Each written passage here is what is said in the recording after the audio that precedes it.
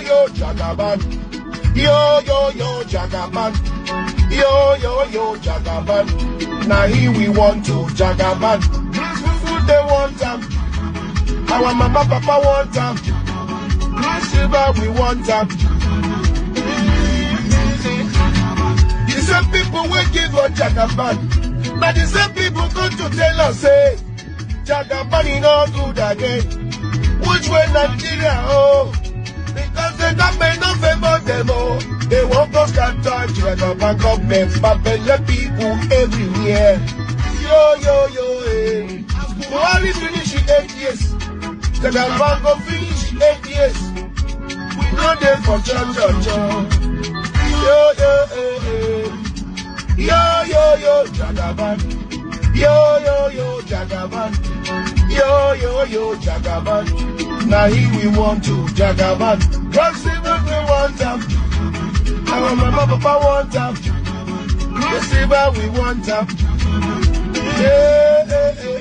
My country people, me and you don't say to change Nigeria overnight. Fooling Lela, when mom go posy, Eunyana wam, Elele uya shata na mflanje. Fooling Lela, when amanya uza, suba no mona, unyana wam utatile.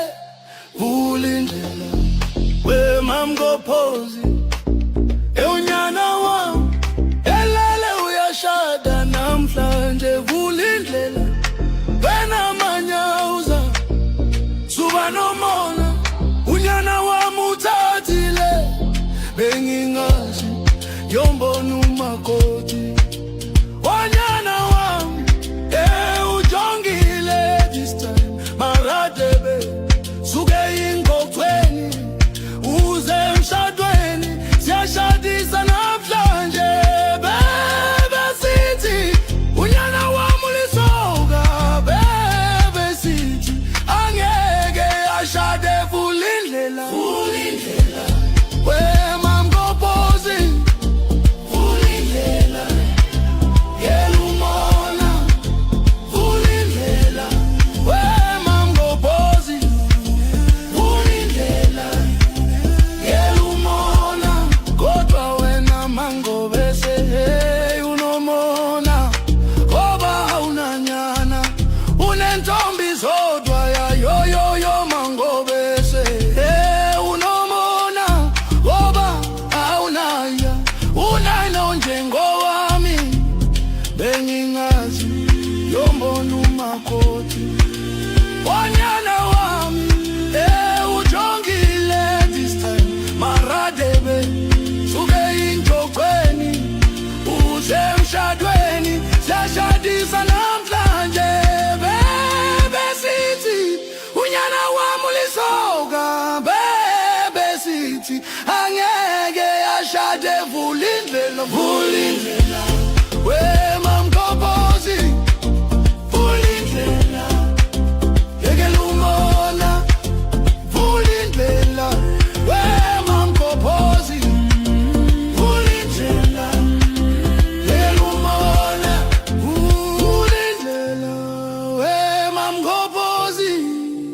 Fooling Lela, yegelumona. Fooling Lela, where mam go posy. Fooling Lela, yegelumona. Fooling Lela, where mama nyauza, suba no mona, unyana wa mutatile. Fooling Lela, when amanyauza, suba no mona, unyana wa mutatile. Fooling Lela, fooling Lela, yelumona. Fooling Lela, mango boss. Fooling Lela, yelumona. Everybody,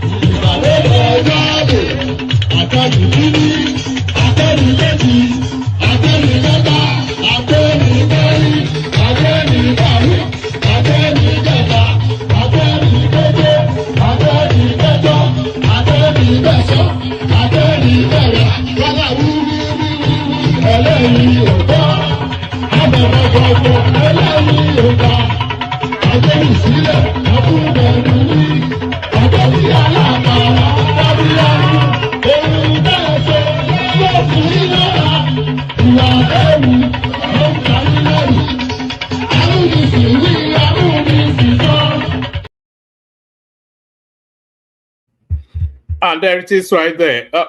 That I'm not of okay. Let me play you one more song. I like it when it stops and then it just lands on my ugly mug. So let me just let me play you one more, just a little vignette of something, a little aperitif, or what is this nonsense this guy is talking about? All right, let me play you this. This is just a 1 minute track.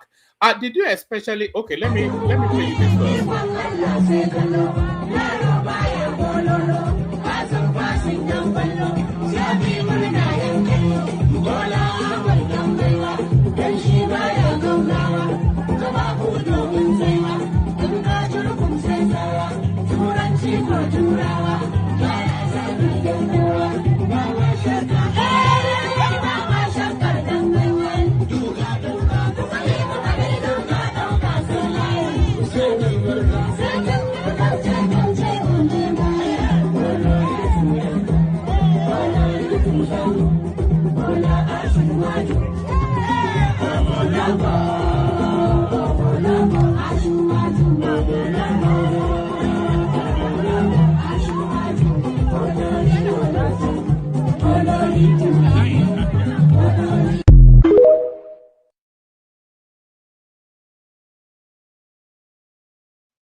So there it was. Those were the twerking Larabas from Jalingo. I always look. I don't know how the camera picks me up. It picks me up weird looking sometimes, and then it picks me up normal looking sometimes. I wonder if this is normal or weird. But those were the twerking Larabas from Jalingo. I wonder what the Imam will have to say about that. I wonder. But I played you one song earlier on. You see, this is one of the greatest hits to ever come out of the African firmament, the African continent. I came across this song actually on TikTok, and I just went to search for it. South Africa don't contribute much, but that song, Vulindela, and by the way, it's a love song. Oh, a lot of people do not know that. They think it's a sorrowful song, but it's actually a narrative of love. The Vulindela song. Let me just give you 30 seconds of it. Vulindela, wemam go pozi, eunyana wam, elele uyashada namhlanje. Vulindela, wena manyauza, subano.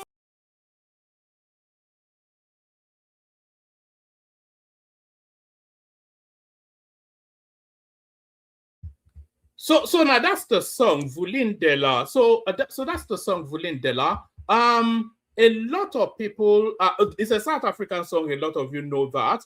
But what a lot of you may not know is that it's actually because it strikes somewhat of a mournful tone, and a lot of people feel that it's some sort of a lot of people feel that it's some sort of a mournful, sorrowful song, but it's neither mournful nor is it sorrowful. It's the narrative of love. It's a note from a mother whose son is getting married and is speaking to the gossipers within that village that, look, you said my son will never get married, but here he is going to take a bride. Whatever that means within their community, but that's what that song is about. It's a love song. It's a love letter song. A mother writing about her son's rather journey in love. That is what that song means. It's nothing. Apparently, the Ghanaians play it at funeral services. It's nothing. There's nothing. It's nothing mournful or sorrowful. It's actually a celebratory song, Vulindela. That's the only thing that South Africa has ever contributed to mankind. Vulindela. Vulindela, wemam go pozi, eunyana wam. Elele uyashada namhlanje. Vulindlela, wena manya. All right. So there it is right there, Vulindela. So if by tomorrow, if there's not a copyright claim on it by tomorrow, then it will become part of our opening songs, because I just adore that song. It's just, it echoes something. You don't know the language, of course, but music has that resonance that charges the core of your primal being. It echoes something within all of us. Just the tone, the texture, and then the feeling behind it. Even you don't get the language, but you get the conveyance, and it's all about love, not about anything sorrowful. So Vuli Ndela, I was going to say your Mokoboko, but they said I should stop insulting my my audience. Vuli Ndela, so you know who it is, Brenda Fassi. Well done. You say Ayo is a man of learning. This is why he's a champion that he is. Not a lot of people thought it was Mariam Makeba, but it's actually Brenda Fassi. Vulindela. It's just an adorable song. You can listen to it till eternity. I just came across it. It was a footnote in some clip that I was watching, and then I went to search it out, and I've not stopped listening to it all day. Vulindela. So there it is right there. Vulindela. Vulindela. So Vulindela and all that. Good day to you. Good to be in your company and all that. Good day to you. Good to be in your company, and how are you? Hope you're having a wonderfully glorious day so far, and hope the day gets even better for spending it in the company of your favorite or your laughing man. One man went to Mo. This round-shaped head talking nonsense across the screen. That's one man went to Mo. I'm from Oyo Laughing, so I'm your favorite Oyo Laughing man. So hope the day gets even better for spending it in the company of your favorite Oyo Laughing man. One man went to Mo. One man went to Mo. The eagle lands again. The eagle lands, as is always lands, perched in his high towers, surveying the goings on in the whatever it is. So however that finishes. So good day to you and all that. The protocol remains the same. Please click on the like button. It's very, very important. I push you every day, but I'm insisting today. Whatever persuades you to click on the like button, please be persuaded to click on that like button. And that elusive 10 new subscribers that we've been after over the last 2-3 sessions, hopefully we get them today. Every single person now listening to the sound of my voice, engaging with this platform, every single one of you, look at your devices now. Just check. You know, because I usually invite people to check, and only one or two people respond. So check and respond in this instance. Look at your device. If you are not already subscribed, then you've not yet fulfilled all righteousness. So fulfill all righteousness by making sure that you're subscribed to the platform. So like and subscribe. So every day I ask for it. Today I'm somewhat insisting on it in the most respectful manner, in whichever manner persuades you to do it. Like and subscribe. It's so important that you do those things. I'm not yet. I will assault you for. I don't even push aggressive. I don't think anybody can accuse us of being excessively money something. We don't push. We encourage you to super chat, but what we really want from you are the likes and the subscribes, and those come free of charge. So if you haven't already done those, then please do those, because it takes nothing away from you, and it helps. It helps the platform enormously. So like and subscribe. And then tell me in the comment section if you are subscribed already. Like and subscribe. If you want to come and join me on the screen, there's a hyperlink that says StreamYard. I'll send it into the comment section again. So it's the most immediate thing to hand. So if you want to come and join me on the screen, just click on this hyperlink. Yes, good to see you, Zema. So if you want to come and join me on the screen, just click on that hyperlink that says StreamYard right there. It will bring you into a studio. And then as soon as I finish fleshing out the talking points, then I'll let you onto the screen, invite your thoughts around conversations around Nigeria. So there's nothing complex or complicated to it. It's as easy as it's like sitting at a bar or ordering an expensive brandy or something, whatever your picadillo is, whatever tickles your juice spots. So it's like sitting in a bar and then talking politics with a pal. You know, that's essentially. If you see that at the, let me put it back up. If you see that at the top end of the platform, at the top right, Yes, that should be the top right as you're looking. If you look to the top right of the platform, if you see the logo of the platform, so if you look at the top right-hand corner of the screen, should I say, and then you see the logo of the platform with the word one man underneath it, and then two branded glasses clicking. So that is essentially the philosophy. That's sort of the DNA. That's the concept. That's the conceptual thrust of the thing. It's essentially just two old boys sitting in a wood paneled expensive bar, clicking glasses of brandy and putting the world to rights. So that's essentially the concept. So go with that. So yeah, but please make sure you're subscribed. I really must say, every single person now engaging with us, just subscribe, just do that, and then be persuaded, and then so you don't have to be persuaded anymore. Like and subscribe. Is that now long-winded essay, almost a dissertation that I made right there? Like and subscribe is the short form of that. Like and shakini, like at shakini, and you can subscribe. What's the Yoruba word for subscribe, by the way? If anybody knows what Yoruba word closely conveys subscribe, I cannot think of a Yoruba word that would say subscribe. So maybe we should be saying it in Yoruba. Maybe that would tickle something out of somebody. But we do need a minimum of 10 people today.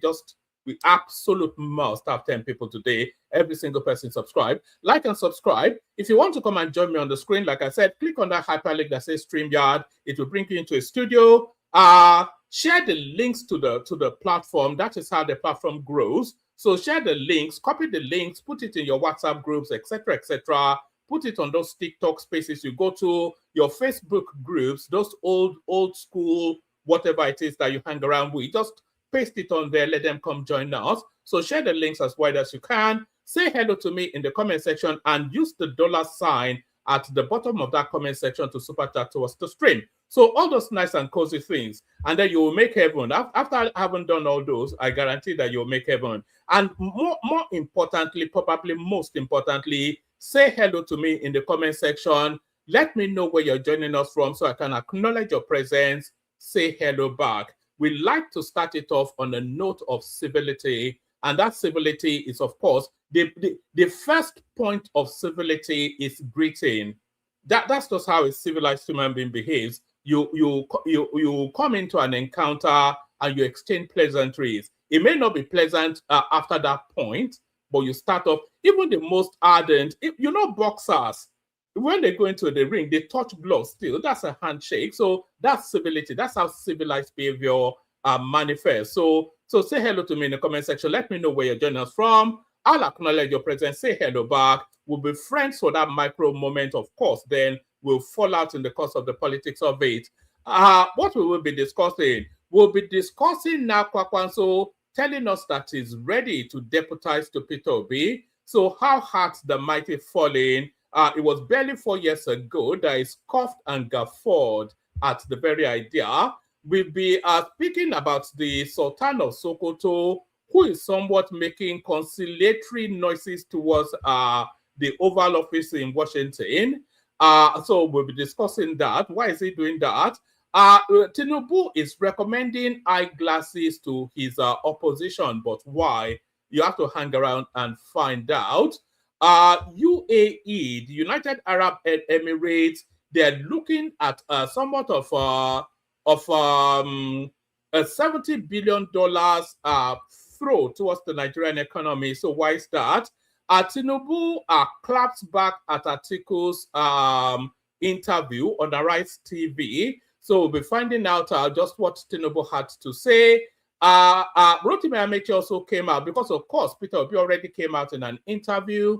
Then Tinubu, Atiku Abubakar then came out in an interview. So Rotimi Amechi now comes out in an interview, but what sort of sapele water nonsense did they have to say? We'll give that some thoughts as well, and then we'll be going through all manners of what's going on X, what data, all manners of. It's a potpourri. It's an ilalasepo sort of a session. So lean back like I'm leaning back now. Kick back, throw your hands up in surrender and just surrender yourself to the experience for however long it lasts. The one man went to more experience. All of the garments of emotions will run you through them. Every single emotion possible, we will run you through them. You will laugh, you will get angry, you might even want to throw your device out of the window. A lot of that, it happens in every session. So this is just how it goes. Because what we do here is we challenge the inner recesses of where your prejudices are, and we confront you with them and question then why you have those thoughts. So you feel challenged somewhat on this platform, and that is the X factor. That is the raison d'etre, you know, the whatever it is. So let's acknowledge the people saying hello first. That's Agbadorian, of course, always and forever. The first to say hello, that's Agbadorian right there. Isaac, now fully back, I think somewhere in Italy. He was in Nigeria for a while.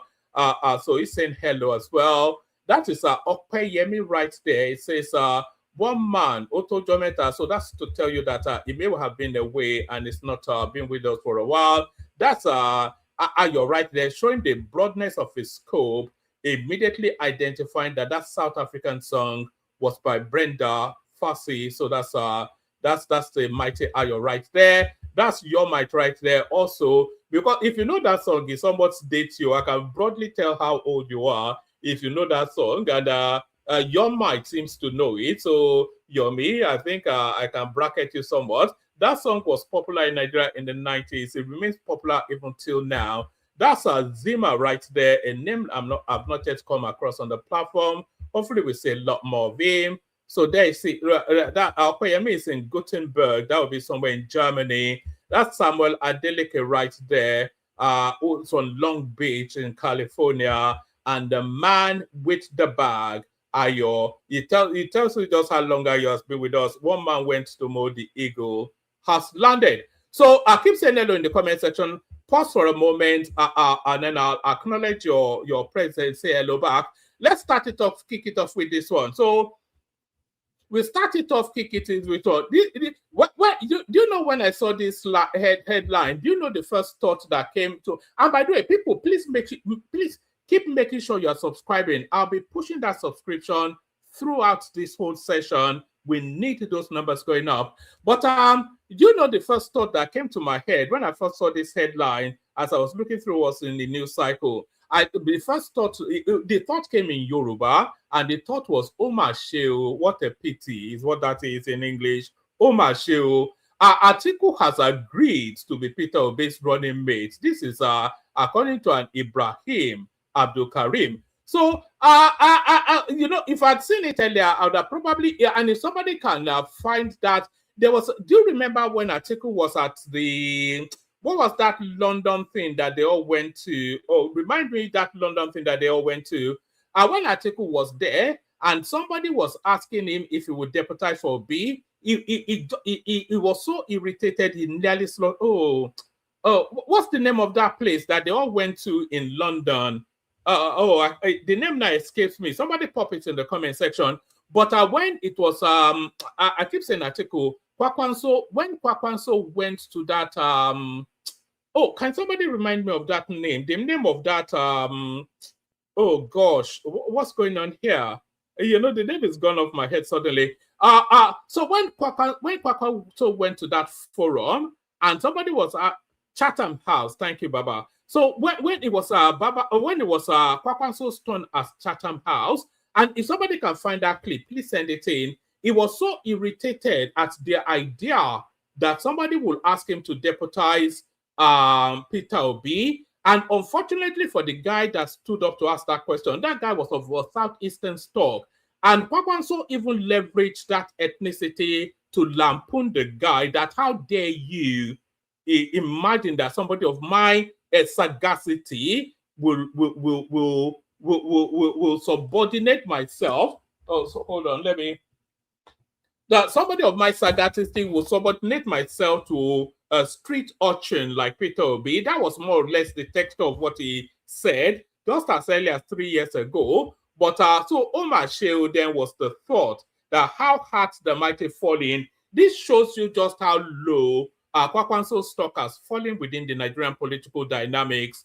Kwakwanso has agreed to be Peter Obi's running mate. This is according to an Ibrahim Abdul Karim. So let's see what Ibrahim has to say. Ibrahim Abdul Karim, a political asset okay, so this is where it's coming from. So I wonder, Ibrahim Abdul Karim, a political associate of former governor of Anambra State, Peter Obi, has claimed that the former governor of Kano State, Rabiu Kwakwanso, has agreed to deputize the Obi, that should be two Obi, in the 2027 presidential race. Abdul Karim, who spoke during an interview on Trust TV, and Trust TV, by the way, is the Northern television. So if you ever want to know what the Northerners think, this is where all of their thinkers go to speak to their people. This is the platform that the Northerners listen to over and above everything else. Trust TV is a totally Northern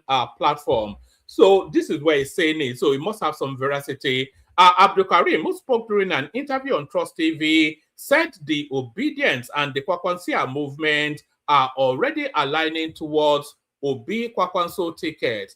Asked if Obi and Kwakwanso had struck a deal, Abdul Karim said, yes, I can categorically tell you that they have agreed. We all know that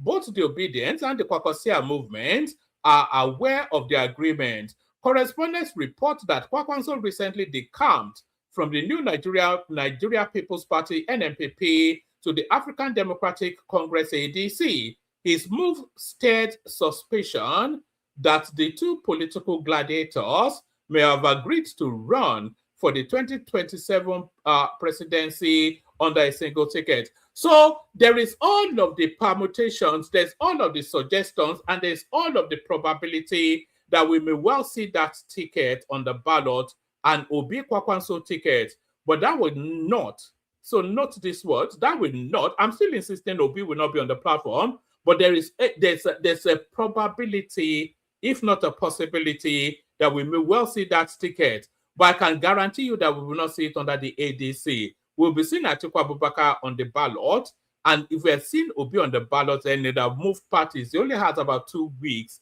to finalize things.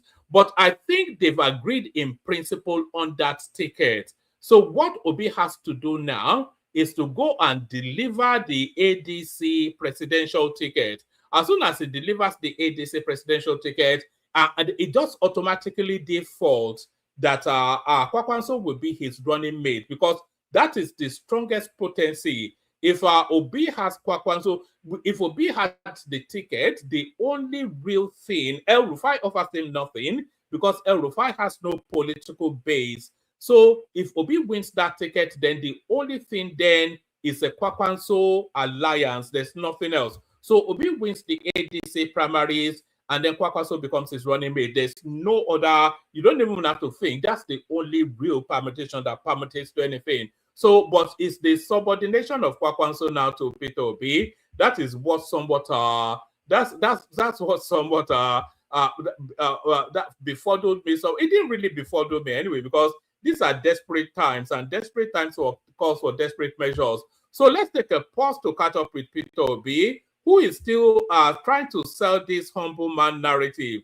So, no, I don't want the music. I think I might well already be on a copyright with that South African music. So let me not take any more music. But you know, there's a particular narrative that Peter Obi. This is who is this guy? That's Two-Face, Two-Baba, as some of his fans call him.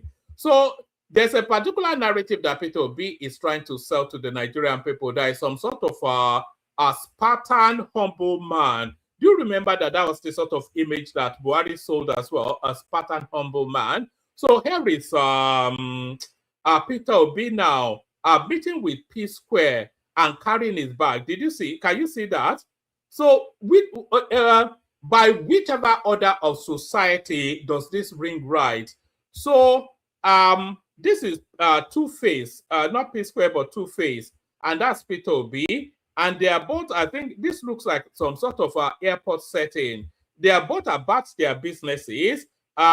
Two-Face carrying his own bag. Peter will be carrying his own bag, and they're talking as they're walking along to wherever it is they are going to board, whichever. And then suddenly, seeing an opportunity, a photo opportunity to again label that man of the people scam that this guy thinks is running. He then reaches to take Two-Face's bag and help Two-Face carry his bag. So let's pause there for a moment. He's saying he's a humble man, and that is what he's trying to put across. But look at this image.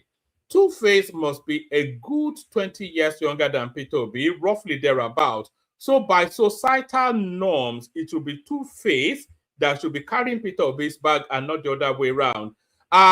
Peter Obi will X 100, however much is in Two-Face's bank account. So it's vastly, overwhelmingly richer than Two-Face. And in terms of societal relevance, is more of a relevant person than Two-Face. So what point am I making? By whatever metric that life is measured, Peter Obi is above and senior to Two-Face. So what then is it trying to convey by grabbing the guy's bag so that the cameras can capture him doing this humble man's skit that he thinks is scamming people with? So watch this. See as he wrestles the bag from the guy. Look at that. Look at how he's wrestling. Look at he wrestles. Even that guy told him that this is not the norm. This is not what society. Guy, you're too humble. Oh. Look at this. So, what does this tell us other than just another scammer trying to, just a scammer trying to game society? So, what does it? It's just the ridiculousness of this guy. It's just beyond belief. So, that's the ridiculousness of Peter Obi, but still in the realms of ridicule. In the realms of ridicule, let's go on to this one. This is Rotimi Amechi. I did tell you that it came out. Oh, that's not on the big screen. Let me. Okay, is that on the big screen now? So yes. So I did tell you that Peter. What's this guy saying now? Kid Motu Shefun needs listening. What additional man? Yeah, additional yeah. Think you should go and nothing nearby. So tell me if you can hear the volume on this one. I did tell you that Rotimi Amechi came out in the media space to grant his own interview because, of course, all of these big faces, the big names, even big faces, even on ATC are now coming out. All of the runners and riders for the ticket are coming out in big interviews. So he felt obliged to come out as well. So here are some snippets from Rotimi Amechi's media outing. I agree with the removal of fuel subsidy, but I am saying the savings should be given back to Nigerians. So that seems to be the theme of what he has to say here. So tell me if you can hear the volume as I play you this. Your Excellency, just a moment before I come to security, so let's put this out as frontal as possible. So you are saying that you agree with the president on removal of fuel subsidy and removal of subsidy on FX by devaluing the naira. Is that what you're saying emphatically? No. I'm for now talking about removal of oil subsidy. That I agree. But I'm saying the savings should be given back to Nigerians. If that happens, you know why I have always said that there should be removal of oil subsidy? Because Nigerian elites are stealing the money in the name of subsidy. So why not we get the money and hand back to Nigerians? How do you handle? So help us understand. How do you want to hand over the money to the citizens? How do you want to do that? I don't mean hand over cash. I've just told you here. You can start with primary schools, start with secondary schools, start with universities, start with primary healthcare centers. Let Nigerians have access to these things. You see, it's also about affordability, accessibility, and affordability. In Rivers State, the first thing we did was to build primary schools in literally every village. Every village. The next thing we did is to build primary healthcare centers in every village. What did we do again? We employed over 400 doctors to man those health centers. We employed 13,200 teachers to enable those, and that was the beginning, because when we did our assessment, we needed 90,000 teachers in Rivers State. We didn't have the... Your Excellency, without cutting your thought, you know, you've been a governor, and sometimes you've had a running battle with the sitting president that led to your exit from a political party. How much can a president do in influencing subnational? Because you've been a governor, you've given presidents tough time as well. You may have all these lofty ideas. I'm sure the president may have those lofty ideas. But what do you do when the governors are not bulging? For Christ's sake, there's what's called a governor's forum. Every president that has called a meeting of the governors forum has always had his way. Had always had his way. All you need to do is all right. And thank you, Princess, by the way, for letting us know that the volume. So it's very important that you let me know you can hear it, because I am on another screen reacting to it. So if you don't tell me you can't hear it, then I won't know. But that was Rotimi Amechi. But it's quite interesting because we're getting. You remember, I keep on saying that this cycle of elections. And please, can people, everybody with us now, please check your device. Make sure you are subscribed. It's very important that you are subscribed. So look at your device. If it doesn't say subscribed, then quickly correct that and fulfill all righteousness. So I've been saying all the way through that this cycle of elections is a show your workings elections. So it's no longer Christian ticket, Muslim ticket. That one is not selling in this cycle. It's no longer about ethnic dog whistles. That's not going to work in this particular cycle. It's no longer about hate Tinubu. That's not going to work in this cycle. In this cycle of elections that we're in now, it's a show your working sort of elections.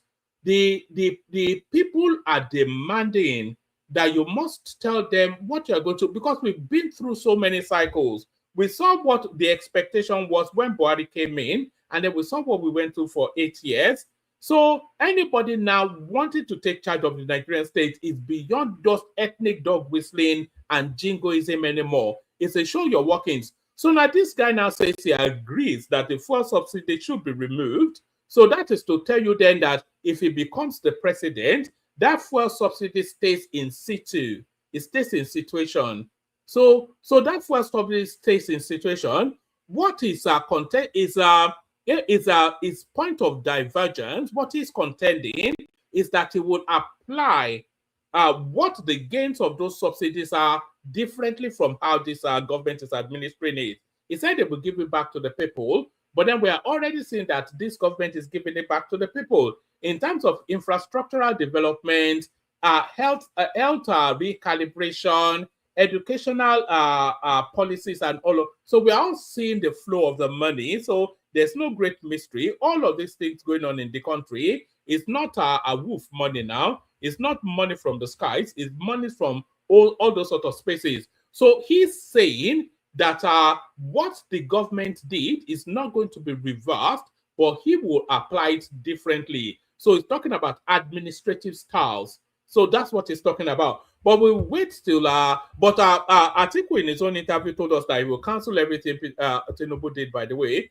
So that's that one. So that's Rotimi Amechi coming out. We may well do a full session on it tomorrow just to see what he has to say.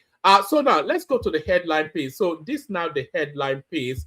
I am not involved in violence or terrorism. Sultan of Sokoto wants American Mark Arnold. So this is it now. The news is starting to tighten. And a lot of Nigerians have always had suspicions about this particular gentleman. But because of the fear of the Fulanis, because the Fulanis have completely subsumed the Nigerian space with fear.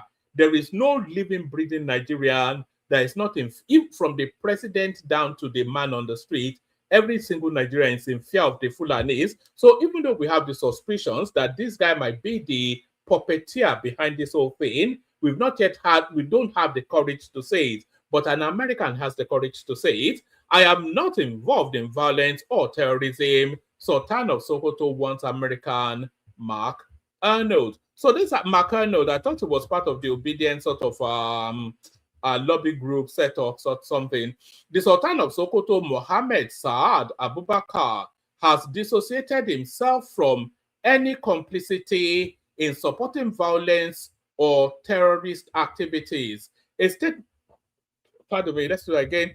The Sultan of Sokoto, Mohammed Saad Abubakar, has dissociated himself from any complicity in supporting violence or terrorist activities. A statement on Thursday, signed by Prince Bashir Adefaka, so that sounds, it's almost like a Yoruba name, of course it's not, on behalf of the media team of the Sultan, also cautioned an American identified as Mark Arnold against spreading false and baseless claims against the traditional ruler, who also doubles as the leader of Muslim Ummah in Nigeria. So there's a lot wrapped into this thing, and a lot of the international activities going on, and a lot of the aggressive stance of the Trump administration is what's cascading into that space.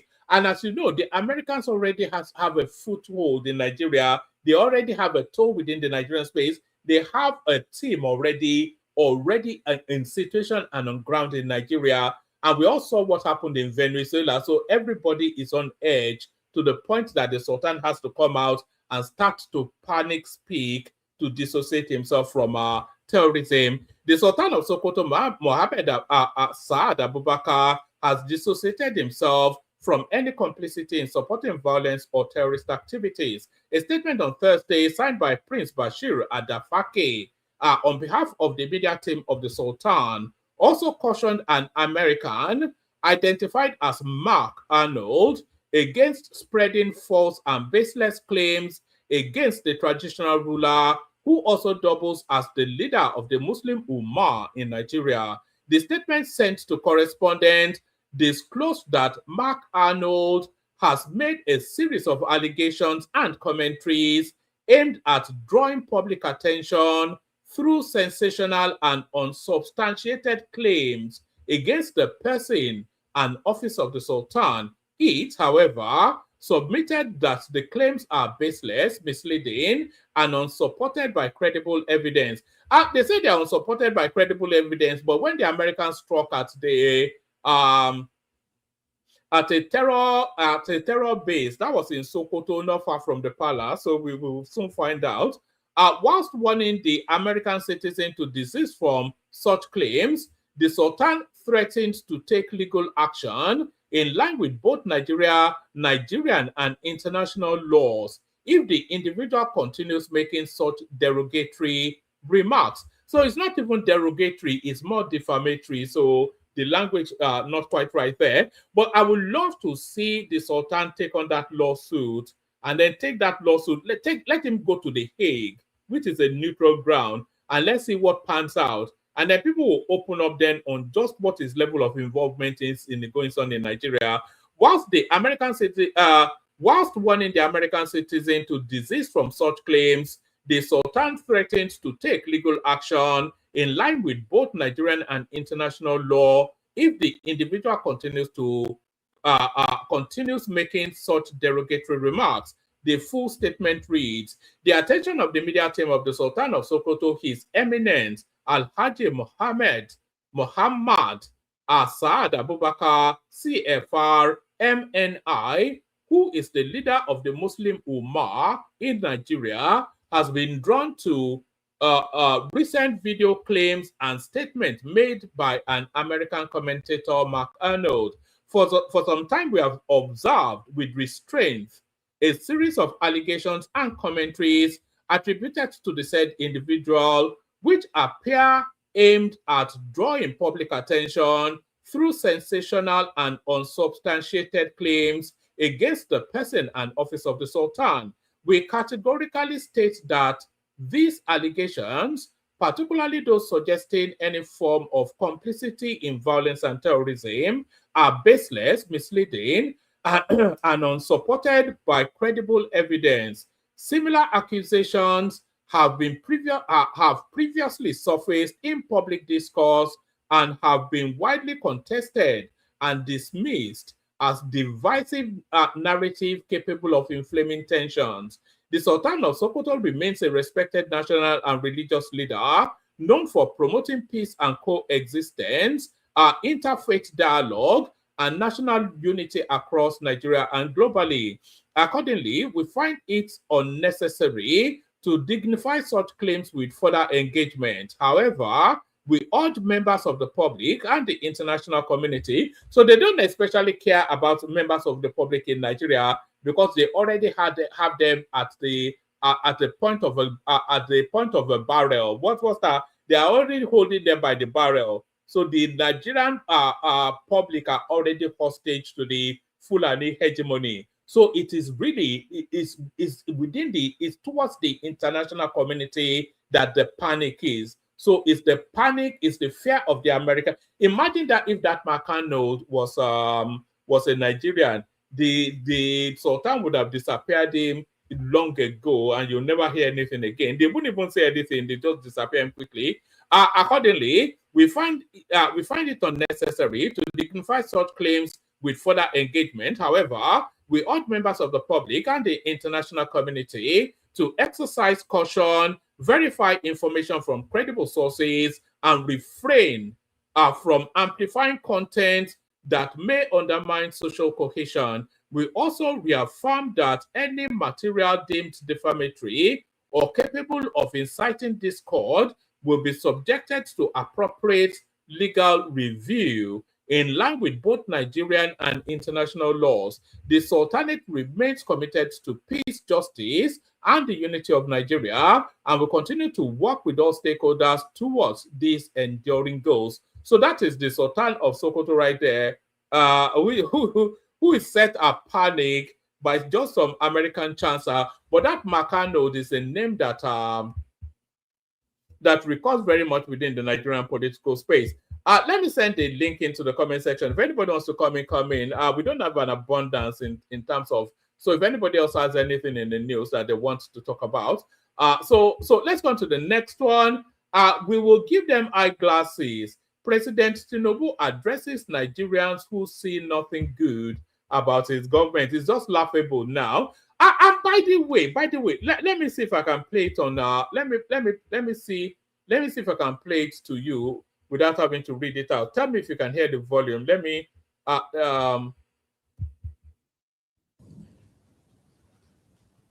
didn't have to look back because the truth is, I took over for myself.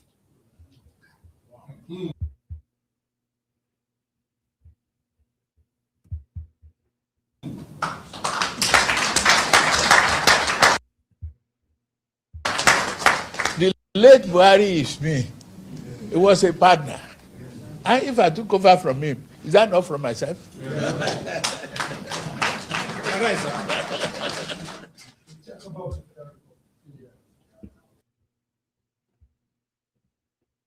So, if something is wrong, fine. Live with it, correct it, move on.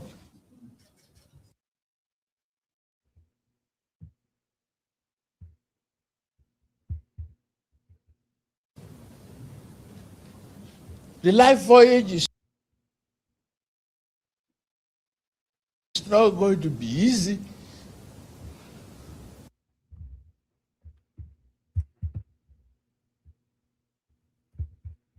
And so many of you that are traveling with me, I can only stand before you and say you will not regret it.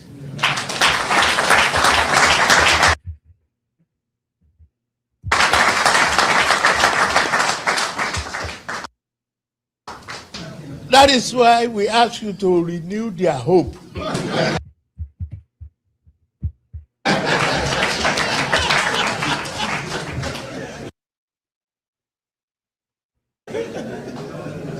If they don't want to see the hope and the roads that we bridge and the children we raise and the economy we are growing, we lend them Jiggy Bola.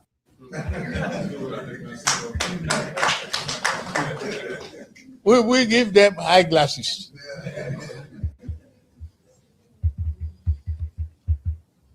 I can assure you, this is whatever you say I do. But one thing that you need from me is a promise that I won't run away from your family.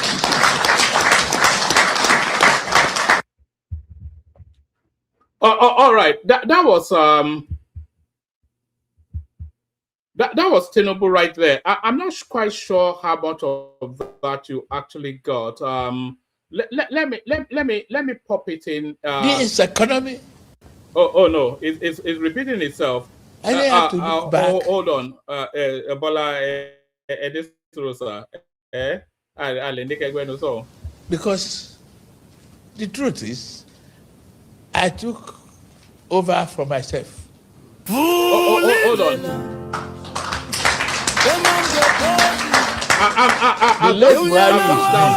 It was a partner.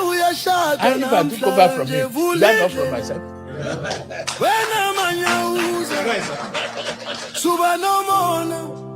Unyana wa mutatile ulindlela we mamgo pozi unyana wa elele uyasha. So sorry, that was a bit all over. That was a bit all over the place. Like I said, I've just downloaded it, so I'm going to play it to you from the studio. But before I play it to you from the studio, let me just give you what they said in the transcript. President Tinubu has said that those who do not see anything good in his administration will be offered eyeglasses to aid their vision.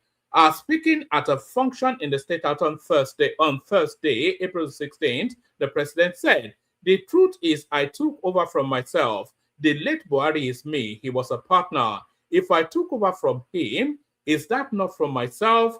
If something is wrong, live with it, correct it, and then move on. The life voyage is not going to be easy. And so many of you traveling with me, I can only stand by you and say you will not regret it. That is why I asked you to renew their hope.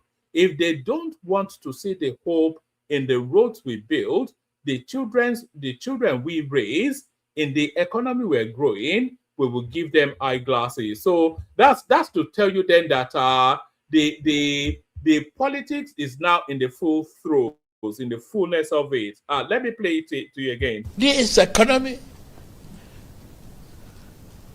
I didn't have to look back, because the truth is, I took over for myself.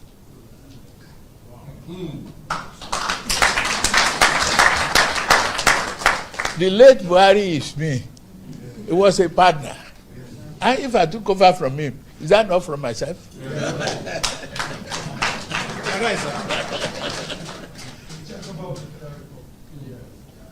So, if something is wrong, fine. Live with it, correct it, move on. The life voyage is not going to be easy. And so many of you that are traveling with me, I can only stand before you and say you will not regret it.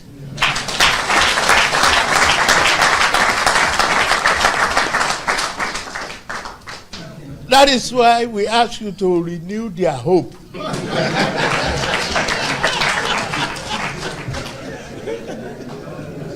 If they don't want to see the hope and the roads that we bridge and the children we raise and the economy we are growing, we lend them Jiggy Bola.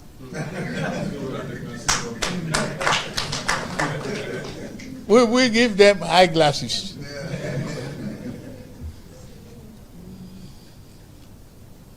I can assure you, this is whatever you say I do. But one thing that you need from me is a promise that I won't run away from your family.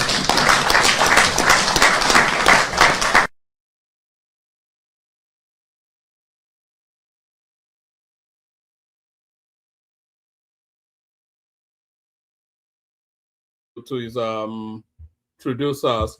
So that's the number right there. Speaking the language of words to his producers. What else do we have? All right. So the link is in the comment. I'm not seeing anybody subscribing. Can people please subscribe? UAE moved to secure Nigeria's $70 billion trade route as global supply chain shifts.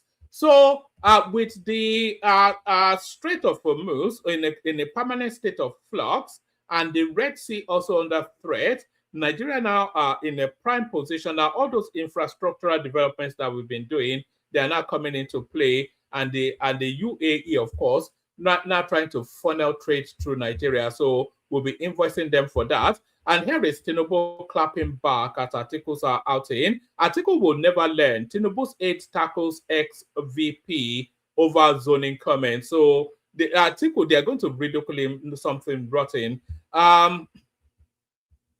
There was there was also one other.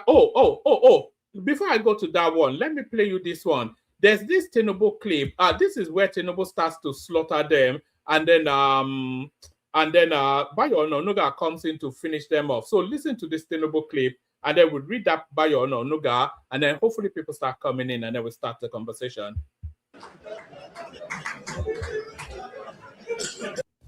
What? No one without history among these Calabash. No one without history. The head was the chairman of the Privatization Council of Nigeria. So when he's talking about the head being the head of the Privatization Council of Nigeria, during the Obasanjo administration, when the bulk of the privatization took place, the 2 people that arrowheaded the privatization was Atiku Abubakar, who was the head of the Economic Council, and then what's it called, El Rufai, who was the head of the people selling off government assets. So between the 2 of them, that was where government assets were sold. That's what it means. In this country, one time, he privatized the steel industry in Delta. Is it working today? No. No ounce. They privatized Ajaokuta. Is it working today? No. Go on the list.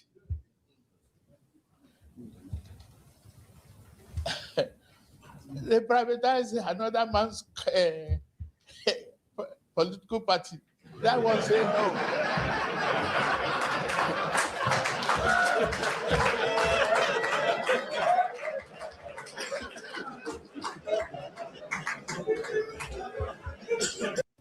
What? Oh, okay. So that was Tinubu poking jibes in the direction of Atiku. So now let's come to this one. This will be the last readout. Atiku will never learn. Tinubu's 8 tackles ex-VP over zoning comment. The special advisor to President Tinubu on information and strategy, Bayo Ononuga, has criticized former Vice President Atiku Abubakar over his comment on the North-South power rotation ahead of the 2027 elections. He said President Bola Tinubu must complete 2 terms in office, insisting that the South should retain the presidency till 2031. Since Buhari completed his 8 years, Tinubu too must complete his own, Ononuga said in a post on X on Thursday. He added, all Atiku needs to do is to bury the thought of running again, as it is still the South's turn in 2027. The presidential aide accused Atiku of advancing self-serving arguments to justify what he described as an attempt to disrupt Nigeria's informal zoning arrangement. This Atiku will never learn. Once again, Abubakar Atiku has put forward a self-serving argument to justify his attempt to disrupt Nigeria's power rotation arrangement, he said. Ononuga further stated, in 2023, as a member of the PDP, a party that, like others, practices zoning, Atiku disregarded the established formula and sought to succeed a fellow northerner who had spent 8 years in office. His ambition fractured the PDP, leading to his resounding defeat at the polls, he added. The presidential aide's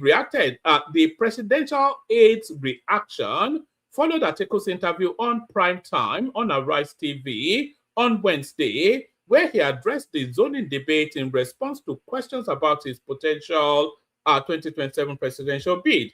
During the interview, Atiku dismissed claims of a binding national agreement on power rotation. No, I think this is an error and a mistake to say that there is an agreement on the issue of zoning in Nigeria. Let me tell you, the only political party that has a zoning provision in its constitution is the PDP. All the rest don't have it. So, if anything, all the other political parties are borrowing or learning from PDP zoning formula, he said.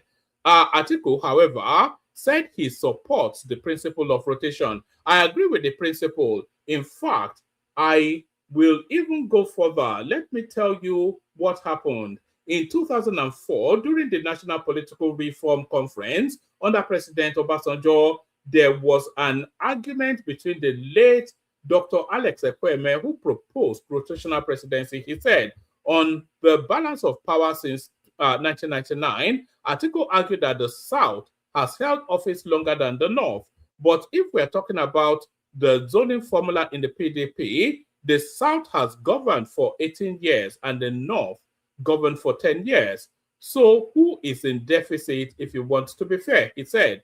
He also said he would support a consensus candidate for the 2027 elections. The most practical option is to have a consensus, Atiku said, adding that he would back whoever emerges, even if it is Peter Obi or any of the aspirants. Atiku further indicated that the 2027 election will likely be his final attempt at the presidency. Responding, Ononuga described Atiku's position as dubious. His political arithmetic is dubious. He conveniently overlooks the fact that the not shorter tenure was due to the untimely death of President Umar Yar'Adua, which led to President Goodluck Jonathan's succession. This accidental breach does not invalidate the power rotation arrangement between the North and the South, he said. So I think the argument actually leans towards Atiku if we're going by that particular stripe line. But let me just give a few little snippets more. So here is, this is coming from a guy called Saki. He calls himself Was Papping on X. He's one of the leading, if not the leading Northern voice on Twitter. It says that political heavyweights from the North spent several months in 2025 working day and night to build the ADC into a strong opposition. Then, one lazy man from the Southeast joins them on December the 31st, 2025, and thinks he must secure the party's ticket. Whenever you wake up, we will be here. So that's the Northern answer already. I think Atiku already gave the Northern answer in his interview. Let's listen to this guy. We've not heard from him for a while. I think he calls himself James Not Bond. It's a very strong voice within the... it's a 9-minute long something. Maybe we'll save that for another time. There was one Dave Umahi clip that somebody sent me, but I don't have it to hand now. But I think that's sufficient enough from me. I'll play you the Kegite music. Send the link into the comment section. Implore that anybody that is not... Can you check your devices, make sure you're subscribed? Imploring that everybody that is not subscribed, be subscribed, because we need numbers going up. So I'll play you the Kegite music, send the link into the comment section, and then we'll see what happens after that. But first, the Kegites. Egbe Lemo, Oro ke. Water, only water,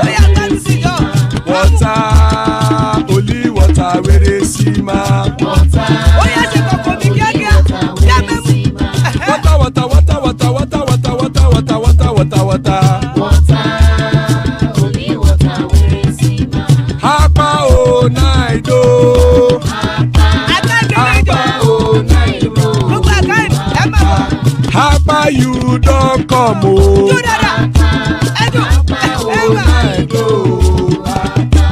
Hapa o naido,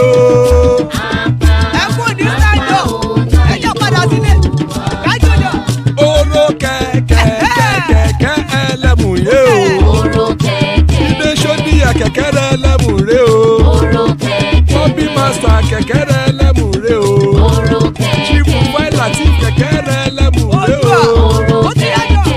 eruku lele elemu de.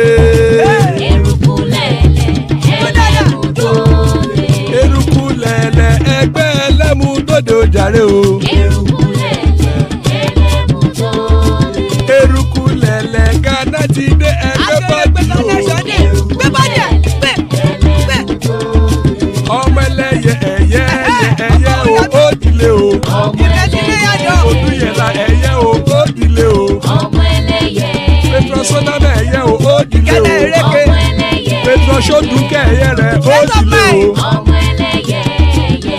mẹ́kọ̀ ọ̀run mú ìní o.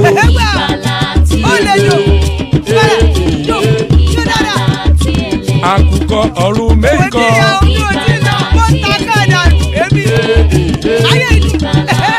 Ikú kò ní rí wà gbéṣe o.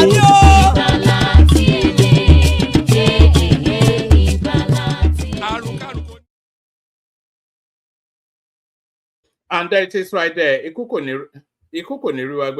May death have nothing to do with us. So amen to that on behalf of myself and you, my friends. Joining us, World Peace. Good to have you, World Peace. Let's see. Village boys headmaster. Good to meet you. And that's Priest Daddy right there. So anybody else that wants to hop on. Still plenty of spaces, especially if you've never been on before. The moment for you to come on now. So good to have you, gentlemen. So let's kick it off with headmaster, village boy headmaster. Wagwan, what's going on? How are you? Good to meet you. On mute. What's up? Is that you? What's it called? You have so many names. Prestige, is that you? Yes, it is me. What's with the change your name? Because I'm a village headmaster. I'm the village headmaster in California zone. What do you mean, what's the change? I'm the village boy headmaster from California zone. I thought that was in Genje. I thought that was Mazi in Genje. I don't know about Mazi in Genje. I'm the village headmaster in village boys headmaster for California zone in USA. I don't know what you're talking about. All right, congratulations on your newfound laurel. All right, well done. So to the politics, let's say from you. Give us about 5-7 minutes. We'll move it around. So what do you want me to talk? You can talk about whatever it is you're looking at. But the headlines we are running with is Kwakwanso agreeing to subordinate himself to Peter Obi, which is a real turnaround for the books. The Sultan of Sokoto protesting to the Americans that he has no involvement in Boko Haram, which if you believe that, you believe anything. Tinubu recommending that whoever cannot see what his government has achieved should get eyeglasses. So we're discussing that as well. And then we're discussing the clapback against Atiku's interview. With Obi's interview, of course, in play as well. Rotimi Amechi, anything. So just those spaces. Yeah. All right. Greetings, everybody. So I just go with whatever I just flow with the narrative. So let me start with Tinubu. All this noise Tinubu is making because Tinubu has. I think what we're going to be talking in 2027 is a lot better of today than it was 2023. The answer is definitely no. So this is the main reason why Tinubu should not be re-elected. By no means, because the Nigerian people's life has gotten worse in all perimeter that I can say. Where would I start? From inflation? Inflation has doubled, since he took office. The Nigerian debt has doubled, almost tripled since he took office. So there's nothing actually working in Nigeria.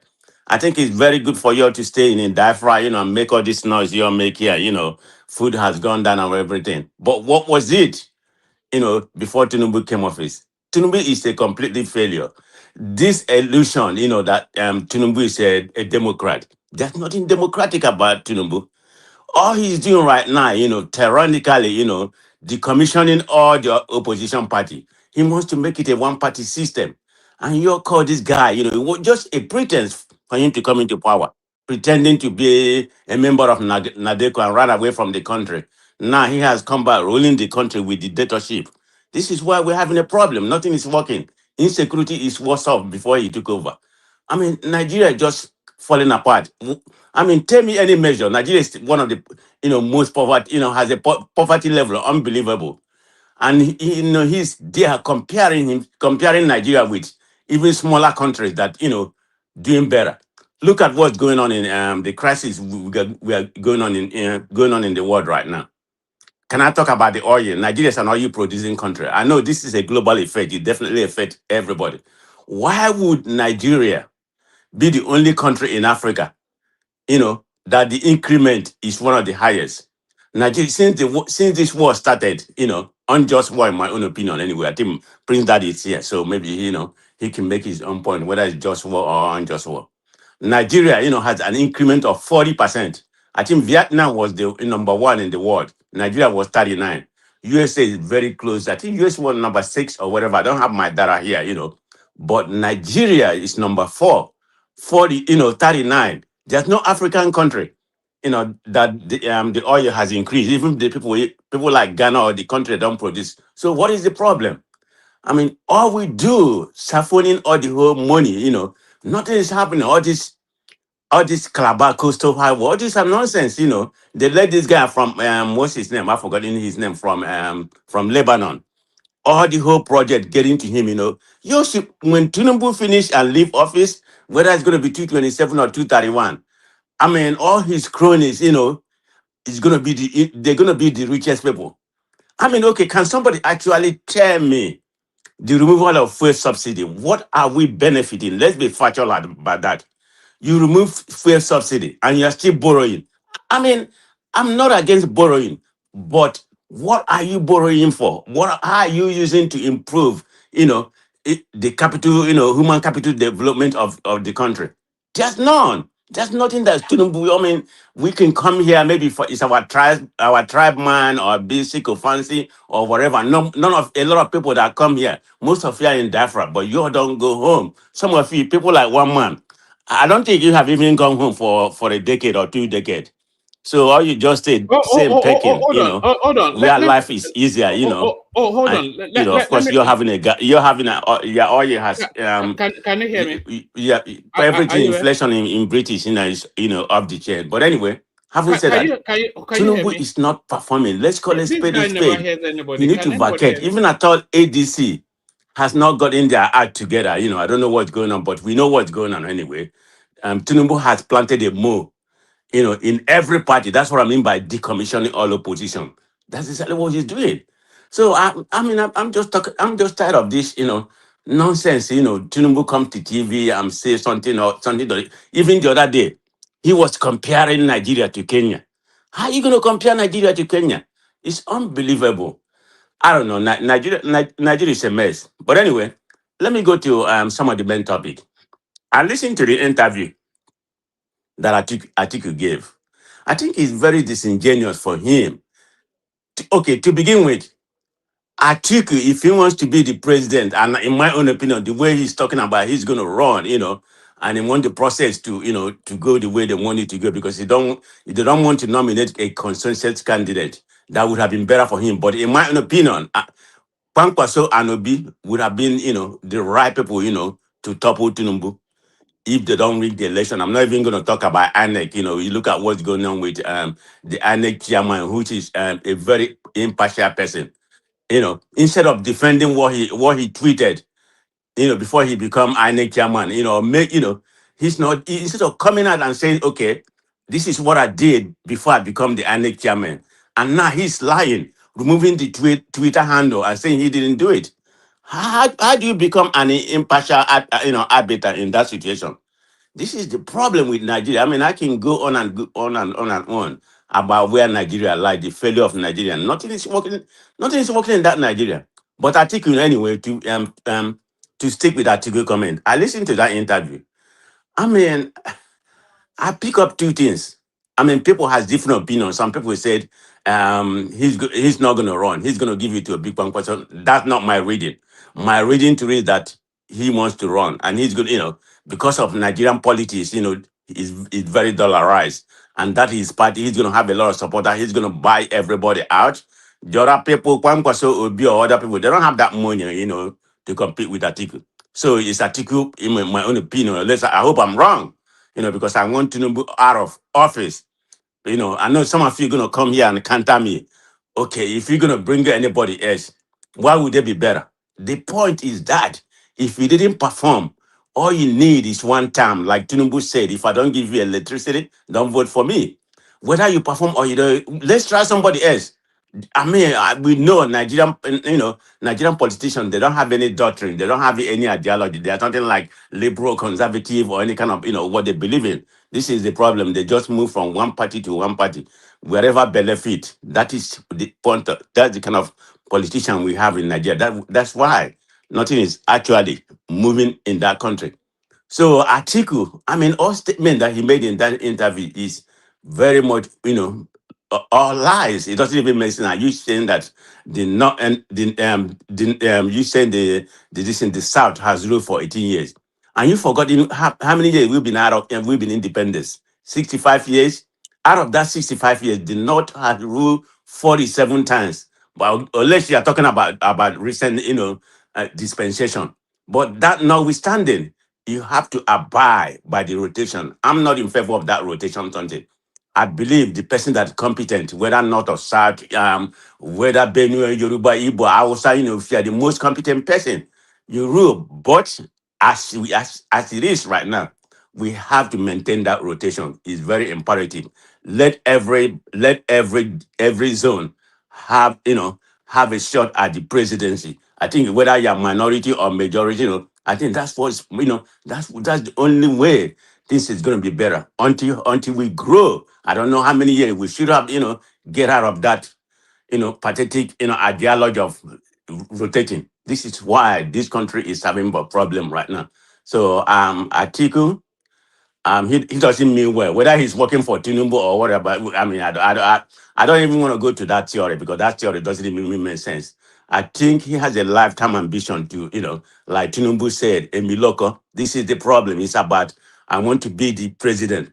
I knew without you coming there to perform, not for the welfare of the people. This is the problem we are having right now because you have a lifetime ambition to be president. It doesn't matter if you are capable of what you want to do, and he lied. Everything that he said in that doesn't even make sense. Even at all when he was asked, I think what's his name, Anyago or whatever. I believe he didn't really press Atiku well, in my own opinion, when he was making some of the narrative. Even at all how he made his money, he couldn't give a very a very visible a very reason why how he. So sorry, Prestige. Can you hear anybody at all? Because we're trying to engage with you. Can anybody actually hear me? Is anybody? I can hear you clearly, one man. He can't hear us. Who? Prestige. Can you hear us? Who is interrupting? No, we're asking if you can hear us. Can you hear us? Hello? Yes, we can't hear anyone. This is what we always get. Can you hear me, Prestige? I can hear you, Mr. Yes, I can hear you. Can you hear me? I can hear you clearly. Ask him so what's going on? Me. Ask him if he can hear me. He can't can hear me. Can you hear one man? No, I can't hear one man. Okay. Oh.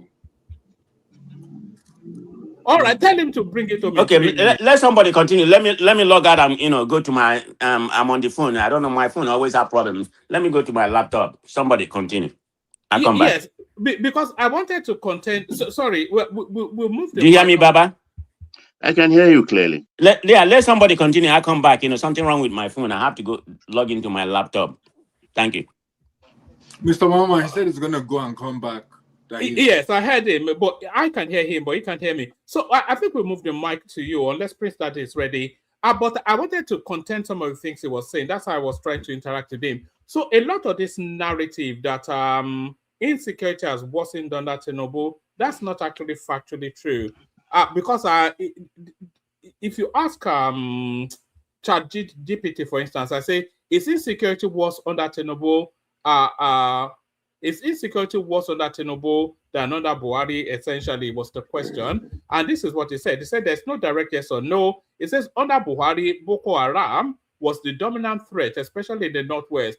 Large-scale attacks, bombings, and territorial control early. Banditry and mass kidnapping surged.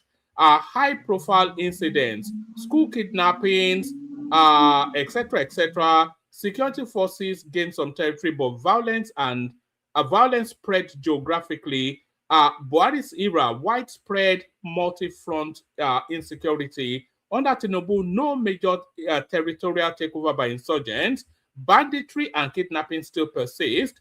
Attacks on communities continue in parts of the north. Emerging concerns in urban crimes in some areas. Improved coordination among security agencies. Elimination of certain bandit leaders. Tinubu's era, less existential threat, but still serious and unresolved. So what is telling us is that it has significantly improved. And that's what the data tells it. It didn't even mention prison break. Yes, you know, prison invasion. I mean, so why tell the lies? Is really where my question is, you know. There's also one more thing that I wanted to address actually. You know, this narrative of Tinubu said if he doesn't give you electricity, then you can kick him out or don't vote for me.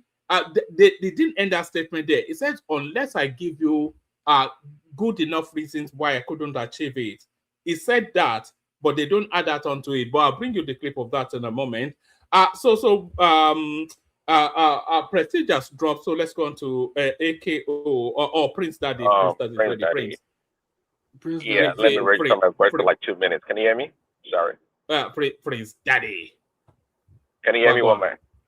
Perfectly. Yeah. Carry on. If you can hear me, then. Oh, right. Yeah. Hello, one man. Hello, everyone. Yeah. Well,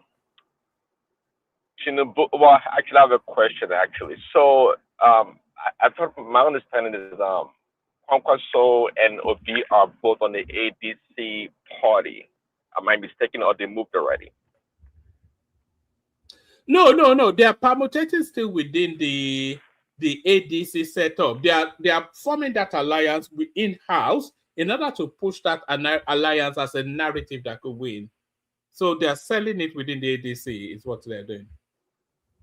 Okay. So there's a possibility that they may actually eject themselves and go form another party. Is that right? And compete against. No.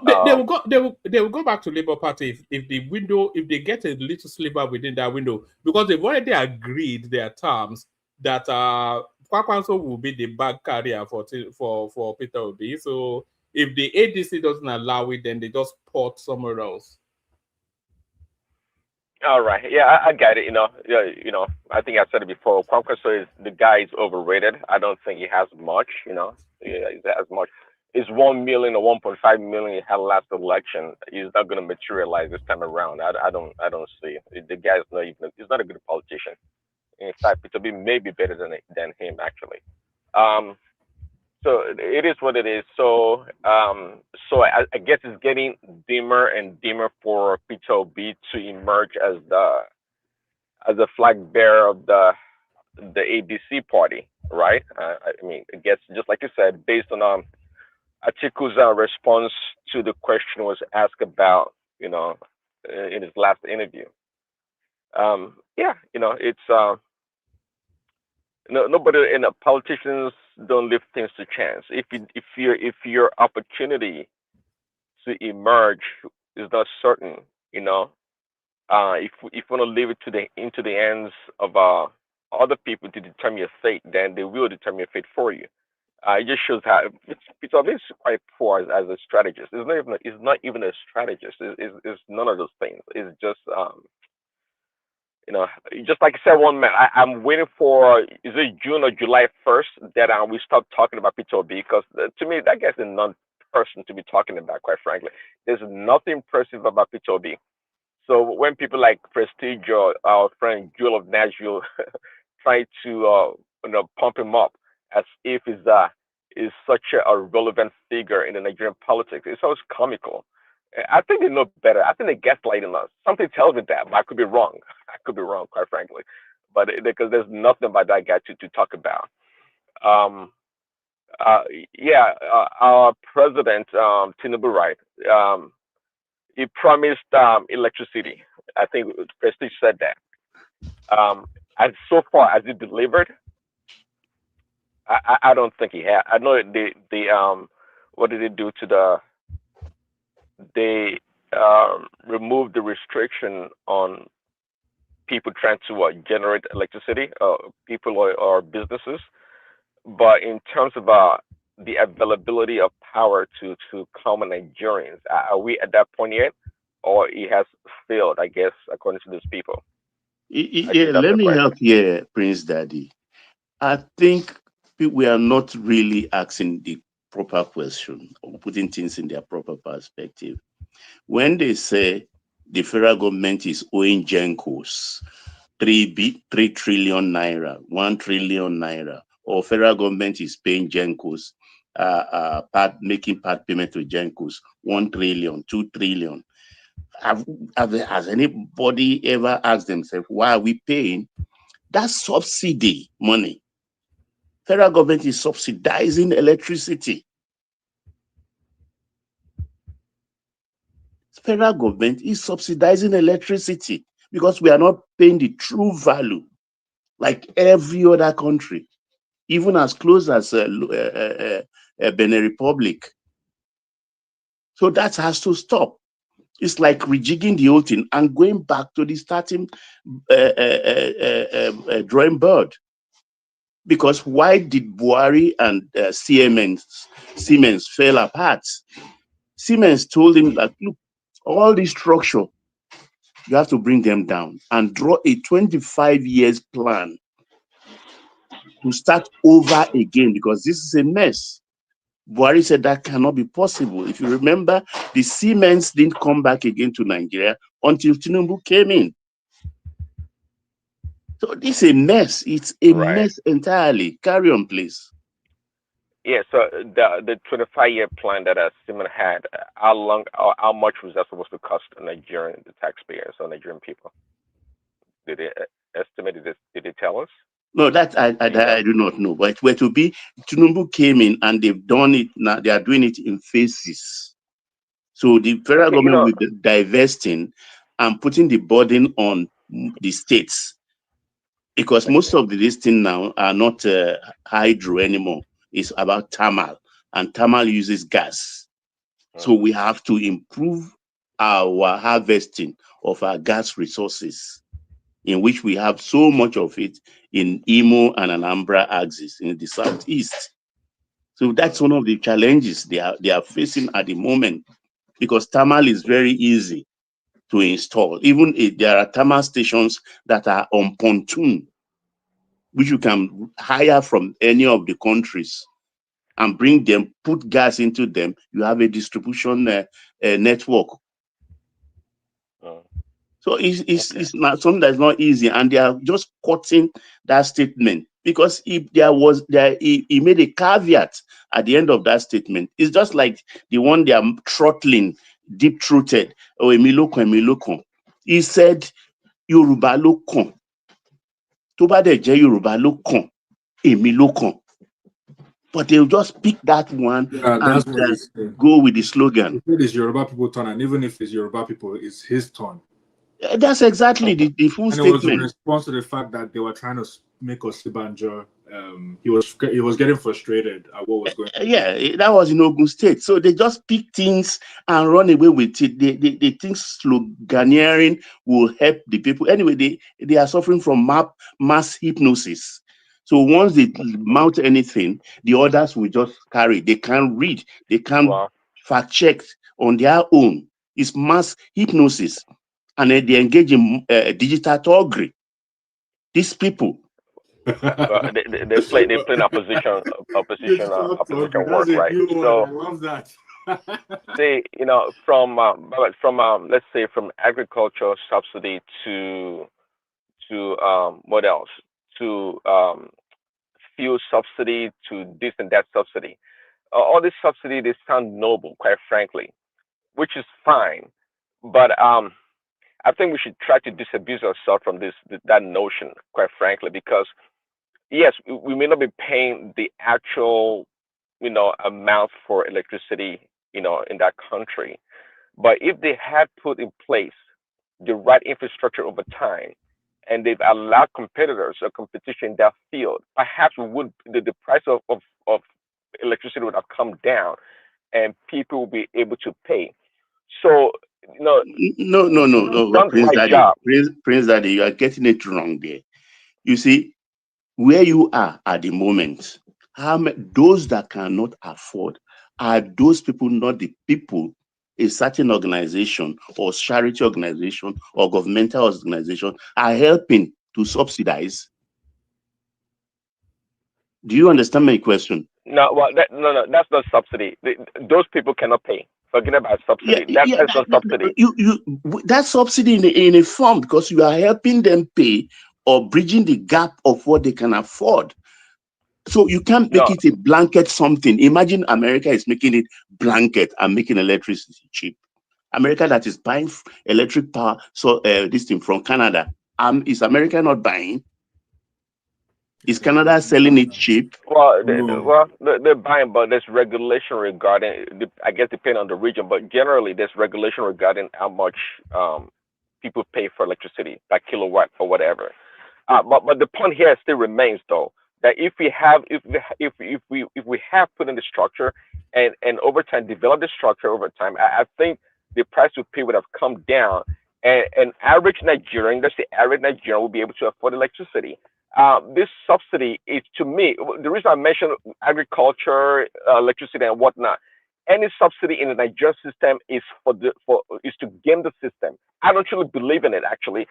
If you ask me, perhaps maybe 25% of Nigerians may enjoy the subsidy, but the majority of the funding to subsidize it, whatever it may be, goes into the pocket of the rich people. And we know that from NNPC, right? We know that. So I don't want to get stuck in this, oh, Nigerians do that, the Nigerian government is doing Nigerians favor by subsidizing the electricity. No. From the time of Obasanjo, if I heard correct, even though people are disputing right now, the 16 billion never really was not a real thing. It was just something they talked about, but never a real money. Okay, fine. But if we had put in place since 1999 or whenever back then, and try to develop our grid, or provide alternative electricity for the past 10, 20, 30 years, I think we'd be in a better place by now. So, we should try again. I don't believe in that. Most of the things they do for Nigerians is not. It doesn't go into the benefit of the pocket of Nigerians. We all know from 60. I don't know. Is it 60 Even million let me barrels shock you. imports? Let me If shock you. Like the oil subsidy, the Gencos, they are gaming us. There you go. That's my The point. Well, Gencos that's are what it is. gaming us because There you they go. present their bills of subsidy to the federal government and they have to pay. They have no Oh, way of checking. But is that any different from the 60 barrel of crude oil that we import that went all the way down to 30? Is that any different? It's crazy. This electricity Okay. thing. Let me give you an anecdote. I was 5 years old. On Independence Day, I was home. My father was at race course because they were the one who constructed the platform.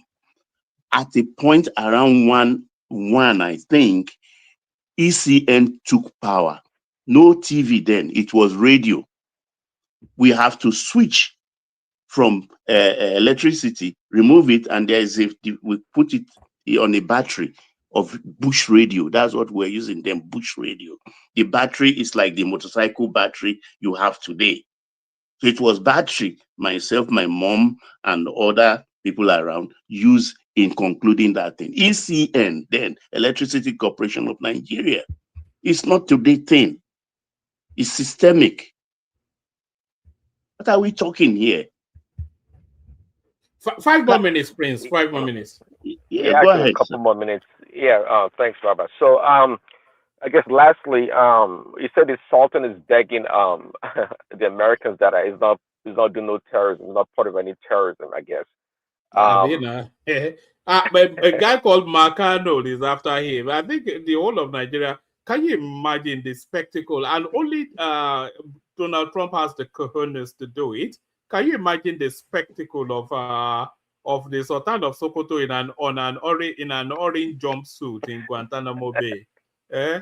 A lot of people will pop champagne when they see that. if they can buy the Ayatollah of the whole country, they can put him in the suit. That's not a big problem. They'll take it to Guantanamo Bay. That's not a problem. But that's another bane of our society. Terrorism. Everything in Nigeria can be monetized. There's no doubt about that. So whatever the Sultan is gaining from terrorism, who knows? I don't know, but for sure we can tell. We don't have to be an insider. We just don't have to be. Some things you can deduce from the outcome of the events. And one of them is when you have top military officers being tied left and right. You can tell that there's a leakage in intelligence, or intelligence is being passed over to this terrorist, and that's why all these things happen. A whole Nigerian army cannot defeat terrorists, bunch of bandits. And they're not just a bunch of bandits nowadays. Actually, they have a really high sophisticated weapons, compared to those guys they sent to the war front to go fight them.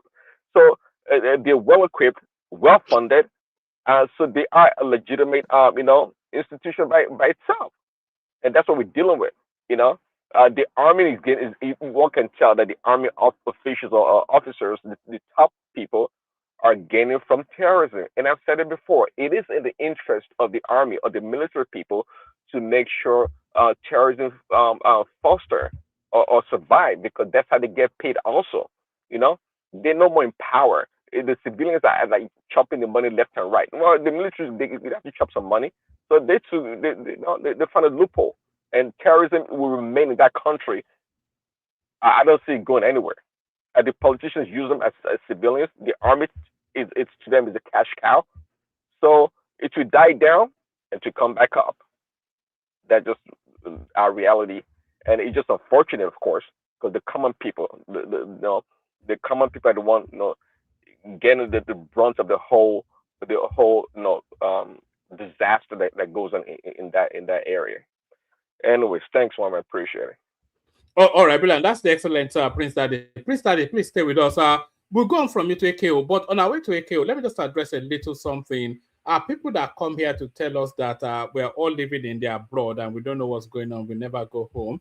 A lot of people go home on this platform.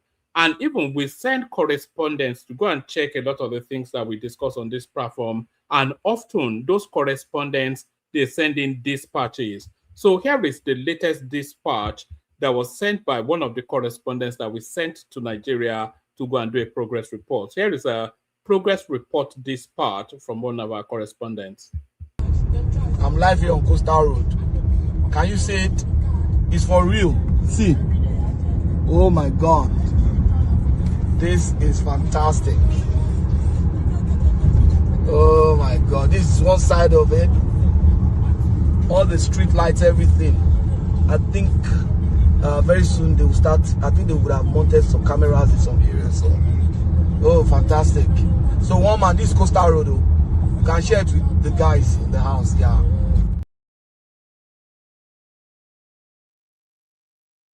So that was Patoski right there for a platform that doesn't go to Nigeria. That was Patoski. You remember when the obedience used to come in and tell us that it's AI generated, that there's no Coastal Road and they're just stealing money. In the same way they tell us about the Nel Fund and everything. We check these things. We send people home. So that's a dispatch from that's Patoski driving on that very road that these people are telling us it's a scam.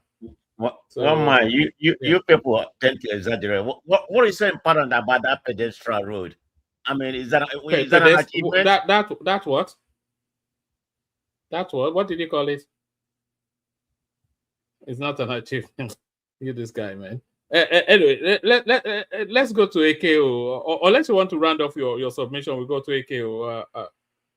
All right, let's go to AKO. So AKO, good to have you. Always a delight. The audience always delights anytime you come in. But we're discussing Kwakwanso agreeing to subordinate himself to Peter Obi, which is a real turnaround from his position barely 3 years ago.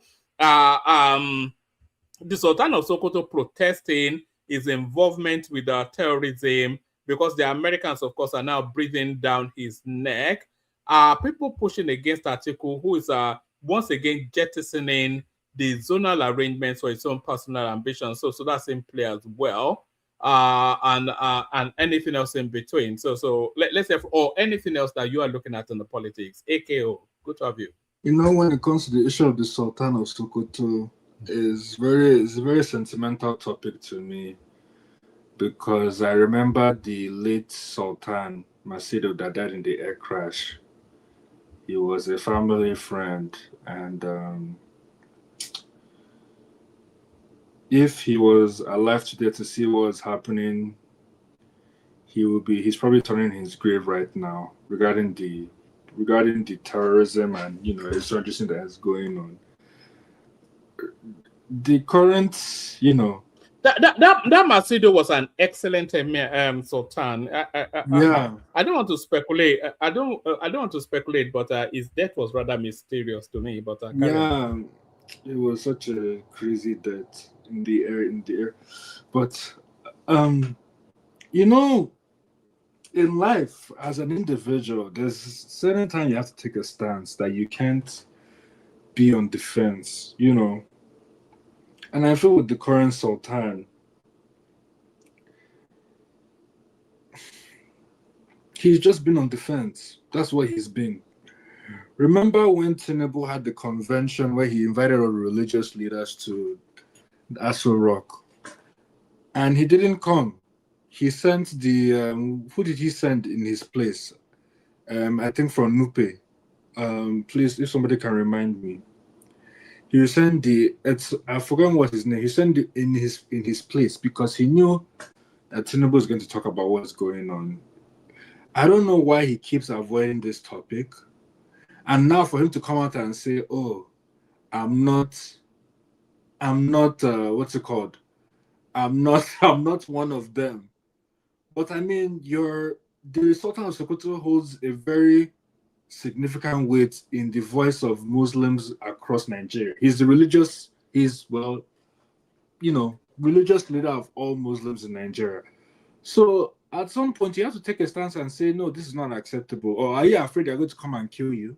Is that what you're afraid of? That they're going to come to the palace and kill you? Like, I don't understand, what he's doing. The extent to which, like, he might be a sponsor of terrorism, I don't know, I don't want to get into that. But at some point, you have to take a stance. And that's why I get very sensitive, because I know the late Sultan would have been, the late Sultan and the late Emir of Kano, two of them, they would have definitely been screaming right now as well. Those were men of integrity. The current Emir, Sanusi Lamido, I don't know what he's doing, in his office there. He would talk left and right, but then he keep quiet. So, but that one is very sad. It's a very sentimental. Regarding Tinubu, I think we all know Tinubu is going to win 2027. And, I don't like Tinubu for my own personal reasons. But, when somebody's doing well, you have to give credit to where credit is due. This hasn't been an easy presidency for Tinubu, but the way he has been able to navigate the presidency has been quite interesting. Yes, people might say that, he's engaging in political calculus and, he's sacrificing Nigerian lives just at the expense of political gain and whatnot. But if I look at the reforms that he's done across the board in terms of putting Nigeria in a better place than it was, you can see that he's making progress. And for that, this idea that Tinubu is running a one-party state, when Nigeria was under the PDP, and PDP had only God knows how many years of power, we didn't say that PDP was a one-party, that were running a one-party state. Why is it that now APCs and all of a sudden APCs is becoming a one-party state? I really don't understand that logic, Anyways, with that being said, I'm just, looking forward to see what Tinubu can do in his second term to really transform Nigeria. And, I pray that in his legacy, he ushers in the next generation of Nigerians, Look at what happened in the Benin Republic election. In Benin Republic, 49-year-old got elected as president. That's something that we want to see in Nigeria. We don't want to see old cargoes and old people, continuously in government. And that's why I don't understand what Atiku is trying to do. Atiku is that I must get that position. You get that position and then you do what with it? Is there till he's 88.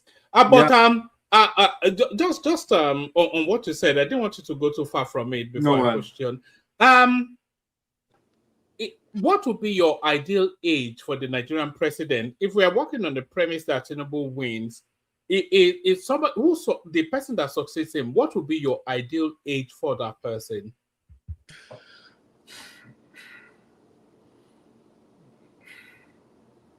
Ideal. I'll say between 40 to 57. I was hoping you would say 40 to 50. I think if we had 40 to 50, it would clear out a lot of these dead woods. Exactly. You know, yeah, And I think yeah. that's what Tinubu needs to do, and this is next. Once he comes in, he has to basically usher all of them out. And this is new presidency. Get rid of all the. I don't know how he's going to do it, but he has to find some way to intelligently get rid of these people because they don't offer anything of value to Nigeria anymore. Unfortunately. So, yeah, they need to be. They all Sorry, need. Akil, right? Yes. If you don't mind. I was going to say one more. Is that the main criteria, age? I mean, is that? I guess we don't discriminate in Nigeria for based on your age to become president. I'm guessing. Well, age is important. Well, I don't disagree. But age does not, guarantee a quality candidate. I don't think so. So maybe the question I would ask is, what kind of background should the next president have, in addition to the age being somewhat not too old? Prince Daddy, I agree with you. Background has to be there, but I think age is also a fundamental aspect. They're not mutually exclusive, right? They have to work hand in hand. Yes, the background is very crucial, but I think the age has to be. We need someone who is bright, who's visionary, who can execute. And I think the older you get, when you get to your 50s, your 60s, that energy is not as much there as when you're in your 40s, I would say. That's my opinion, So that's why I would like for someone in their 40s, their 50s, basically, for them to be the next president of Nigeria. Granted that they do have the right background and qualifications and expertise to lead the nation. That's for sure. Absolutely. I agree with you on that one. Just to add a little bit to what you said, AKO, my own thinking is that we have such a heavy weight of rot within the Nigerian political structures, rotting, unproductive. We need to wipe them all out.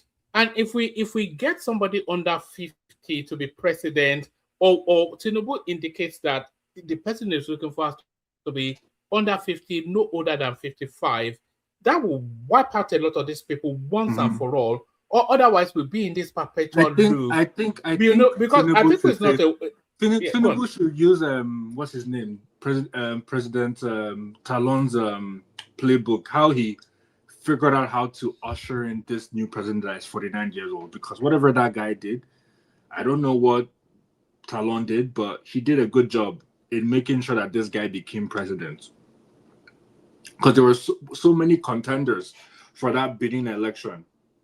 I don't know how this guy came on top of the several contenders for that election, but you see the guy is well experienced. Worked at Deloitte, went to Harvard, started working in the Ministry of Finance. From there, rose to the top of the echelon of the government. So you can tell the guy has pedigree. That's what we're looking for in Nigeria. We're not looking for just any Tom, Dick, and Harry, or any man that say, "Oh, I came from local government," like Mr. Wike. And we have an abundance of those sort of people in Nigeria. Yeah. More than enough. In every geospace, every. We need that, AKO. We need somebody just to flush. Because what happens? Then Tinubu leaves, and then it goes to some Kwakwanso sort of. I think Tinubu is also thinking about his legacy as well. Because I think Tinubu is somebody who thinks about his legacy as well. And I don't think Tinubu wants a situation where he leaves the presidency and the next person that comes in doesn't continue on the what's it called, on the initiatives that he's basically trajectory. Right? Yeah. So I think he's really thinking about that. So I wouldn't be surprised the candidate he grooms. I don't know who's good. The thing is that it's very difficult to figure out which candidate he's going to groom for the role. I think the successor will emerge in a second term, and it will not be any of the traditional names. I don't think it will be. A lot of people speculate Rubadu, something. Rubadu. No, God forbid. Is the front runner now? Is he not the front runner? Nuru, isn't the one that is sympathizing with terrorists, saying, "Oh, they are brothers." No, but he's young now. It's not as young as it once was. So it's you not know, as it was. You know, if experience means anything, what we are requesting, quite frankly, most of the people don't really fall into that category because by the time you're 50, approaching your 60, you know, you still gaining experience or maybe at the peak of your career to want to venture into politics. So even 60 is not too old. I just checked right now. Keir Starmer is about 63 years old, okay? And I think he's been for about 3 years. So Ribadu is 65 already now. Yeah. Is that right? Okay. God. So, I mean, but you got to put in your time. In life, you got to put in your time. But by the time, you know, people like get to that political age, so to speak, they must have, you know, they have to accomplish some things or a lot of things. And you know, not that many people at that age, at 50 or 40 something, may have done much, quite frankly. And experience do matter. You got to play politics to a certain degree. Can I come in a minute? Yeah, you can come in, and then after you, I want Echo to speak on Atiku's interview a little bit, but come in. Atiku's interview. No, so sorry. I think Prestige wanted to insert. Go ahead. Let me ask a question. It look like a lot of you here are just making excuse, you know, for younger people. You know, it's not about being young or whatever. You know, in my own opinion, between 40 and 60, that should be reasonable. You know, so you're talking about Nuru Rubadu. This is a terrorist patron, a patronizer of terrorists. You're clamoring for him to come in and say in power. This is the problem Nigeria have. You will never go anywhere. Well, we said between 40 That's and 50 the same thing now. I said. And the Badu is 65. So what are you even talking about? You are not listening now. Yeah, he's past that. Yeah, back to you, AKO. Yeah, regarding Atiku, you know, Atiku is the same person that sold under the privatization and denationalization of certain assets. He sold assets that were supposed to be going for 1 billion. He sold them for chicken change, for his own personal interest. That's somebody that wants to come and elect and come and say, I want to rule over Nigerians. No, that can never happen. I'm sorry. That can never happen. That can never happen. I don't see him. He should just he should just consider himself gone. This fighting for election is not making sense for me. For you to come out, okay, you get presidency, and what do you do with it? You're not going to do anything. You're gonna deceive Nigerians, start Nigeria the same old story. Oh, we're doing this, we're doing that. We don't want another 8 years like Buhari. No. What did you make of the thing that when Charles pushed him and he said this was going to be his last outing When he said that, I'm like, okay, we'll see about that. You know, I don't really trust what all these people say. He said this is their last outing. Then you find out another 4 years will come. They'll say, okay, I want to run for president again. I want to be on record here, AKO. Yeah. If he fails, Atiku fails in 2027. At 84, he will run in 2031. Thank you. Because then the power is coming to the north, and do you know the thing that even frustrates me the most? For him to say that for him to even be confident that, you know, no, the fact that he has the audacity to say I want to run for president, it begs the question: all this, where did he get all this money from that he's able to year on year run for presidency? Do you know how much money that is?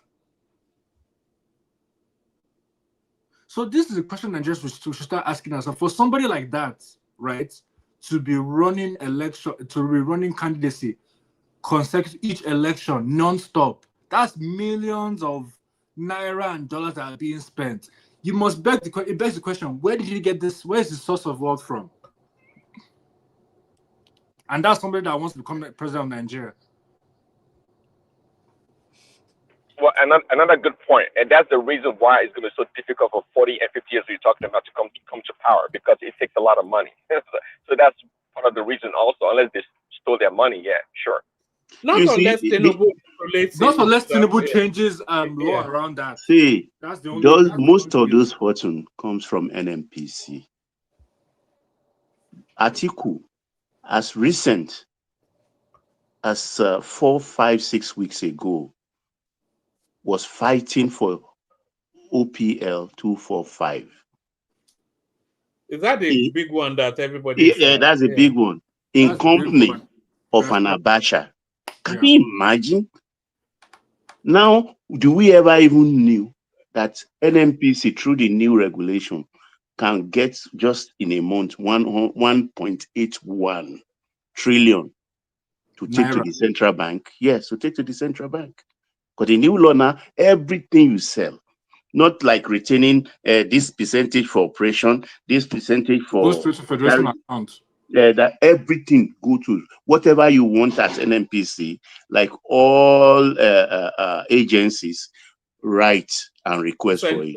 The Send your president will invoice. approve it. Yeah. Exactly. So that is what is paining them.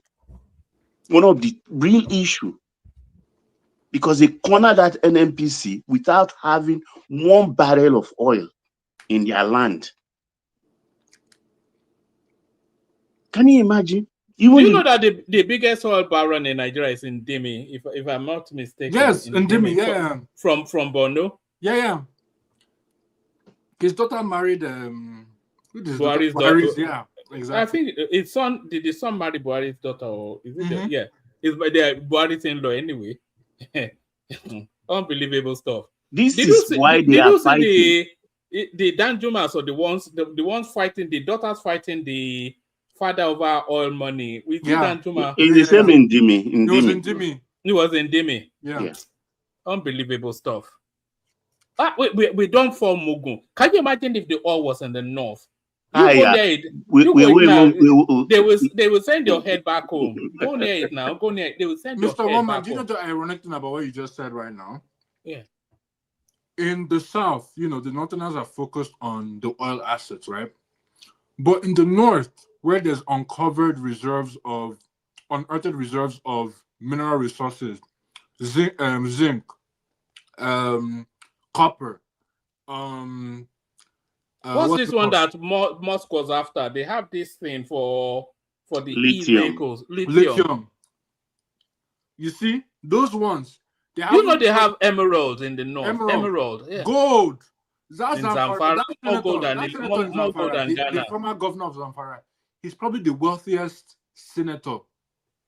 Is this Shinkapi or something like that? No. The former governor of Zamfara.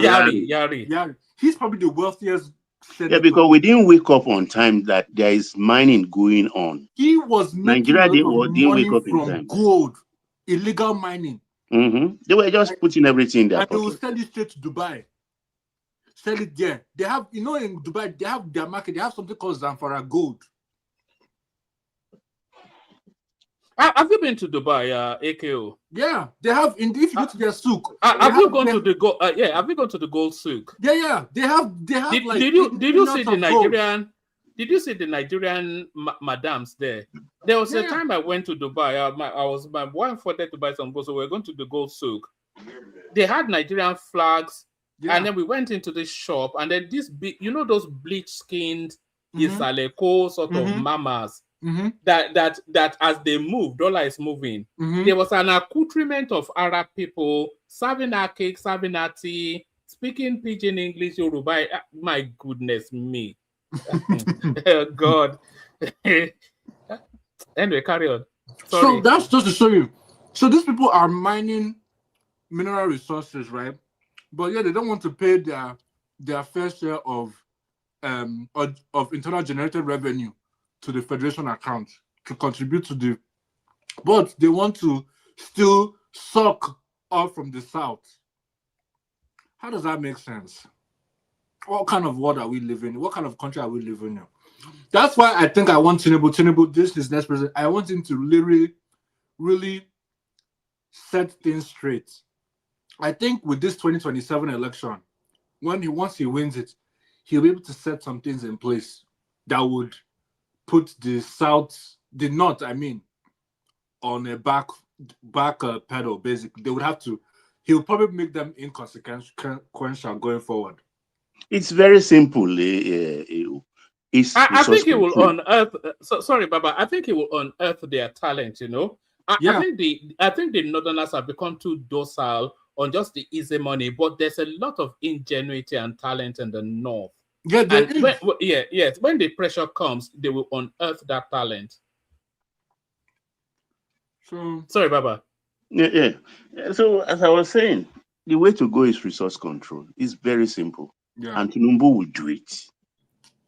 Because if we look at the whole terrain, God has blessed everybody, every ethnic nationality, every group of people. God has blessed everybody. So make do with what you have in your area. It's as simple as that. And yeah, exactly. Don't interfere. Don't interfere. Let everybody grow at their own pace. If you want to crawl like snail, fine. If you want to appropriate your resources in your area to your leaders, good.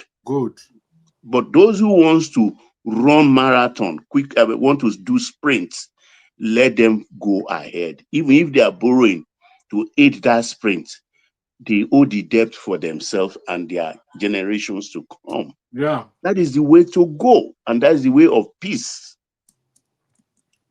All right, let me ask you one final question, AKO, and then we move the mic on to Baba. And I want you to think carefully before you answer.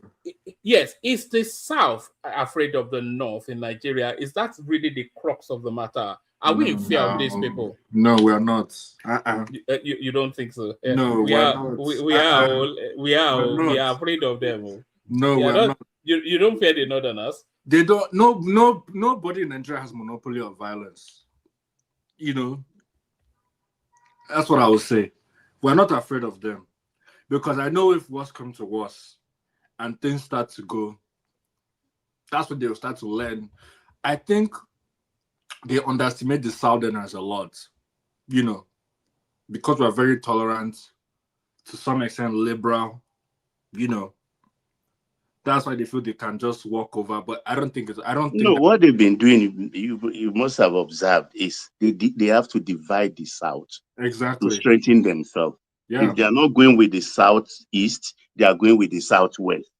They've never gone alone before. Mm-hmm. So that is the reason. But for the first time, a man only from the Southwest without other side is taking them on. First, they were shocked. And now they've woken up and want to fight back. Mm-hmm. And the man has told them, you can scare me. I'm not intimidated. I'm not going anywhere.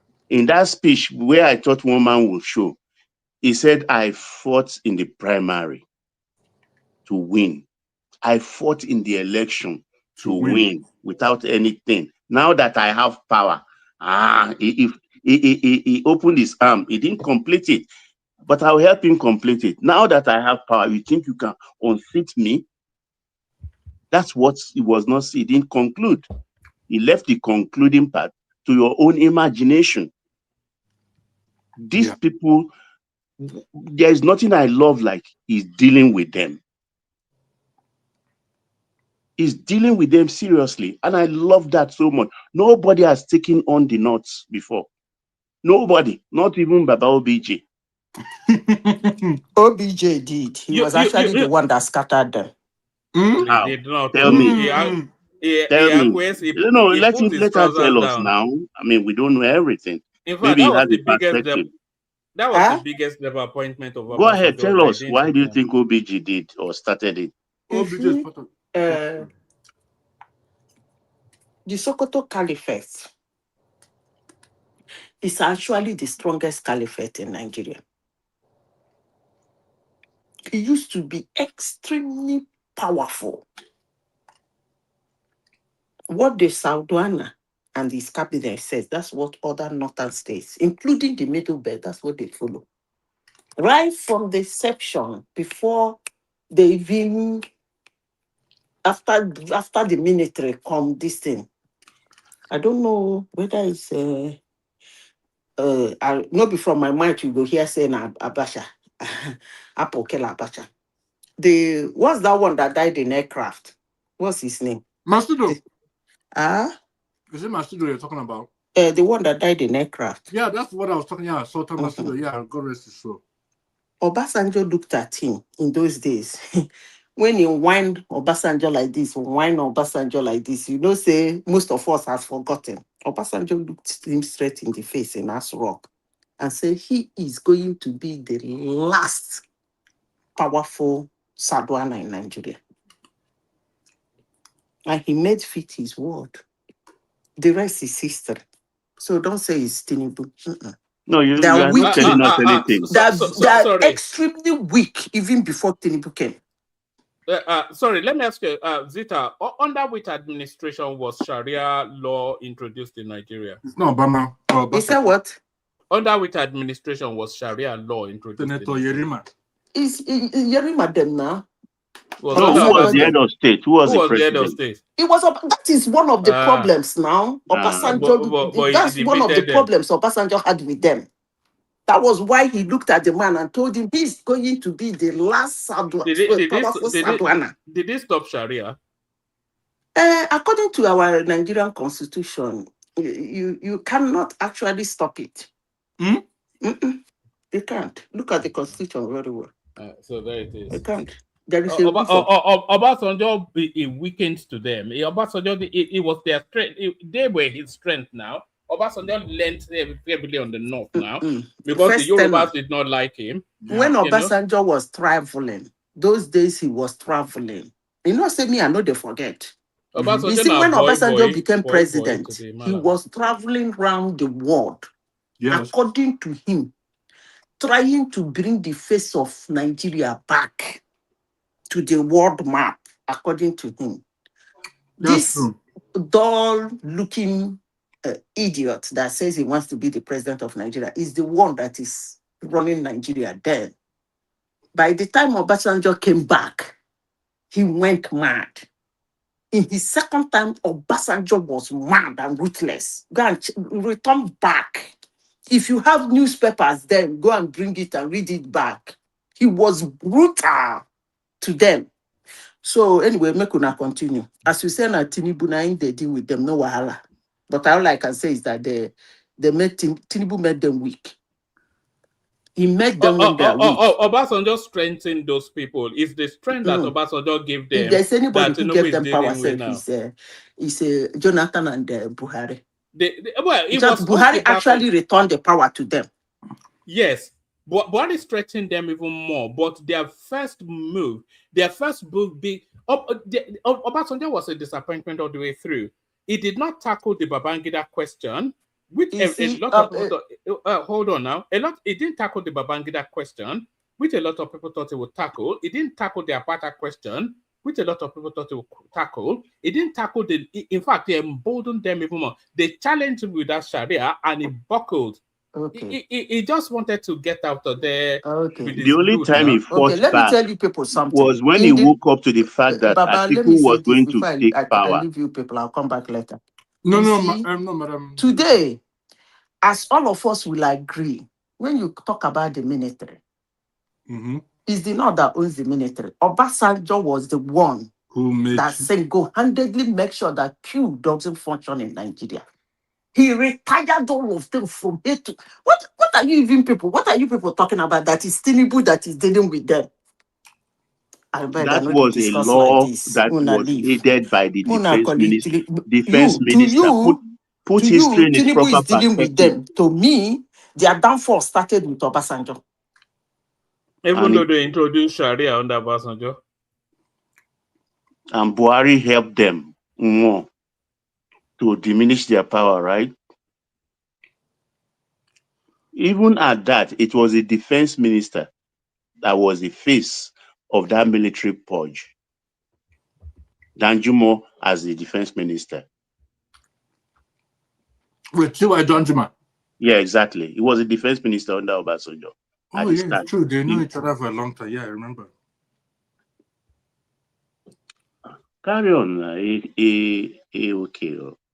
I think that's it on my end. I don't think there's any other topic for the day. So, Baba, it's too busy tackling whatever it is that is. What are you eating? I'm like, I'm eating a goosey soup and pounded yam. Oh, look at this guy. Wonderful. What time of the day is it? What time is it where you are? It's 10 p.m. What? Same here. What? Yeah, eating pounded yam 10 p.m. You have the metabolism to burn it. Oh Yes, I do. God. Yeah, Okay. your platform is helping him as he goes along. I couldn't even smell it anytime past 7. The way I'm fighting to keep the weight down, yeah, you must be a very active man to be eating pounded yam. But Yeah. I'm tempted now. Maybe I'll go and have some after No, myself. Baba, your next, so please go ahead. Baba, floor is yours. Yes, there is a frenzy going on about what this. Baba, please encourage these guys to. Can everybody listening to us please make sure you're subscribed? We're after 10 people, so let's just get those 10 people, and then I'll be off your neck. Just subscribe if you are not already. Baba. Yes, viewers, come on, click that like button and subscribe if you haven't done so. It's very important. That's the only way you will find one man coming back on daily basis with his well geared up panelists to give you a run of what exactly is going on or what our country is supposed to look like or will look like tomorrow. Thank you. So I guess Mr. Woman, you're supposed to give Baba his cut of his money for that. So just where Do you know that Baba is one of the 1% in Nigeria? Baba breeds dollar. He doesn't even breed air. He breeds dollars. One man, I beg you. I beg you. I beg. Where do I start in this thing? That flag they are flying is clever, but then this harassment cannot work. That Kwankwaso has agreed. Let us wait in the next 3 days and see whether Kwankwaso will debunk that story or not. You don't bring people together, or you don't wish things into life by going on the digital space or the newspaper space, the media, to say things that are not true. I don't believe that story, and it will unravel. Then I don't know. I've promised myself I'll look into the new electoral laws and regulations.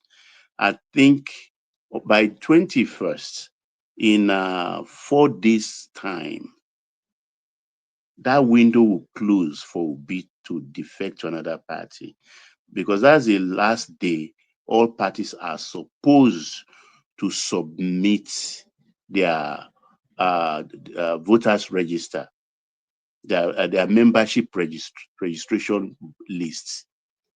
So once that is locked in, I think as I sit now without looking at that law again, you cannot defect to any other place. If that holds true, Obi has just 4 days. All of them will be locked in.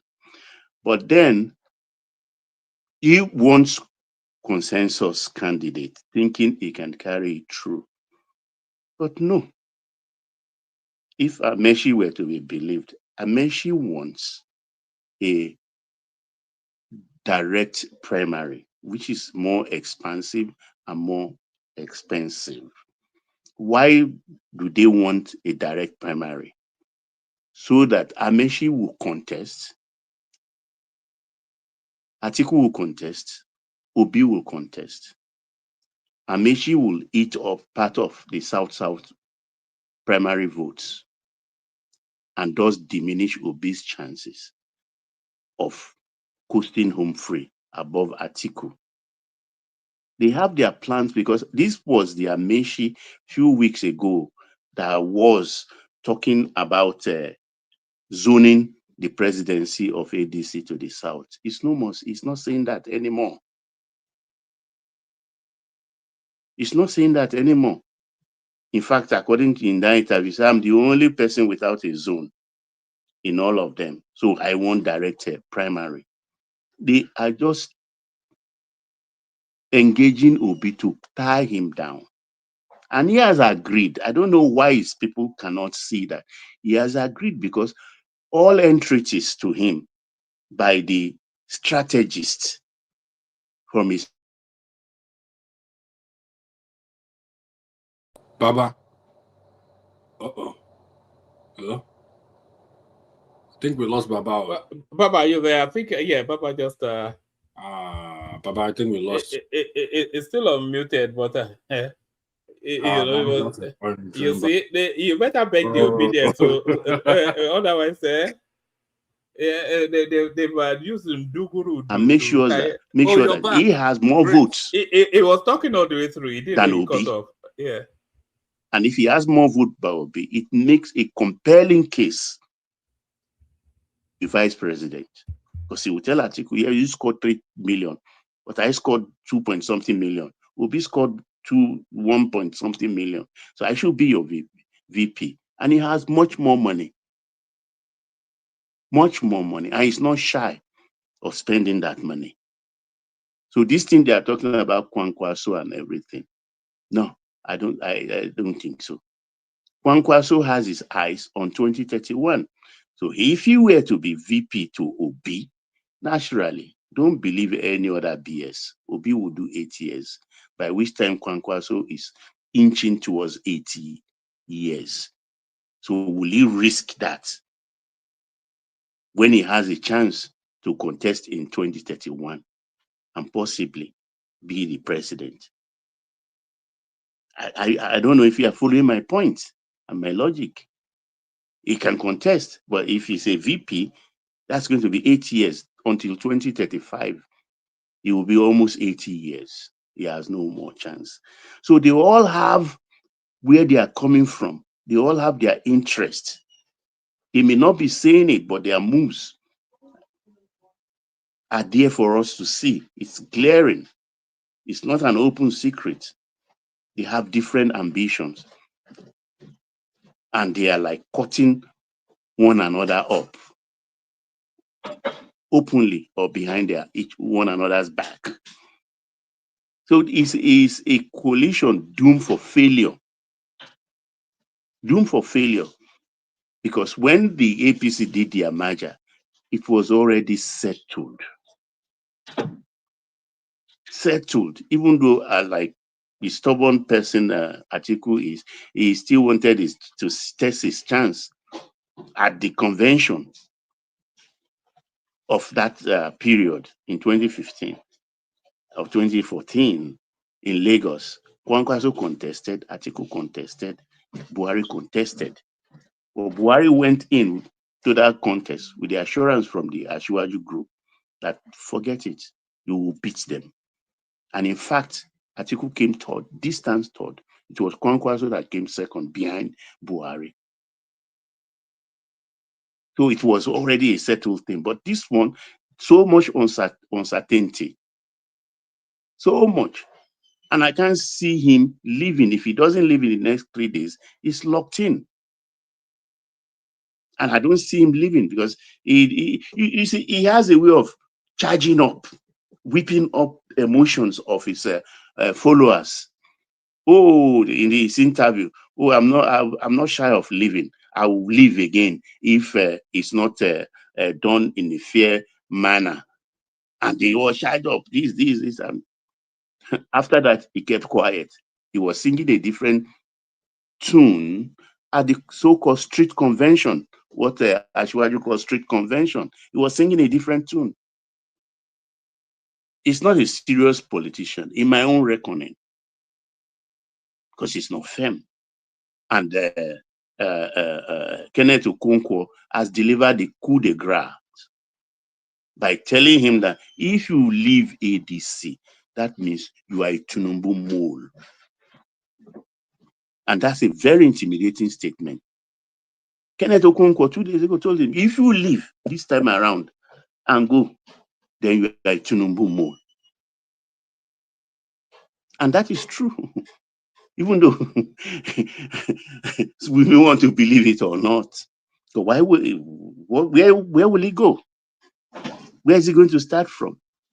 Though I see today that Abure has been finally impeached from LP's power hierarchy. The Supreme Court has delivered a judgment and removed Abure totally. So LP is free from that encumbrance. So they can do their convention. Who their presidential candidate will be, we do not know yet. But I will find out that part of the law that actually says maybe once you are registered and that register has been submitted to INEC, you cannot leave again. So it's not up to the May ending thing when they will do their primary. Obi wants to be vice president, and that is not certain. Now, coming to the Emir of Sokoto, I've always said it here that look, the Emir and Gumi, I wouldn't be surprised if we wake up one day and see them in jumpsuits in an American court.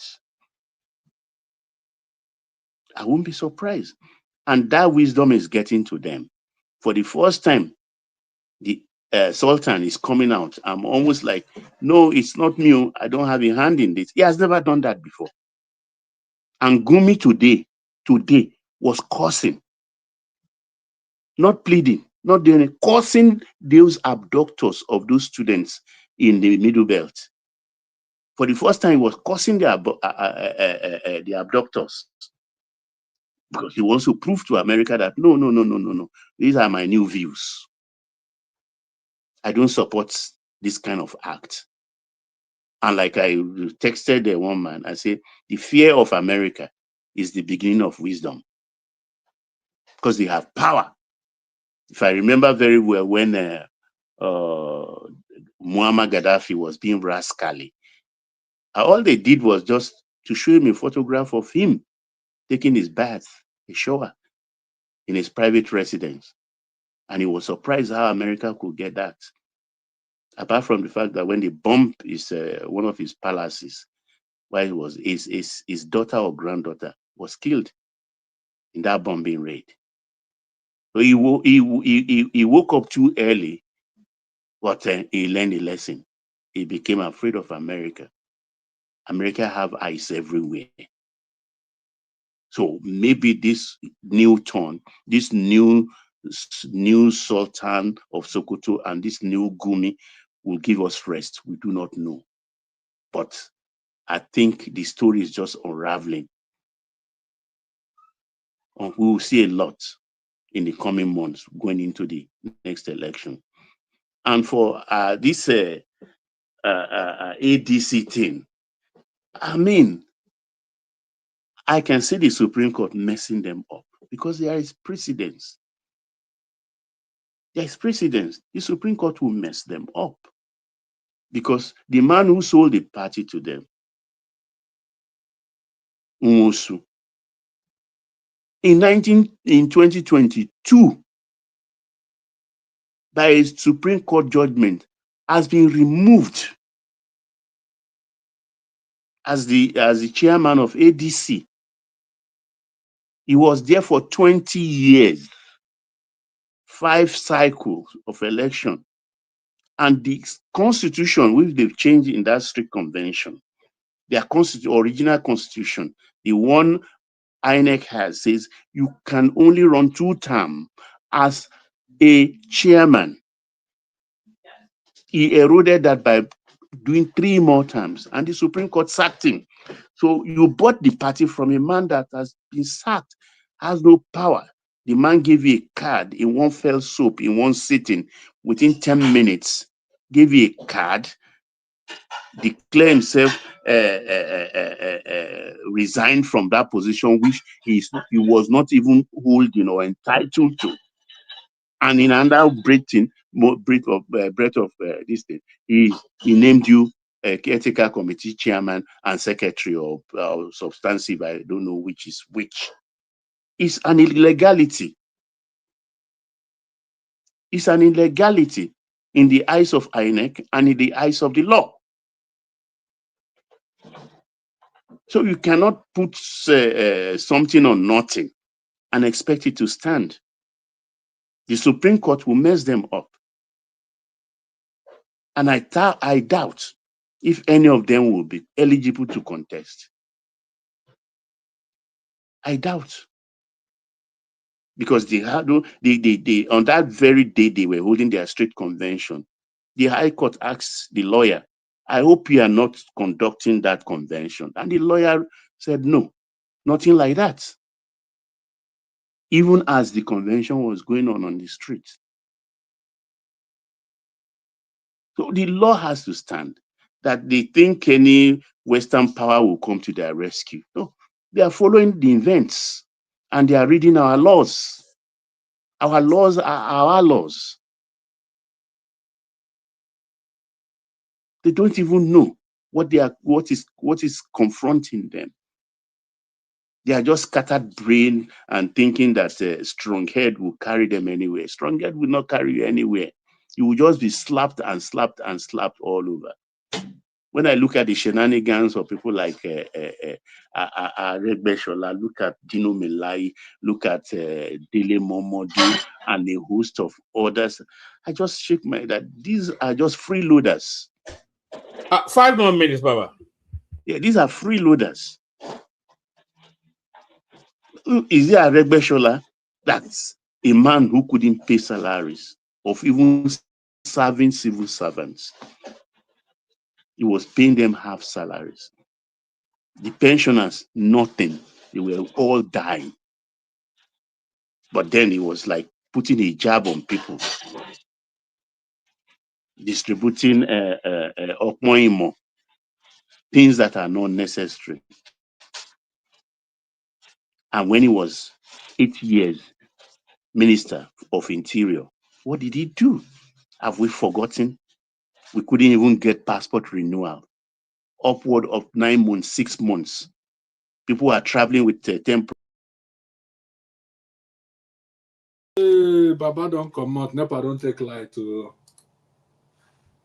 Now, wow, I could hear people rustling in his background. I think it was with his family there. But do we have Zita? Zita, are you there? Now, wow. Everyone just went quiet. What's going on now? No, I am here. Zita is everybody's in the fridge. Maybe it's time for us to wrap it. It's just because of me. No, you finish. You don't finish them now with your excellence. Shall we just wrap it up then? Maybe we should just wrap it up. All right. Can people that are not yet subscribed, please make sure you are subscribed. It's very, very important that you do. The super chatter of the day is Ayo. We're waiting to hear from Zita. I'm not sure she's immediately available, and I'm even struggling to keep my eyes open. So Oh no worries. Let them go. Let them go. Oh, madam, yeah, no, we're waiting for you. You are waiting for me to do what now? To make your speak now. One man. People pay entrance fees to come and listen to you. Now you don't know your Ezioku. Yeah? Yes. I always said them to you that Zita will be coming. Top contributor. So Ezioku, you are whining me, right? Now why can we whine you? You don't know you are the one of the top talents. You don't know. Doesn't know. She knows now. No, now they whine me. She knows. And they enjoy the whining. So one man, what's up? No, we just the chat generally. So the Sultan. Oh yeah, go on. No, go ahead, Mr. Woma. You're the moderator. So no, we're just gisting now. But so the topic of today, Madam Zita, is number one. Atiku came on Arise TV to talk about his, his election. It was just an interview that he had with Charles Aniagolu as Arise TV. That's number one. Number two, Sultan of Sokoto came out to come and say that he's not involved with what's going on in the north with Boko Haram and all that. Who asked him? No, some American has been running commentaries on him. A guy called Mark Arnold or something like that. Mark Arnold is the guy that was Renault Mercury. Remember? How do you mean? Mark Arnold, he's the guy. Remember when he came to Nigeria? He said he's been, and then he exposed Renault Mercury. That Renault Mercury said that he was going to introduce him to President Tinubu. He never introduced. That's Mark Arnold. Oh yes, I have been hearing his name anyway. That's the guy. So he's been running commentaries on American media that Sultan of Sokoto is behind all this insurgency in Nigeria. So with the way Trump is moving mad at the moment, so kind of Sokoto, so that of Sokoto, if I to the expedient to come and say, "Oga, no be me, oh. Oga, I know they there." Oh. But we were speculating that if they are able to grab him and put him in Guantanamo Bay, without the reasons to be, well, you know that orange suit that they like to put on them. Can you No, they know they Trump know they put those molars. molars. Trump doesn't put them in. Trump and Israel, they don't arrest them, they tie them. They will and just stay where also they stay. They go and just also Kwakwaso has agreed to be Peter Obi's deputy. So we were talking around those, yeah. that's the ticket I want. If they can get that ticket, that's actually the ticket I want. Kwakwanzo Obi as the front runner, Kwankwanzo as his vice. That is the ticket I want. So that they could play the politics. I want it to be like Atiku and Buhari in 2019. That's the way I want it to be. Excuse me. Tinubu Shetima, Obi Kwankwanzo. But under which party? ADC now. This ADC now. What for now? This ADC, you people are confusing me, confusing yourself and confusing me. Even they are confused now. So how can we not be confused? I don't understand. They themselves, they are confused now. How will we not be confused? Some people say they have a hidden strategy. I hope so. But from my friends and family that is within them, is part of them, from the way they present them to me, I don't think they have strategy. But I hope Atiku said. But I'm sorry, we have never seen anything ADC has done, like Tinubu, like cutting out the governors. That's why I don't know how they're going to win the election. They said Atiku said they're working on a consensus. Yeah, but Rotimi Ameti came out today. Yeah, Mama, can you hear me? Yeah, we can hear you now. Yes, Baba. I don't know what happened, but I think it was my Wi-Fi or so. So carry on. Is the system our one man is using? That's the system that is making it. It's not. If you let me shut up my mouth. What am I?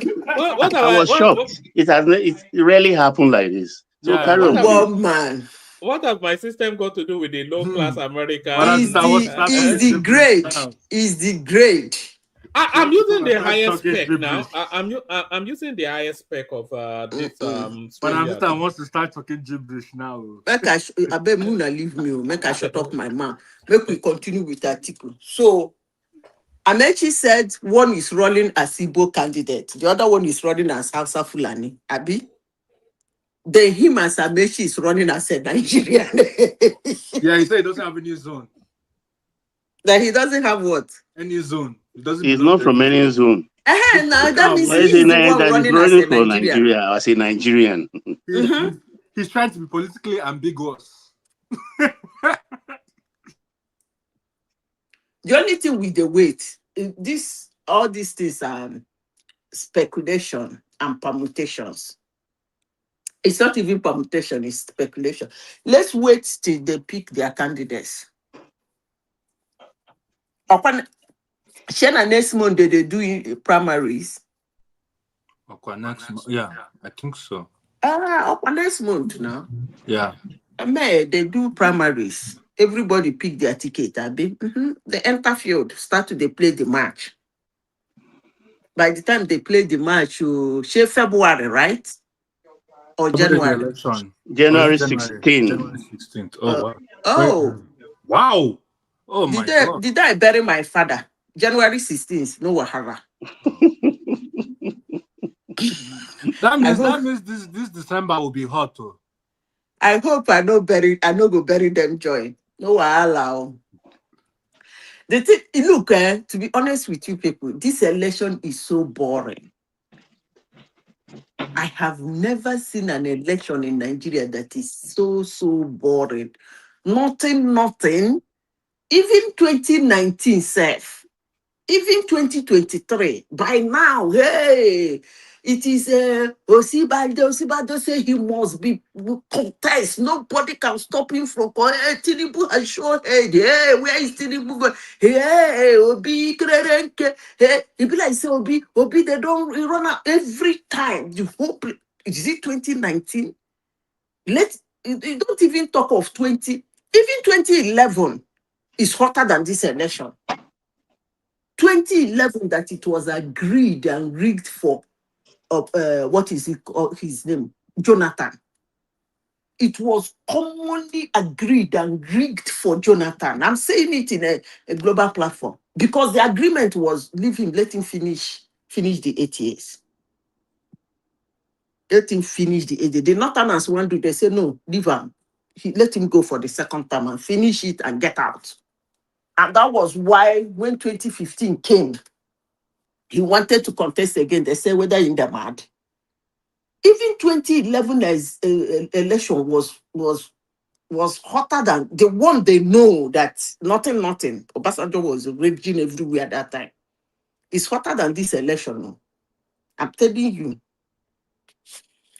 I don't know whether you people are enjoying it. Me, there is nothing to talk about. No, I'm not enjoying it because it's not I'm not enjoying exciting it. at They are all. not. But those who want to excite themselves, they're exciting themselves with per minute change of Okay, You let see, me narrative let me say it in a and funny giving way. themselves false hope. you see Let me how we say are What's the it. funny struggling way? to build a conversation around. Imagine, election in 8 months' time when we don't even have anything to talk about. Can you I'm No imagine? telling primary. you, do you know why it is like that? Apart from their dumbness and their inability to get their ass together. The problem they're having, I'm saying this in a lighter mood, these people have been in government before. They have lied before and lied again. They have used hungry, suffer. They QQ. have used all these things they are trying to use for, unless a Nigerian is dumb. Which kind of excuse would they use this time, basically? That is the problem they're having I'm now. trying to figure out which angle they want to tackle Tinubu from, but it's impossible. There's no excuse. So a reasonable Nigerian will say, sure, you've been in this country in one way or the other, you've been in leadership since 1999. You didn't do anything. To be honest, I would have preferred that. That's what killed. That's what. Sorry, AKO. Yeah, no, go You know ahead. that. That is exactly what Zita said right there. It's exactly. I was even going to wait for her and then say that's exactly it. These people, they don't have a story to tell. No. What is article coming to tell you? What is Arek Yeah. Bechola saying? What is El David Rufai Mark. saying? David Oh, Mark. Do you know that it was David Mark that ended the Third Republic, that refused to let Abiola take over? He was the one that ended the Third Republic, and with he cooked. Babangida. So can you, so they can't even No, but David Mark, they are one man. they are too ashamed to even go through fully. Is Atiku going to come in to fight corruption? I mean, you can mean so See, what? anybody who listens to them, you are listening to them based on sentiment, Yeah. That's it. your emotions. I don't like Tinubu. Any other person can be there. As long as Tinubu is out. And that's a very dangerous thing for anybody to say or to accept. We did it during the time of Buhari and Jonathan. We say anything but Jonathan. I remember telling my colleague that time in the office, a Bayelsa girl, she was, whoa, and I told her, see, look, she come to, because they believe when I say somebody will lose, they believe it will work. So every lunchtime they come and gather in my table and be arguing. It was so irritating to the extent of telling me that it's not possible that a sitting president has never been on, that the rigging, he has the money, he has the power. I said, the problem you people don't understand, watch what is going on. the force against him is not playing. I said, you are not seeing. The force against him, they are not playing. Honestly, they're not joking. They're not joking. Then this girl got me so mad. Do you know what I told him? Told her. I will tell you. I told her, and that was the last day she stopped hanging around my office to talk about politics. I told her, look, now let me make it easy for you. If they keep a goat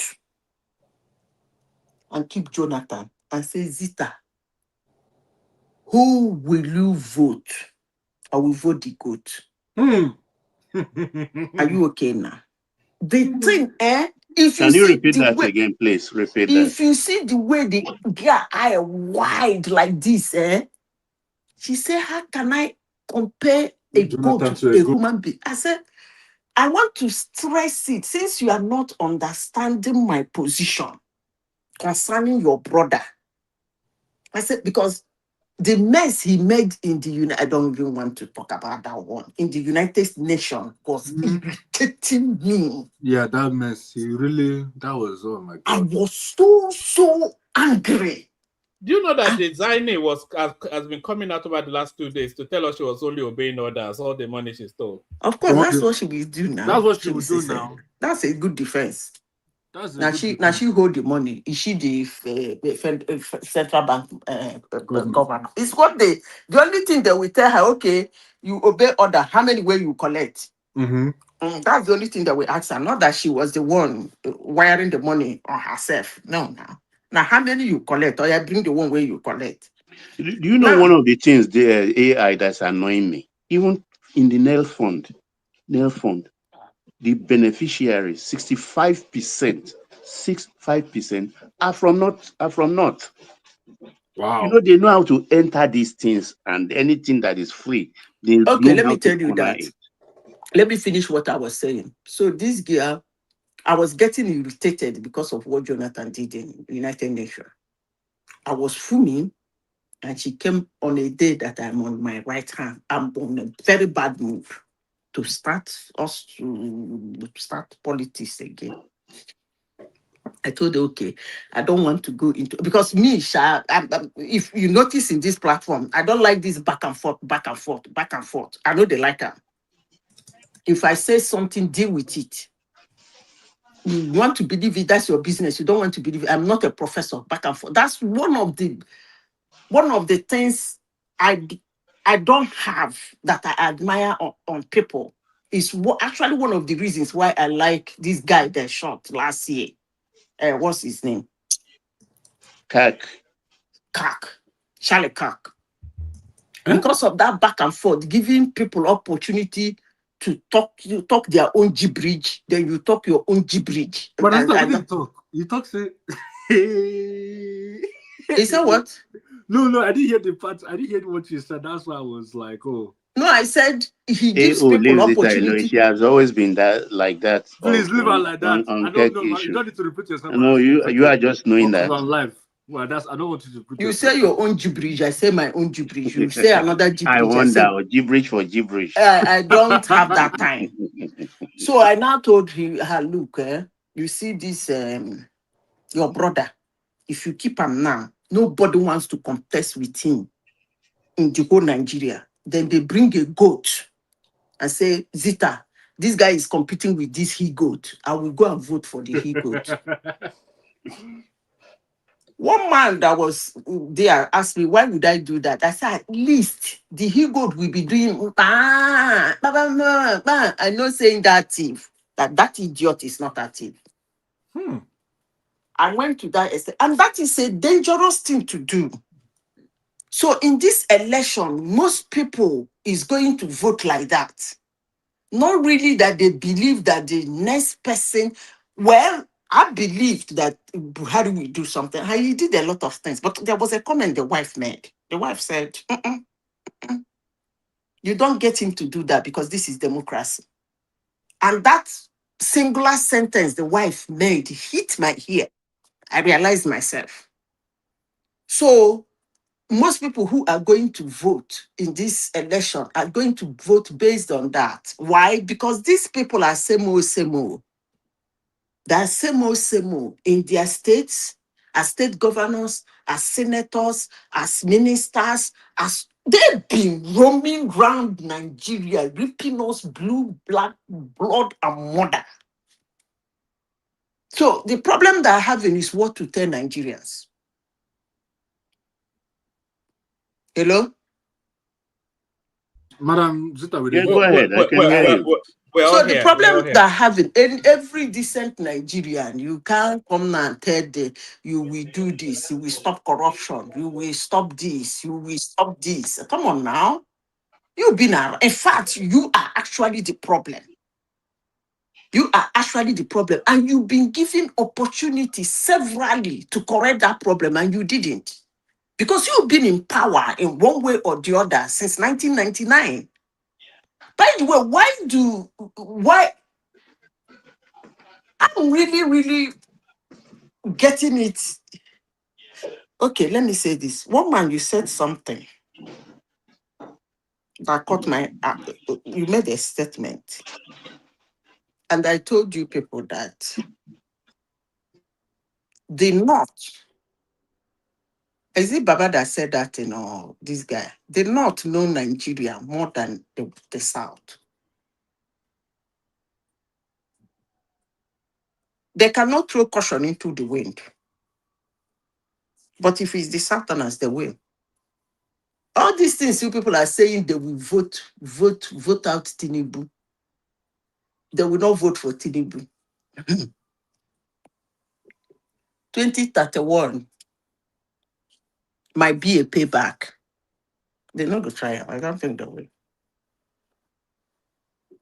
They're more, I would say they're more careful. I will use the word they know Nigeria more than we do. Hello? Yeah, Madam Zita, I hear you. They know Nigeria more than we do. But I guess that's why Tinubu is trying to bring more states in the South, right? See, I don't even know why.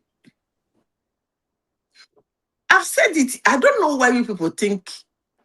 I think we said Kwankwaso no get anywhere except for Kano State. He said they are no more popular than he is, which is true. They are no more popular than Atiku, because Atiku is right on that one because he has been a customer. He's a Nigerian customer. They are yet to, they've contested once, so if they come out now, they're going to be custom. By the way, is Tinubu using juju on them? Why are they agreeing to pay themselves now when they didn't do it in 2023? They should realize that Tinubu is in power. He has told them in plain language. Listen to the full complement of that his speech he made yesterday. He told them, look, There was to win the primary was not easy. There was every chances in 2023 that Tinubu would not make us rock. But immediately he declared, I told my friends, this is your next president. They abused the living devil out of me. When they did their primaries, I was in the, where was I? Is it Toronto? I woke up in the morning. I said, by that time, they don't finish for Nigeria self. I watched it live. I didn't watch it because I know who is going to win. When I wake up, I pick my phone, I call my friend in Nigeria. He said the team no be smart, you know. He said he shocked them. I said, wait. 3,000 plus. He said the second person, in fact, He double all their votes. Gather their vote together, said they don't. In fact, first, second, third, and fourth. And that was the toughest of him getting to Asura. The prime was the tough. Yes. The day when he won, I knew finish. Finito. From the day he declared, you know, Nigerians, there is one thing about us. I won't say Nigerians. Let me use the word black. Like me, hate me, I don't care. We are blind. We are so emotional. We are blinded by our emotions. I've worked with, I won't call his name. He's a popular white guy in China. I worked with him. Two of us then, we are, because me, there is a way I behave. We are at loggerhead.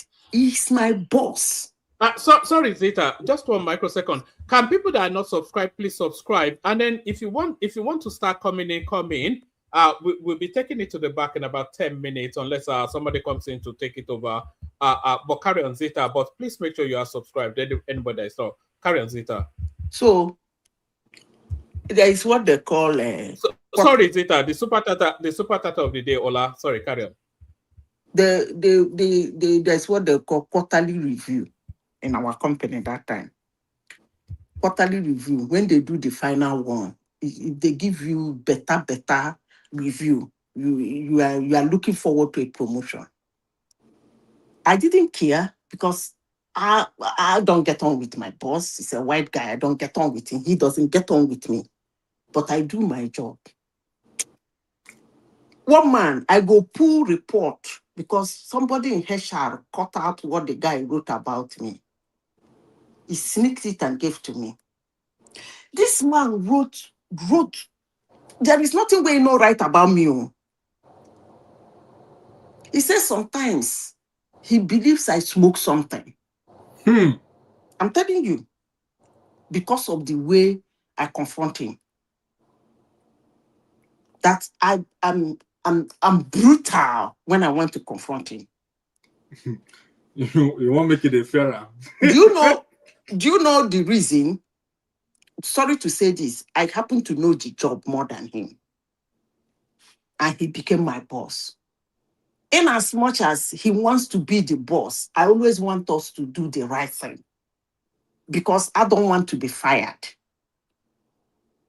So sometimes he will tell me to do something, I will do it a different way, and we walk, and then he will come back to warn me that I shouldn't have done it like that, that even that one he told me would have worked. And I don't like those things. If I try to explain to him where he made mistake, that if I have pushed it that way, he gets angry. So this man finished this rubbish. Now, let me tell you people the last sentence. I will not forget that gave me my promotion. He said, but when you give Zita something to do, go home, relax, and drink champagne. Did you get the point? Yeah, we got the point now. C'est fini. And that's what the company want to hear. They don't want to hear how you people were leaving the company premises to go outside and poke hands and fight each other. That's your own business, but you get the job done. That is you people's business, as long as you don't fight inside the office. So whether you don't see eye to eye, you don't see blue to blue, as long as you people are getting their job done, they don't care. So that last sentence was all they needed. And my point jumped 3. As I was coming to the road, everybody was on their PC checking. Some people saw my name, they couldn't believe it. They came to my table and said, congratulations. About what? They said, we didn't see. Say, see what? I didn't even look at the website. You know, when you have optimism that, let me check what is going on that website. I didn't even go there because I know with this man, he's going to say bullshit about me and I don't care. As long as I'm not fired, I'm comfortable with after all. After all, I'm not taking care of anybody. I'm taking care of myself, and that's a lot of money for me. When I saw it, my body ran cold. Why am I saying this? If he's a black man, he wouldn't write that last sentence. Yeah. We are very, very emotional. And the thing that blind us, they see, when you talk about Tinubu and his political maneuver, his political diddling, his political craftiness, people will abuse you and tell you are supporting him. That is the blindness. And I tell you people something, he's gonna run them straight. I keep saying it. If these people that I am seeing that is coming to contest with Tinubu, he will run them straight. Not be Chicago boy, he go run them straight. I know go die you. I go die alive even January, even past January. Amen.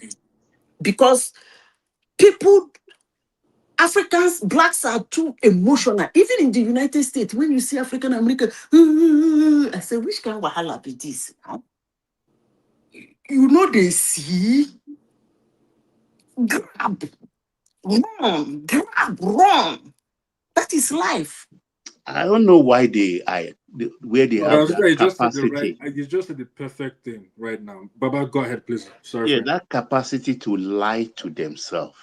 I find it very strange because I listened earlier on when someone said he pretended to be wanted or something and he went to as Nadiko exile. A man who is head of Nadiko in exile, who is the singular sponsor of Nadiko in exile. You say he pretended and fled the country. Why they think they are talking to idiots? No. Baba, I have been saying this and I will continue saying it.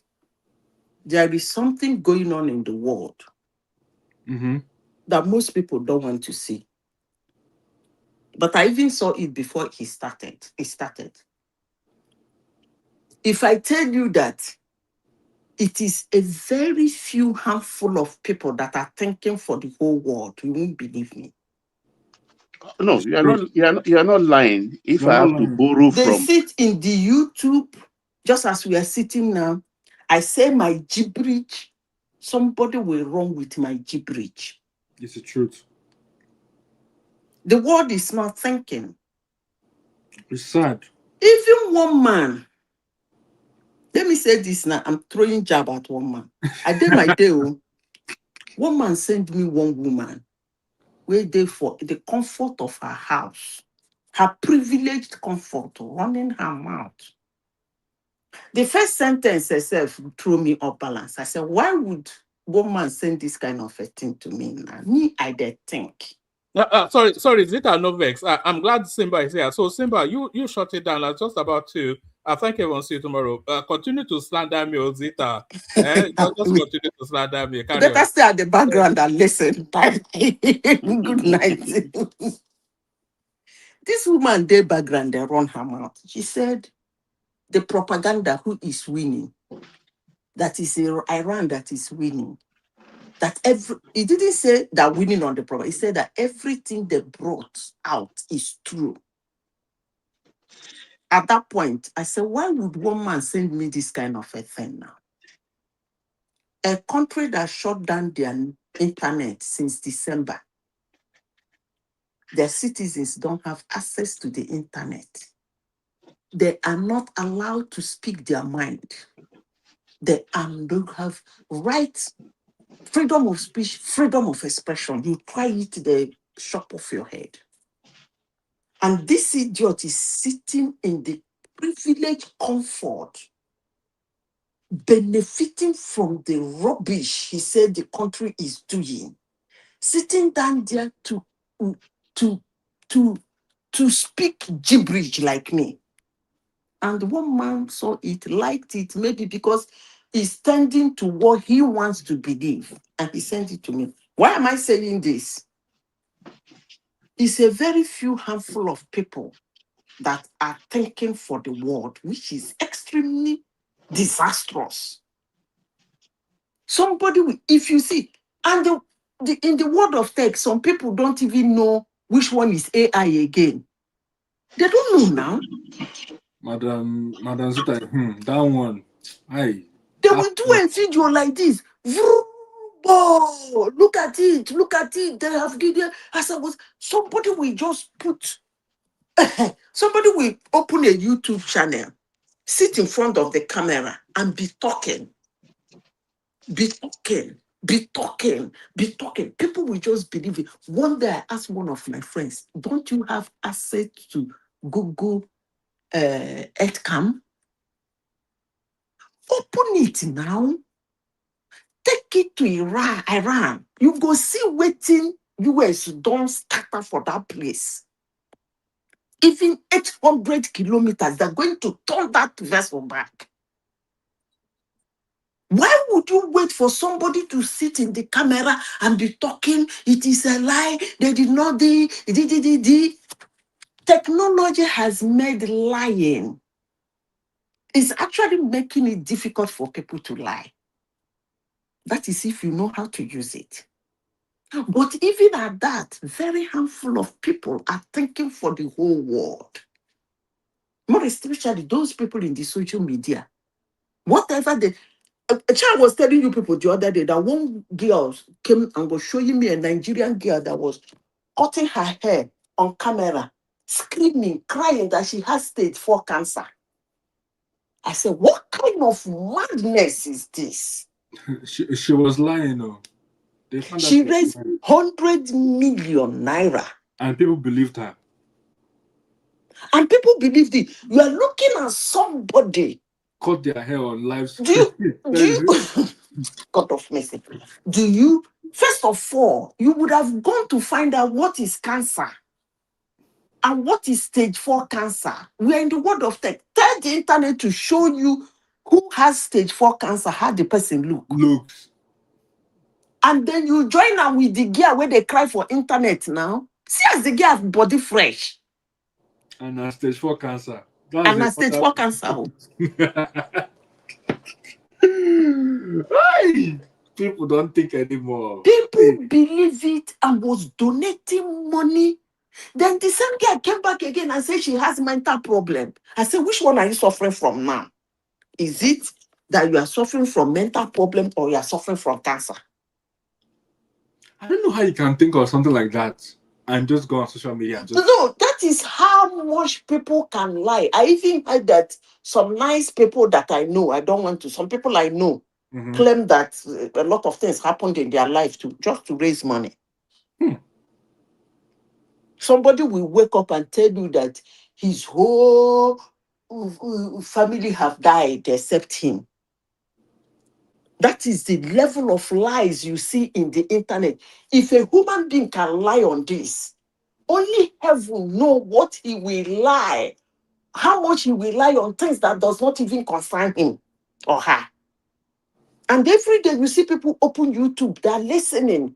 Somebody, it's actually ridiculous that, look, Baba, is so bad that most people in the world will tell you, we don't listen to news. The news, they lie. The mainstream, they lie. I can't, no, I don't listen to news. Those people lie. Then the same idiot will go to YouTube. I listen to any Tom, Dick, and Harry. And pull out one idiot. And that idiot was the one that listened to that news that he doesn't want to listen. And then bring it to his studio and started turning it. He will cut the sentence of the person, the first sentence, go and take the 10th sentence, join it with the first sentence. Take the 17th sentence, join it to the 10th sentence. It will make a whole paragraph. And you will say, watch it, look at what he said. And then you believe it. Do you know that in my office one day, one what do they call it? Arab guy told me that Trump is very dirty and he smokes and drinks a lot. I just turned and looked at him like this. What? That means the person, he doesn't know Trump. Trump that does not drink, does not smoke. Do you know that somebody actually who has a YouTube channel actually said that? He showed me the website. He showed me where the person was saying it. That Jerry Nadler said that Trump smells like poo. And that he's very dirty and he will drink and fall down. I said, the person he showed me the person on YouTube. This one not the conscience. I said, and you believed him. I said, Kai, a man who owns those hotels, those skyscrapers is dirty. I said, come on now. And look, Baba, people don't think, oh. They don't think. A man that married 3 wives or 10 wives or plus girlfriends and everything, and you never hear one story. All those women left, he took those children, trained them, you will never hear any radical story about them. If you hear any story, it's in the business they're doing. Trained his children, very focused. That's And the, still that's the, people that's the only thing I give to Trump. When he came to his children, he raised them well. listen, you listen. don't hear any scandal. It takes a focused person to achieve that. Fatherhood is not a joke. Yeah. Zita, let me ask you a question. Good morning, everybody. Good morning, Zita. Oh, Good morning, Mr. Ako. Simba. Dog, same. Bye bye. I know say you go ask me Welcome. question. Go ahead. You know, say But you are my Tom and and I Jerry now. hope you understand all I have been saying, because you like to turn. I don't know Okay. how you understand No, me. don't Why start do you think again. people like? Why do people generally, though blacks will have that useless mentality? Why do you think people believe lies more than the truth? Lies have power. Lies have power. Even in the tech, when you put false and positive, false move faster in technology. False positive, the false move faster. So lie, people, number one, humans are not actually really created to be excited on good news. I know you people will not like this.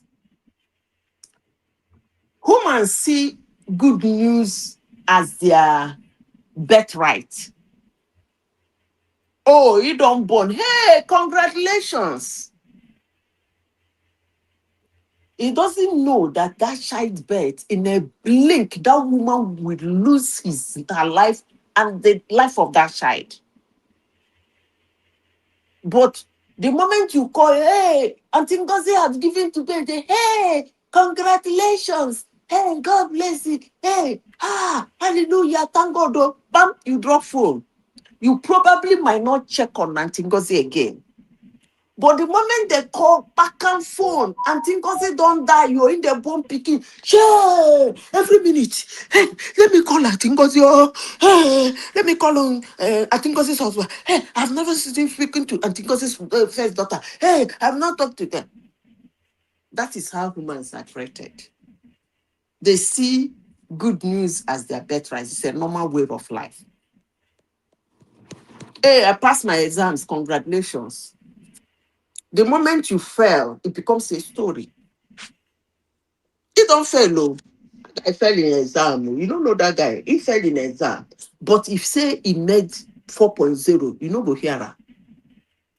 If I think because if you look at it, that failure, it suits them, it makes them happy than the being passed. I will not say it makes them happy. Because let me tell you why I say it makes them happy. It doesn't make them happy. Mm.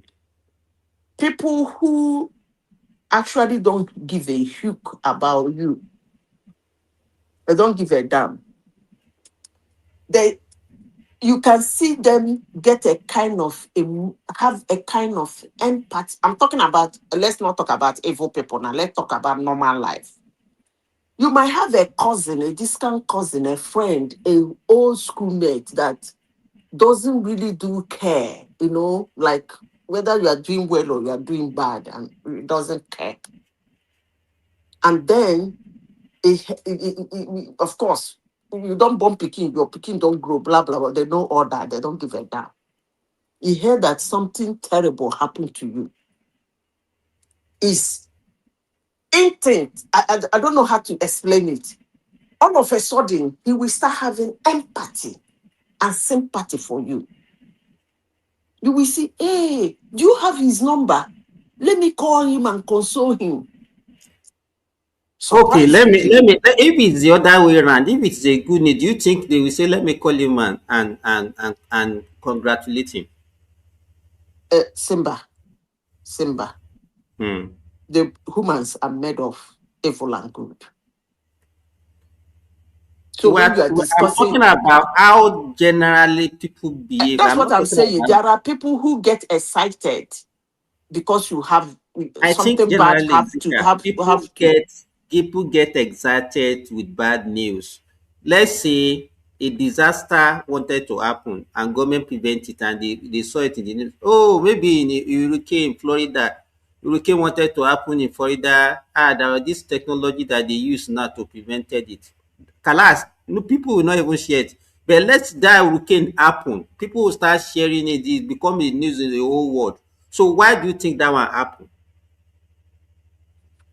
The same thing I said before. Eh, people just like bad news. I will be the Mm-mm. first. That I is will be how the first human to beings share are it. I will created. be the first to break. It's a breaking news. Mm-mm. Why is bad news always the Wait breaking news? now, their normal life is their birthright. So Okay. it doesn't make news to them. Good things, the humans believe that good things are their birthright. So it's not news to them. And if you want to make it news, they get angry. They remind you that somebody has done it before, go to hell.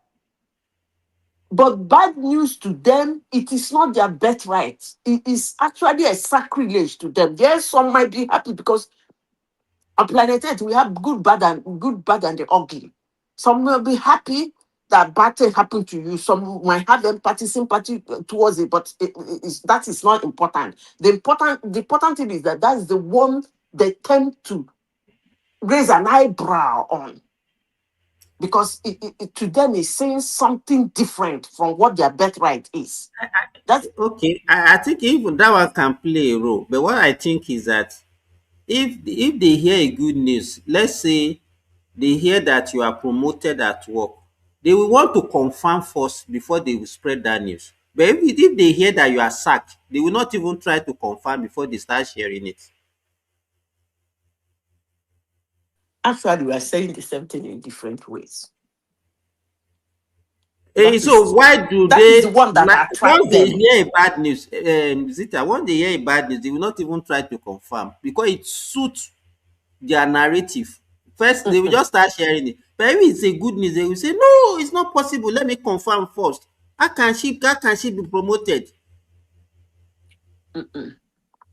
Uh, no, now you are saying a different thing. Promotion. If you are competing with some people in the office and you get promotion, of course they will raise an eyebrow if they think you are not qualified. That's not what I'm saying. I'm talking about generally good news and bad news. That's what I mean. I just use that promotion. Like, Okay, hey, let's hey, use hey, Nigeria, for example, now. Simba. Wait now, Two Zita. people are in Let's the office. If your promotion is a good news to you, it might be a bad news to him. So you shouldn't use that kind of a thing. okay, let's say they said that something happened. Let me use Nigeria for example. Let's say they said Nigeria now become a 1 trillion economy, or World Bank just released a report that Nigeria um, foreign reserve has now hit $500 billion. Nigerians will say no, it's not possible. That news is not possible. How can? Is it? But if they say Nigeria suddenly the debt of Nigeria now is now $1 trillion, they will say yes, that Tinubu is a very bad person. We know it's going to happen. Ehen. The same, I will still say again, the example you gave is not a natural example. I actually want us to discuss this on a natural example. Natural. Like disaster, having a birth, dying, living life. Every day you see your cousins, you see your mother, you see your father living. You see it as a birthright. Sometimes you stay 1 year, 2 years, you don't call them. You see it as a birthright. They're okay, they should be okay. If they're not okay, they would have told you.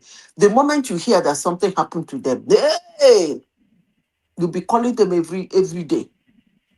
It's humans. That's the way we are.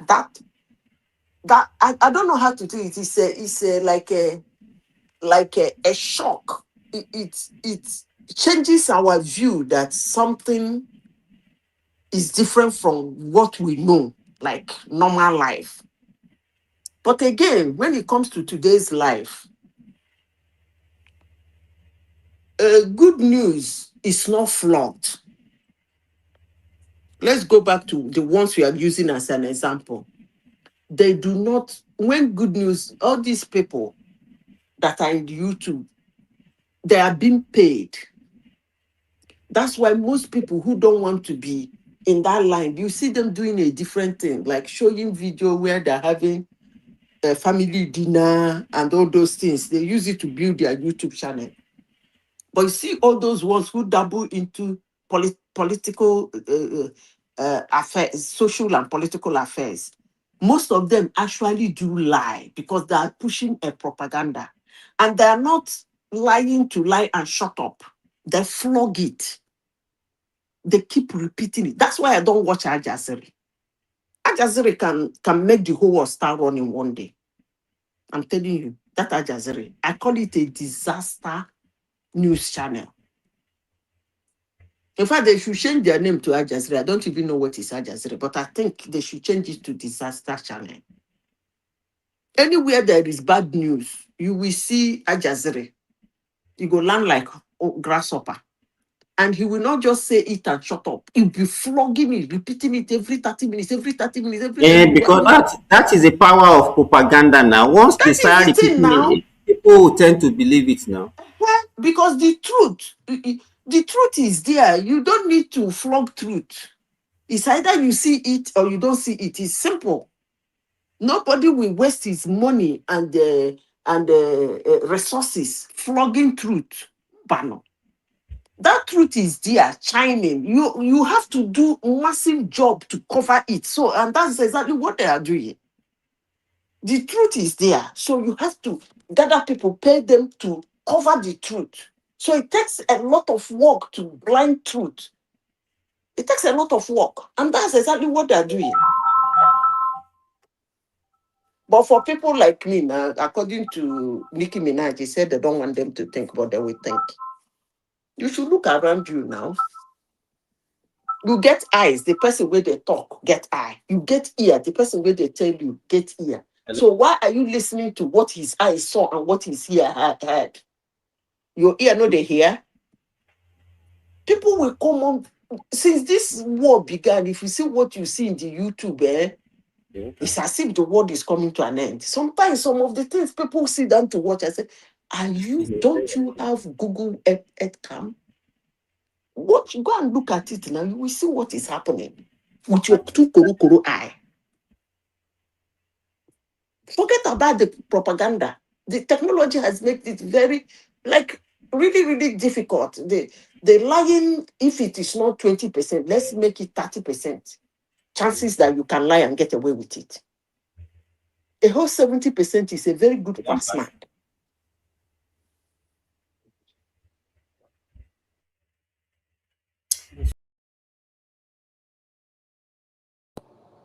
Hello?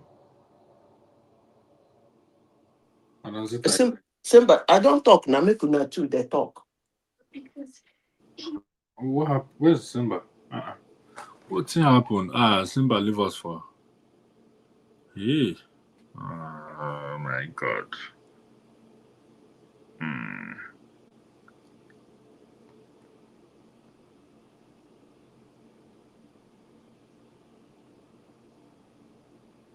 I don't get live, so I don't know how. I don't talk finish now. Go ahead. Who is next? I mean, Simba will come back. Okay. Go ahead.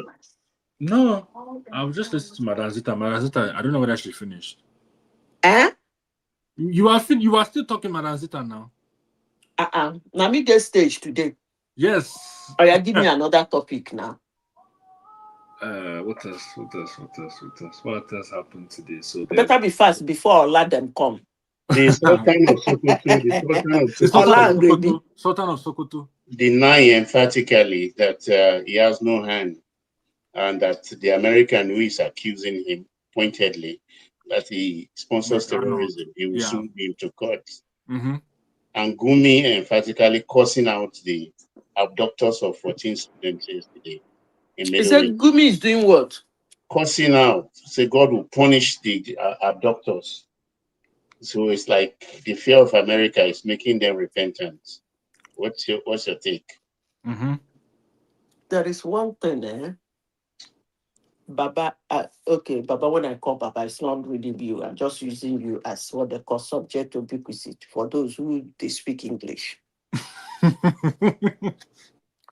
You see, Baba, there are some things I say, people don't seem to believe me because they want to believe what they want to believe. Let me start with Israel. Israel can build any kind of weapon they want to build. If America leave Israel, Iran, not small picking. Israel will build something that they can drop this planet Earth upon everybody if you try them. So what did the United States do? Apart from I will come to Gumi and the ridiculous people. I know we are taking this, so please don't get me wrong. They decided to kind of agree with them so that they can be able to control them. They give them the weapon they think they should use, not allowing them to use the ones they cannot use. And that way they control them. That is the aspect. This propaganda is in social media and mainstream media will not tell you.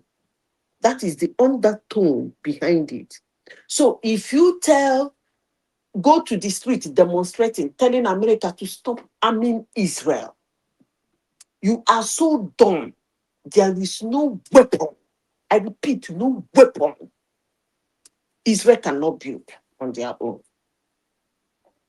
And if they build it, you cannot control them on how they use it. That being said, then come to America. United States is the country that can pay anything for information. Anything.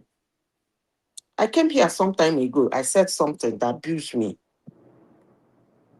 I like saying gibberish, and when I say gibberish, they will abuse me. I don't even really care. Before now, their what they call it, their defense industry is almost whether 2 point something trillion. As at last year, or towards, I think it was in 2021, they merged the two, the defense industry and the tech industry in the United States. All of them joined together, they do defense. And that industry now is worth $8.1 trillion. They do not joke. They can pay anything for information. When people see that in the YouTube and mainstream media and speak gibberish about America, they laugh. I repeat myself that 200 years ahead. Believe me, don't believe me, that's your business. When it comes to defense, countries are catching up. What they want to do now, they want to remove competition. So now, back to Nigeria. Sadana no say in they do bad. Baba, you dey listen? Hello? Baba. Yeah, I'm listening. Sure. Sadana no say in they do bad. Gumi no say in they do bad. Anybody in the north that is running like a headless chicken now, no say in they do bad. Because why? Financial transaction, deposit, withdrawal, America have it in their palm. If you like, change your name, turn your name upside down. As your money take the waka, they see am. That is how they were able to drag 140 billionaires into their country. The moment they say you don't, they make way for life, they will invite you to their country. Because they want to own anything, everything. They want to own it. I call them grabby. They grab everything. And as they're grabbing it, they look, use the corner eye, look you. You be like, say you won't worry them, they will hammer you. So that is what it is. They know that they have the information about them. They know the information is not a lie, Baba. And that's why they're running head. That time, that thing, Tinubu started that his mission with. I told you people that your mullah, the entire rock of, I don't know what, by the way, what does he even go to tell Tinubu? Why is he always in Asuro? What is he telling Tinubu? And they ask. Maybe to try and intimidate him now. Not knowing that it's a Lekoma, you can't intimidate his Lekoma. You must be going there to intimidate him now. To tell him, go to intimidate they the like to president invoke, of a nation. they like to invoke our people. In the North, our people will not agree. The North will not. So people, head of states have been hearing that and maybe backtracking on whatever policy direction they are against. But this man is refusing them. And this man, in truth, was part of them when he was angling his They're way not, to power. Baba. That I don't know, but the arm part of that insurgents is the military. KBD is not a global platform. I go see the talker. You see the arming of those militia, those insurgents happening in Africa. Yeah, the arm where they arm them, those drum and everything is the military that is giving it to them. I am 80% sure because an individual or group of individuals that are not a country, a nation, or a state cannot purchase certain military grade,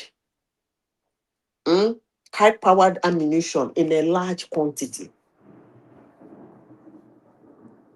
It's not done. They can't. So those things are military guns, military ammunitions that are being given to them to operate. I don't know. Look, but this thing you people are saying is political. It has been happening, no. Yeah, politics, they might make it hotter, make it a regular basis. That is the political aspect of it. But Nigeria has been going through insurgency for so many years. So many years. It was like it was creeping in, little by little. At a point, people were calling them political talks. They were actually the insurgents. Political talks. What is it called? Alamesie, Egbesu, Peter Odede, Niger Delta. So those are the creation, the result of their political thoughts. So it's been there for a very long time. In fact, it became worse. It became, will I say, it became pronounced during the time of Obasanjo. Because Obasanjo's politics was do or die affair. Obasanjo's politics was a politics and the elections where people run guns. So they created Obasanjo and Atiku them, that group of politicians, they created this madness in Nigeria. I said it here. Asari Dokubo them, Tompolo, Boy Loaf them are boys. They say 25 years ago, if you call police of them, they run into the creek. Police, police. They get you angry, you call police, they run into the creek. Those are the people ruling people because of the kind of guns meant to protect the nation, police guns and military guns, the governors of states handed over to them. Obasanjo 1999 set of leadership in Nigeria, they destroyed leadership. They destroyed Nigeria. They made this insurgents pronounce. They were the one using thoughts in the north, tax in the north, thoughts in the west, thugs in the east. And this is what it results. When you finish giving them the gun, you cannot take it away from them again. And that's what is happening. Sadwana might be on the recruitment side and the money side, but I don't think he purchased those guns. I don't think so. He cannot buy those guns. He cannot. There are too many to be bought. Hello? What about money? That's what I'm saying. It's the financial aspect. Uh-huh. Bribing the military to release those guns to them. Maybe, and recruiting those boys, maybe. But the guns himself, he did not buy it. Sure, I can agree. I even see the hands of the Chinese in all of this. They are not innocent. Nobody can convince me otherwise. You see, though they are quiet, but you mean Chinese, they load gun they bring to Africa? They have a way they can. I can't put that it is a very big to crime get access now. to the mines. To mine. It's for because look, mining. they are all over the place in the north. And they have mining, never kidnapped and I've not seen one being kidnapped. You don't go Ibadan. Ibadan. Why they go Ibadan? China don't take over Ibadan. Where they never take over. Well, yeah. Look, let me tell you, for instance, I was in Lagos. I think that was before the last trip, so must be like a year ago. I went to a shop in Allen Avenue and Okwebi Junction just to buy a furniture. So everybody I saw was Nigerian. Then I picked the one I want to pick. I thought they would pack everything and put in the truck for me. They said, no, I have to go somewhere to collect it. And I said, why should I go somewhere? Okay, you go home, give us your address. We'll deliver it tomorrow. And you know, I'm always afraid when Nigeria tell you tomorrow and your money is in their hand. And I say, no, it's today. Wherever that I have to take that paper, give the person, let's go. We got there somewhere in Ogba, a big expanse of land with some warehouse here, there, and everything. And even real estate, little inside where they live. Everybody there, they are all Chinese. I was shocked. It was like I entered travel in a vortex from Nigeria, and I happened into Shanghai. What's all this? They are the ones that eventually now open the cartons, cobble up the furnitures and everything, and load them. I was surprised. That was my first experience. They're all over the place. Do you know what I told somebody? One of my friends came to mock me that Chinese has taken over Nigeria and African countries. You know what I told him? I told him that they're not the first. He said, what do I mean by that? I said, Africans are extremely racist. That their own racism is the one where they turn stomach. I said, maybe today, that they come, they go. The only people who have not come to sit down and open business, either in the name of their company, country, in the government, or in the name of Americans. No, that you are not lying there, because the Americans, the laws are whether you are outside the country, they don't business, they are not they watch in you. Africa. You They can't can only open an come and account visit. as an American anywhere else in the world. You can't open an account as an American anywhere in the world. The government will if know. you go to the Caribbean, there are a lot of them there. They will know. There are a lot of them that have been to Caribbean countries. There are a lot of them there.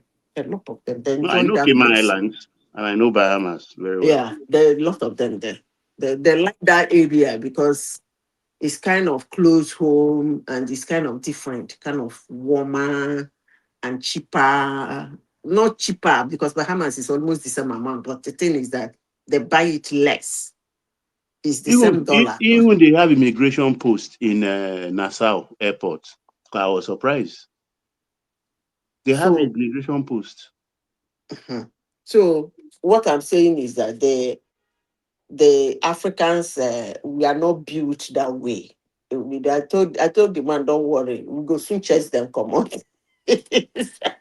I said, you don't have At problem. least the Niger Delta militants, they were capturing Westerners.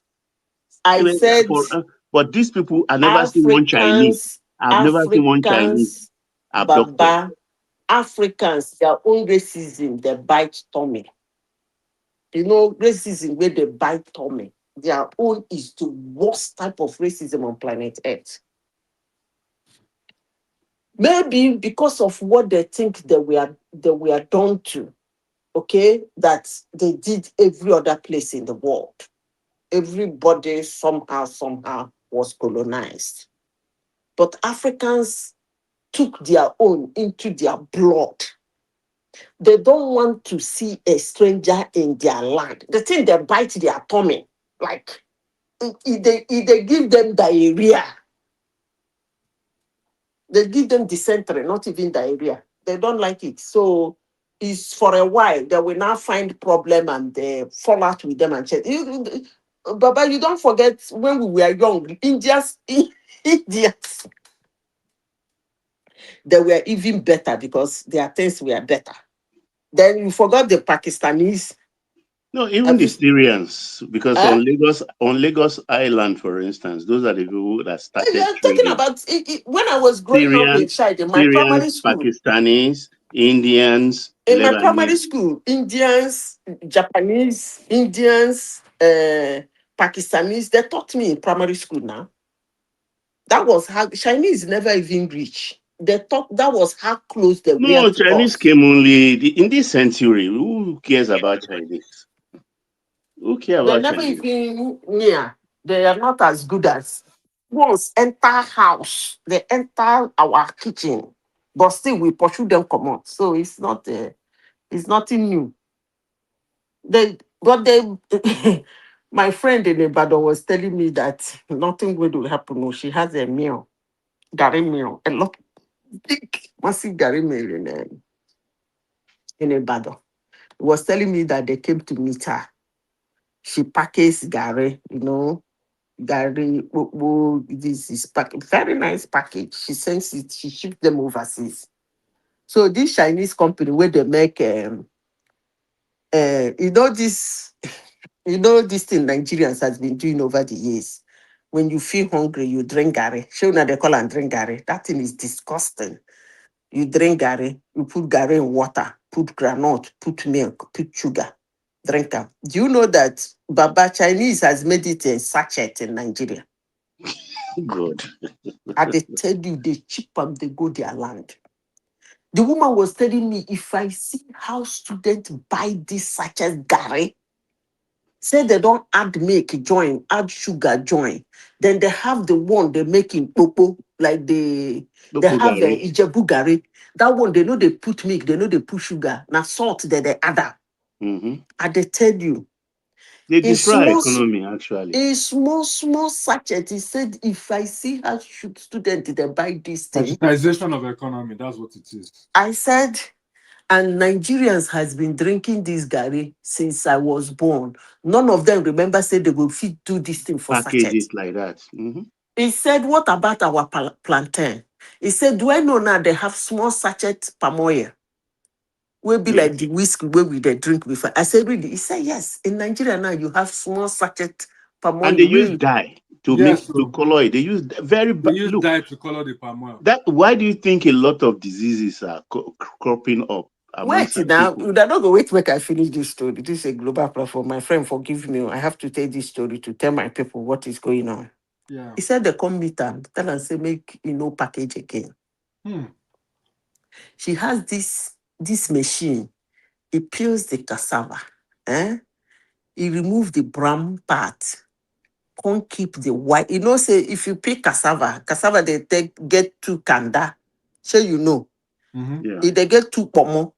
The first one are the brown, that brown, Layer. then the thick white one.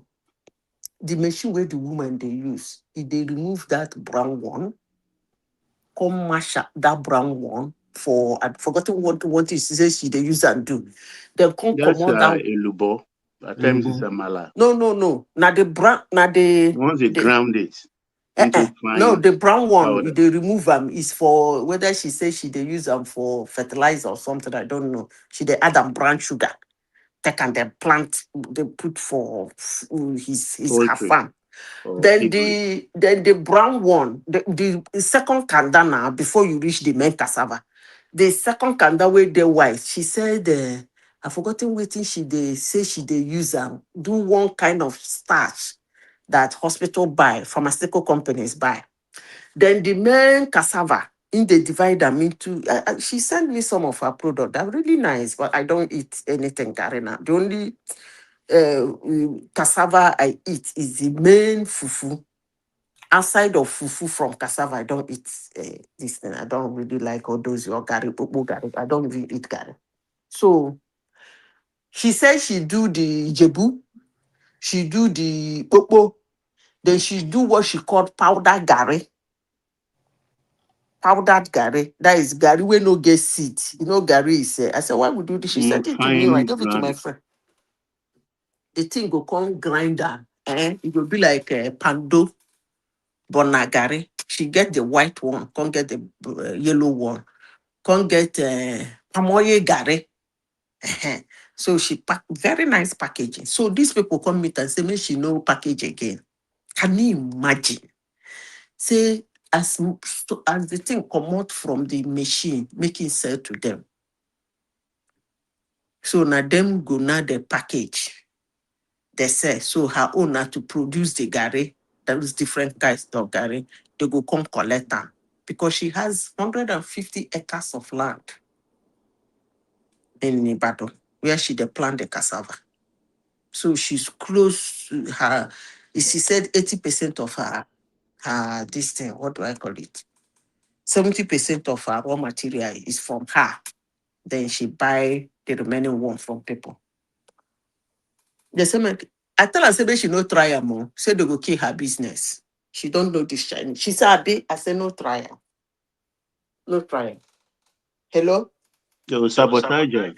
I tell her, say, make she no try am. The only thing she should continue with her business, but she can buy, and since she has access to large quantity of cassavas that they don't have, it's either she sells the cassava seed to them or one of her branches, she might be giving them the Gary stuff, but she should not shut down her packaging business.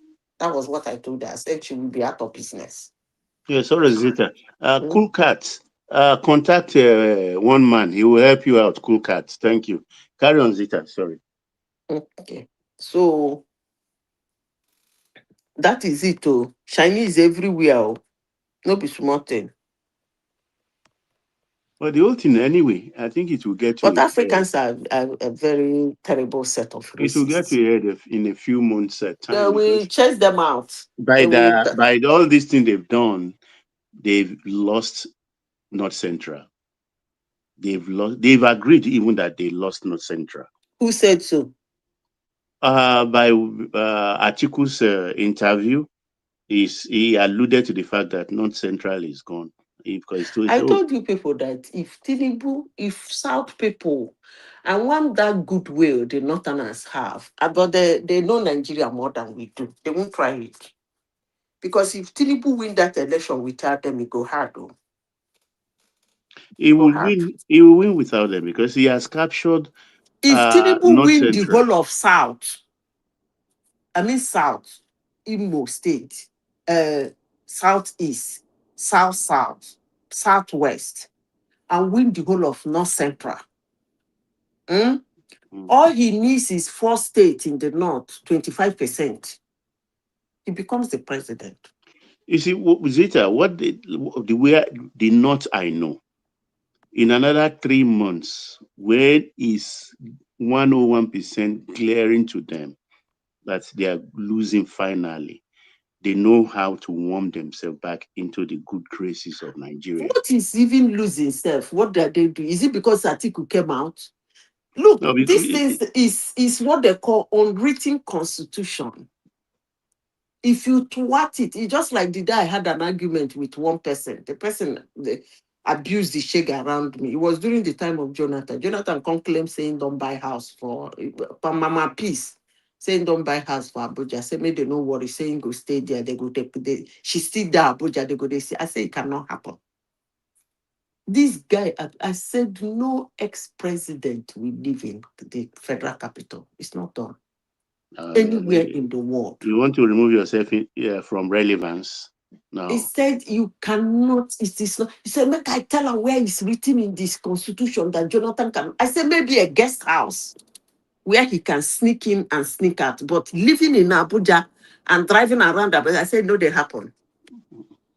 No president of ex-president will live in this the country's capital. I say it's not done.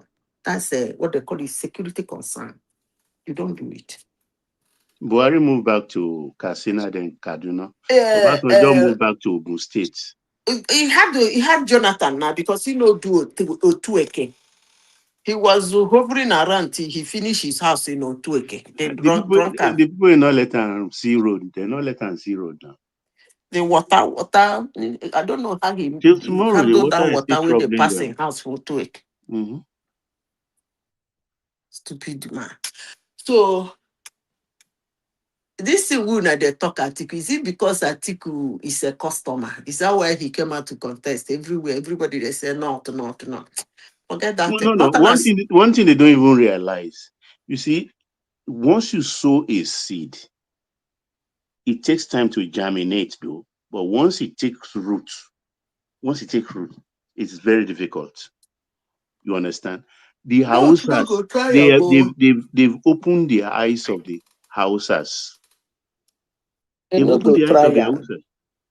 And it will be slow. It will be slow, but eventually they will rebel against the Fulanis. Particularly when they see what is happening in the Middle East, the Middle Belt, then that may help them accelerate their rebellion. Because people are telling them now that these people we are following in the last 222 years of the Caliphate, 1804 to today present, what have you gained? What have you gained? Look at your children on the streets, Almajiris. So they are asking themselves the questions now. And it will spread eventually. It will spread, particularly Baba, yeah. Like we don't speculate too much. Make their candidates first. All this one where we they talk. Let's know we don't actually know who is running until they hold the ticket in their hand. They may not even have anybody on the team. Atiku say he must run. It's always his last chance. 2019. Zita, I think they have a script that they are playing, because if you can see the way they are talking, and they are even attacking themselves. Atiku, the way Atiku was talking, he was talking. In fact, he said Kwakwaso and Tambuwa that they are not even in contention as far as is concerned. He's a leader. You see, let me tell you, any street that acting is done. Because you cannot finish saying bullshit about your party member and tomorrow he comes out to confess, you start supporting him. That if you are playing even that kind of trick, Amici had an interview on channel now. Simba, just give me 2 minutes. Let me answer John Osas, because I don't know how many times did they want these things being said. They will say, "What has Tinubu done?" What kind of question is that? A man that has introduced Nel Fund, a man that makes 4 years. Why do you need to answer? No, you have to repeat it to these people. Why do you hold on? I'm waiting your time. It's not as if he doesn't know. Nigerians, the issue is that instead of them to see the cup as being half full, they will see it as being half empty. 4 years is 4 years old now. You can plan your child's education. Don't waste your time. No more strike from ASUS. Baba, the question no more petroleum queue. Hold on, you don't need to explain anything. I told you people 2 things. this election, anybody who is voting anybody is based on emotion. And I told you Exactly. the story of me and Goat and Jonathan. Then the second one, You don't jump to the, education standard. You don't come the up for no, this thing. wait They now, are a moving target. hold on. Let me explain. I'm not explaining to the people, the person. I don't have time for those kind of idiots. See, the second thing is that the simple question, anybody who is saying, hey, Tinubu is not doing well, hey, we need a new person, ask the person, all the people that are raising their head, is any of them new? Or is it still the same old, same old? If you still the same old, so remove all your jargons of not doing well, because they are no good, that do nothing. So put the sentiment, or I don't like Tinubu, I want this person, but not that the person will do better. Just as I gave you people the case of Jonathan and the goat. And the Goat truth in is that, Asurok will do nothing. Instead of, we put and the all those truth his that, dry and the truth, poo all over Asurok. But I'm telling you that I prefer him to a living human being. So that is how you just explain it to somebody, and the person will be okay. But if you come to policy and deliverable, come on now, these people are same old, same old. and Baba, So they are do you do know the funny nothing thing? politicians. The funny thing is that all the people in ADC, all the major, they've been in corridor of power. Tinubu has not been in corridor of power. It's just Lagos State governor and, Look at David formula Mark. of APC. Yeah. You During know, in his party days, yeah. What I want to say, let me is it because I think maybe because it's not because Nigerians don't David know, Mark was Senate it's president. because of What did the he do age. with the Senate presidency? No. It's because of that. David Mark, all the sins that he has committed now, since he's not in opposition, they are forgiving him now. You understand? If Atiku can come out and say that they wasted 16 billion and he was apologizing, he has been forgiven. Nigeria, that's why in fact, if a country is something that we can say, okay, let them even try it and see what Nigeria will suffer. Could have been better, but I can't be joking because that country Can't is in allow a that, mess. though. Yes, exactly. It's not something that we can. So the people, all these people that doesn't have brain, we not allow them to David to Mark that to, finished to nine terms. mislead people. To And if we know, look, let me tell you, Nine the terms what with the purpose. Baba. It's David Mark that finished it, too. Ako. Let me for him to even stop that tragedy that could have befell that country if that country continued the way it was in 2023 is enough. they don't remember that. Do you know If we FAC continue allocation? that Wait, fuel Simba. subsidy, Do you know that in some arbitrage, months there was Nigeria, no money? I don't even know the country There was that no we use. so In fact, our naira now will be like maybe 10,000 to to a $1. dollar. But they don't Baba, understand that. For I him think to even to put a stop to that tragedy is more than enough. is the biggest success in Tinubu. That the Exactly. CBN Then governor, he said, that CBN governor Jonathan did built very university. well. I Is must it say when you it. want to build a university? Is it in 1 year that you build a university or And then 2 years? wait, Simba, it's not only that too.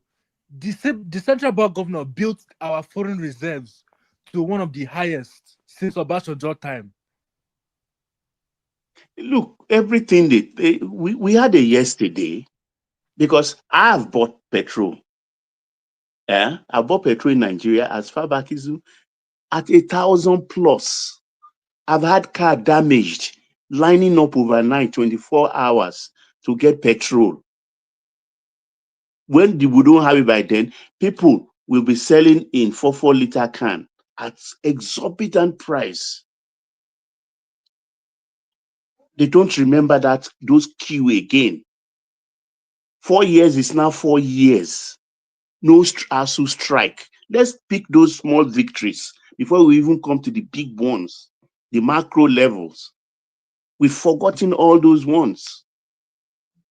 They want Nigeria, the standards they don't even have in the West. They want everybody to live in 2-bedroom flats. How? Where is that possible? When there are homeless all over the place in the West. Homeless, even worse than the homeless we have in Africa. When you see some homeless here, you will unconsciously your eye will water. I don't know where they are coming from, other than they want an incompetent man, a toilet washer in the aircraft, a two-face carrying bag, all those tricks of which tyrannical people use to come into power and then unleash upon us. We've seen it before. Because they will say, "Oh, humble." When has humility become a part of the ingredients of becoming a president?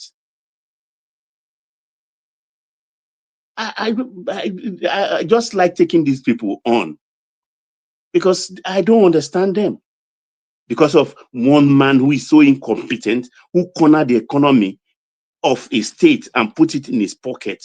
The only thing you can point to is the brewery, which the present governor is saying the brewery is losing money. Is that how to run a country? The kilometer of road they refused to construct at $5,000 then. Today they are constructing it at $100. I mean, $10,000 or 15. Is that how to run a government? Come on, let's open our heads. Open our heads. Because once you start, they will shift. They are just a running target. Oh, what about this? You finished? Oh, what about this? Well, Anyway, I'm just isn't that politics? That's how politics work. You can never win. There's always going to be difference. So I no, don't see anything wrong Oriola, with I'm that. so pissed when you say a man, even a dead clock, Oriola, a dead clock that doesn't work anymore. You remove the battery. In a space of 24 hours, that dead clock is correct twice. Because if you stop at 1:30, at 1:30 a.m. is correct. At 1:30 p.m., it's correct. Even a dead clock. No, talk about somebody, a grown man like me, will now be saying, what has he done? Or what has he done with the subsidy money when we have FAC allocation every month? During Buhari's time, there are a couple of months they don't even have FAC allocation because they've used the money they borrow to service the loans. They are owing salaries. Pensioners were dying with people like Mena, who is in charge of Pencom, chopping the little money available. Now, in the last 3.5 years, nobody is owed salary. You're stating facts, but politics doesn't really care about facts. It's about trying to get my opinion or people to see my own point of view. So what you're saying is correct, but you don't expect people that want their own person there to agree to every single thing that you're doing that is actually right or that's how it should be done. So that's why people should not get in their feelings Now trying your to papa, now they do mumu talk. That explain person to is them. be John or sir. Your grandfather said, not be your papa. Your papa na peace ass. Yeah, because tomorrow they're still gonna say the same thing.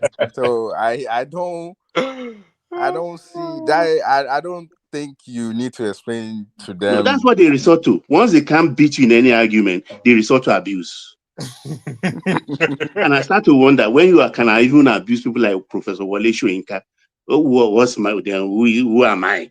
You cannot abuse. When you kick your father in the morning to ask for money to go to school. So you guys are talking about the guy from the Sokoto Caliphate, the Sultana. And did you look at this angle? Don't you think if they're scared, don't you think they're scared because they don't want to get the Iranian treatment? Don't you Of think course, yeah, that's it's why? obvious. Yeah. So that's what that's the angle I'm looking at it. What's Like, the Iranian treatment? oh, they're whooping their ass right now. So they don't want that. So because after Iran, well, Cuba is about to get their own ass whooped right now too. So and Nigeria is already on the limelight. Like they already have eye on Nigeria, so anything could happen at that point. And they know if anything's going to happen in Nigeria, it will happen at that northern side, and that's the How angle can I'm you? looking at. What will be the reason for doing that kind of treatment in Iran in Nigeria, just to protect the Christian? So how would they do that?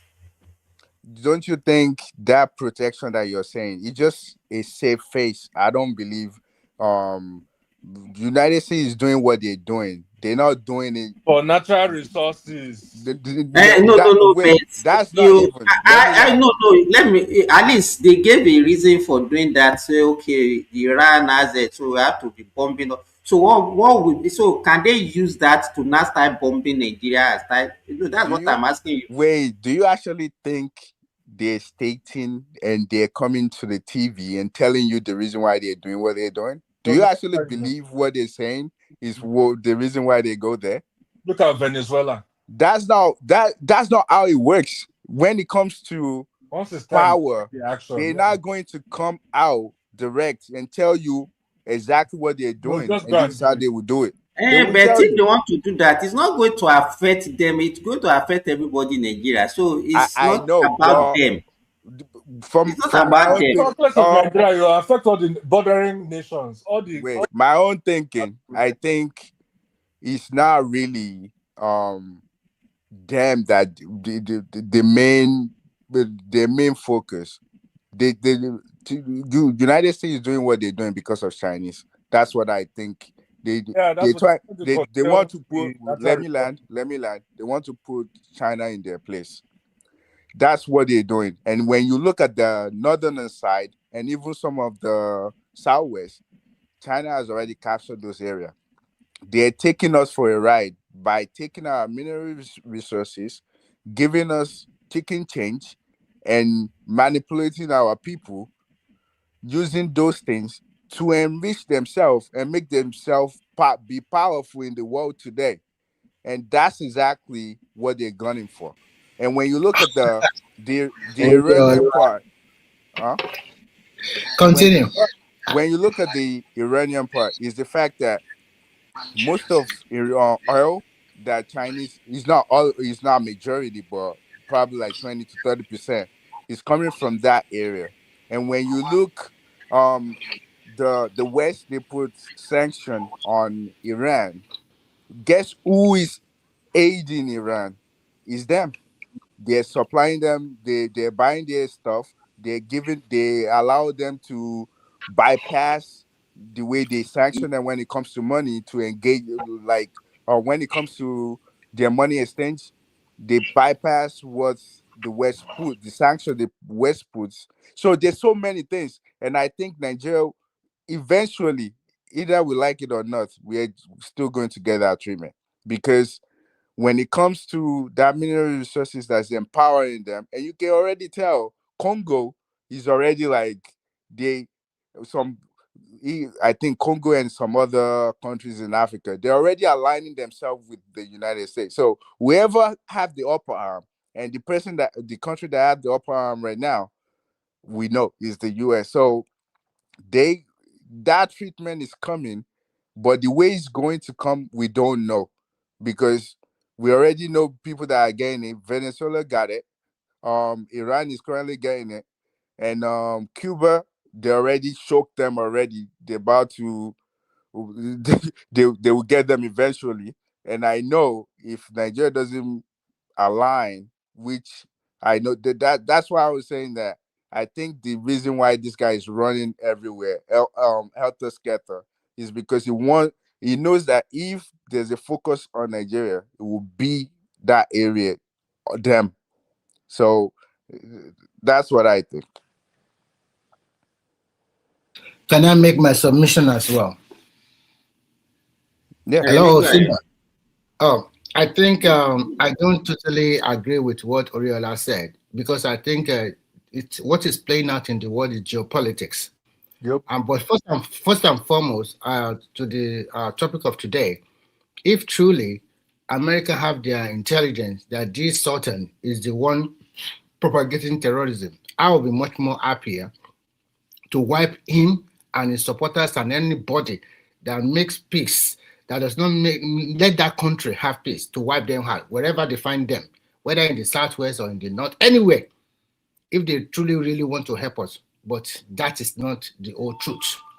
Because all of this is about geopolitics. Most of these countries are fighting for one interest or the other.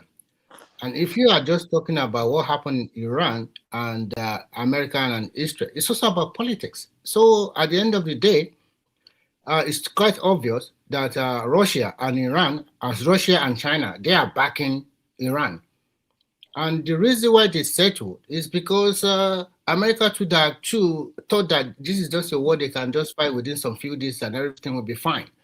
But unfortunately, they discovered that it's affecting everybody. It's also affecting them. So they have to find a way to settle the issue as of today, because throughout the war period, all ships that belong to China and Russia were given free passage through the Strait of Hormuz. And those ones, the Iranian believe that they are not their friends. They block them. So if you are coming here and telling us that they wipe their hands, blah, blah, blah, I don't believe that. So what Truly, happens? Let me finish. Let me ask you a question. I did not because interrupt you when you are making your submission. what you're saying is I did not incorrect. interrupt you when you are making your submission. I Okay, listen. all right. So you also listen. Yeah, it's fair that way. So when you look at it critically, you will see that the country that control that important strait in this world is still Iran, backed by Russia and China. And what I see that plays out is very simple. You can make it interactive. We are not many. How many people are talking? Let me quickly say this. You cannot ask me questions. Let Remy finish and then Oriala will ask you a question. To me at the middle, I will lose my line of thought now. Please go ahead, Mr. Remy. So the way I see everything that pans out is this: everything is balanced again.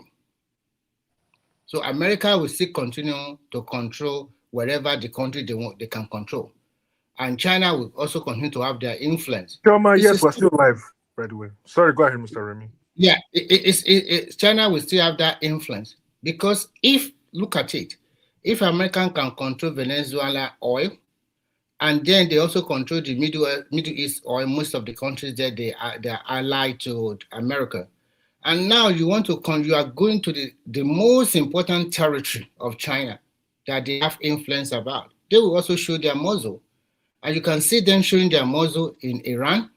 And also in the South China Sea water. I'm talking about countries like Philippines and the rest. They control that area. America will never touch them. So at the end of the day, we have geobalance. So to me, I think it's also good for the world this way. Because if you have one superpower control everything, it's also not good. Unfortunately for our country, Nigeria as a country, we are not united. And unfortunately, because our literacy level is very low, and some section of the country also their leaders are also, all of them are terrible, but those ones they are also much more horrible, using their people as guinea fowl just to give guns to a boy or girl of 12 or 14 or 15 years old based on religious ideology that is all lies.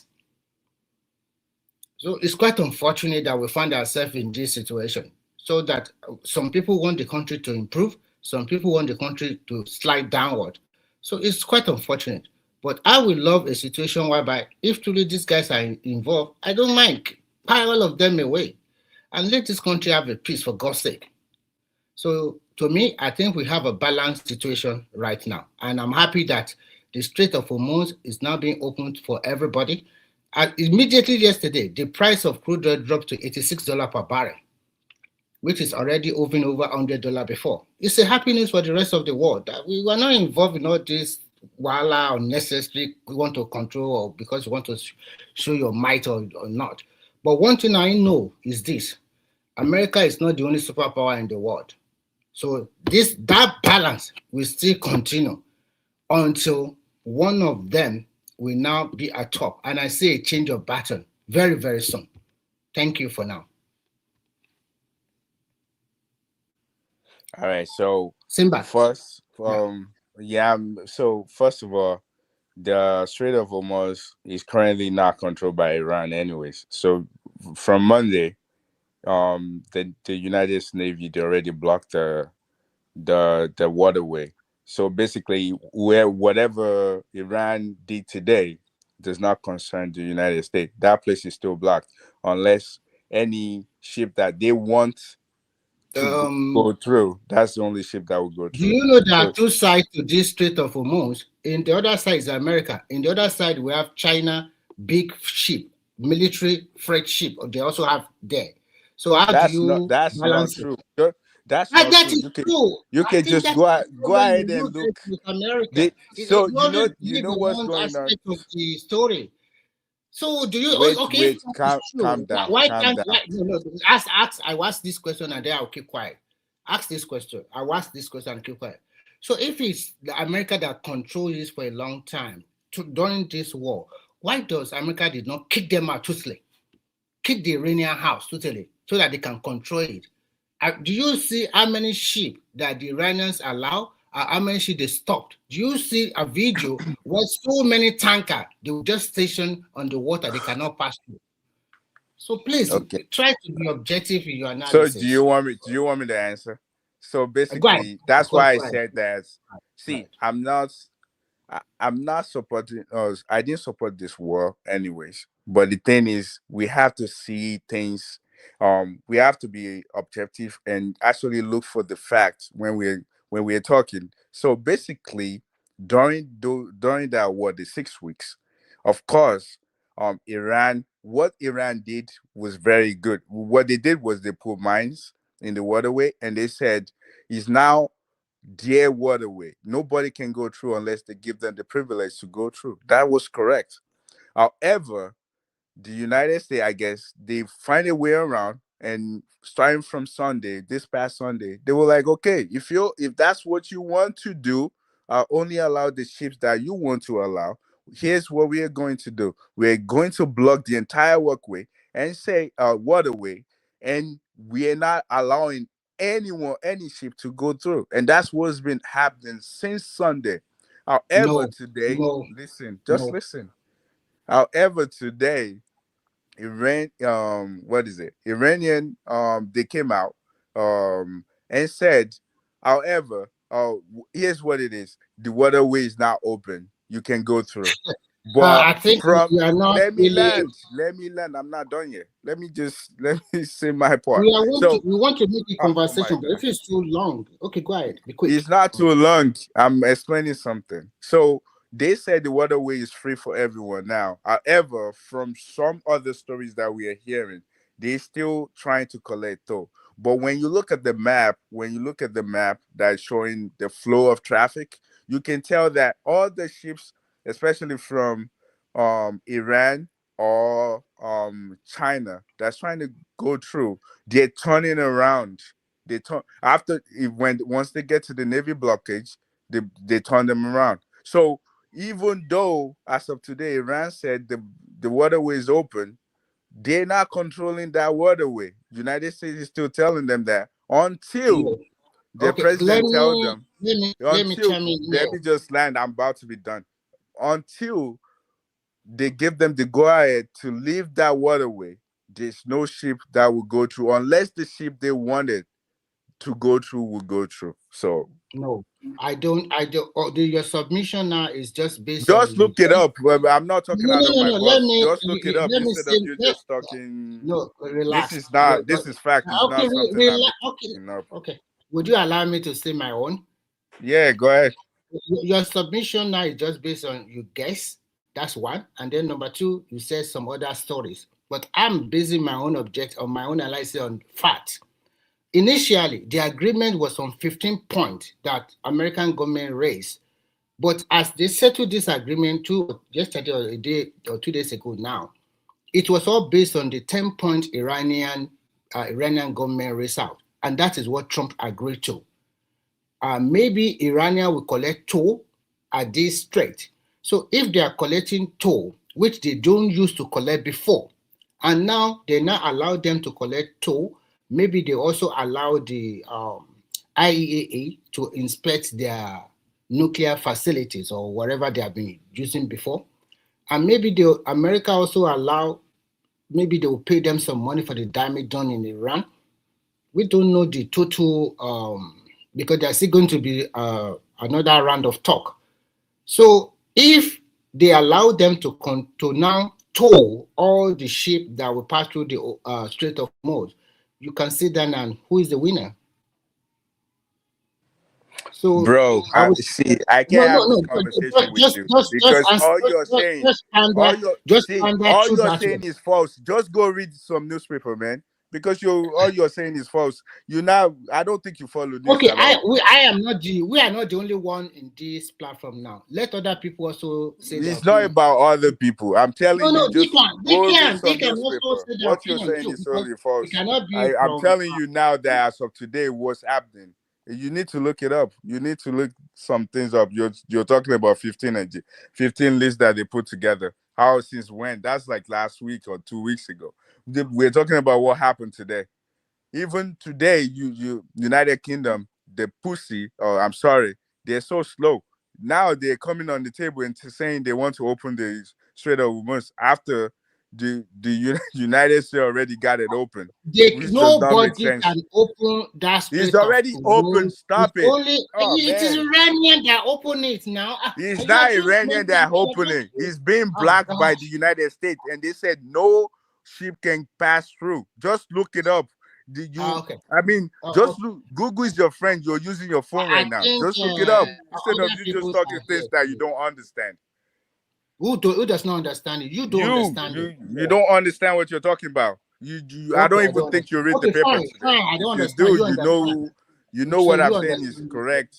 And you're still trying to What you are argue saying about that. is just based on your guess. You are not really Okay, I following. guess. So forget it. Who's the moderator? Can you just Google stuff and Google and put up one of the current headlines today, so this guy can read it because he's just talking stuff that's not true.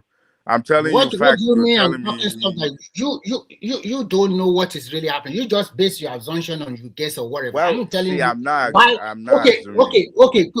I don't assume. If I don't know stuff, I don't I'm talk not about it. assuming. You are assuming. Do you agree that America agreed to the 10-point Iranian they draw up? Do you agree on that or not? What 10 point? They still on Well, the. you They don't know still the 10 point. You don't even discussing know the things. 10 They point, and have you are not here even talking about see. They have not the black even something.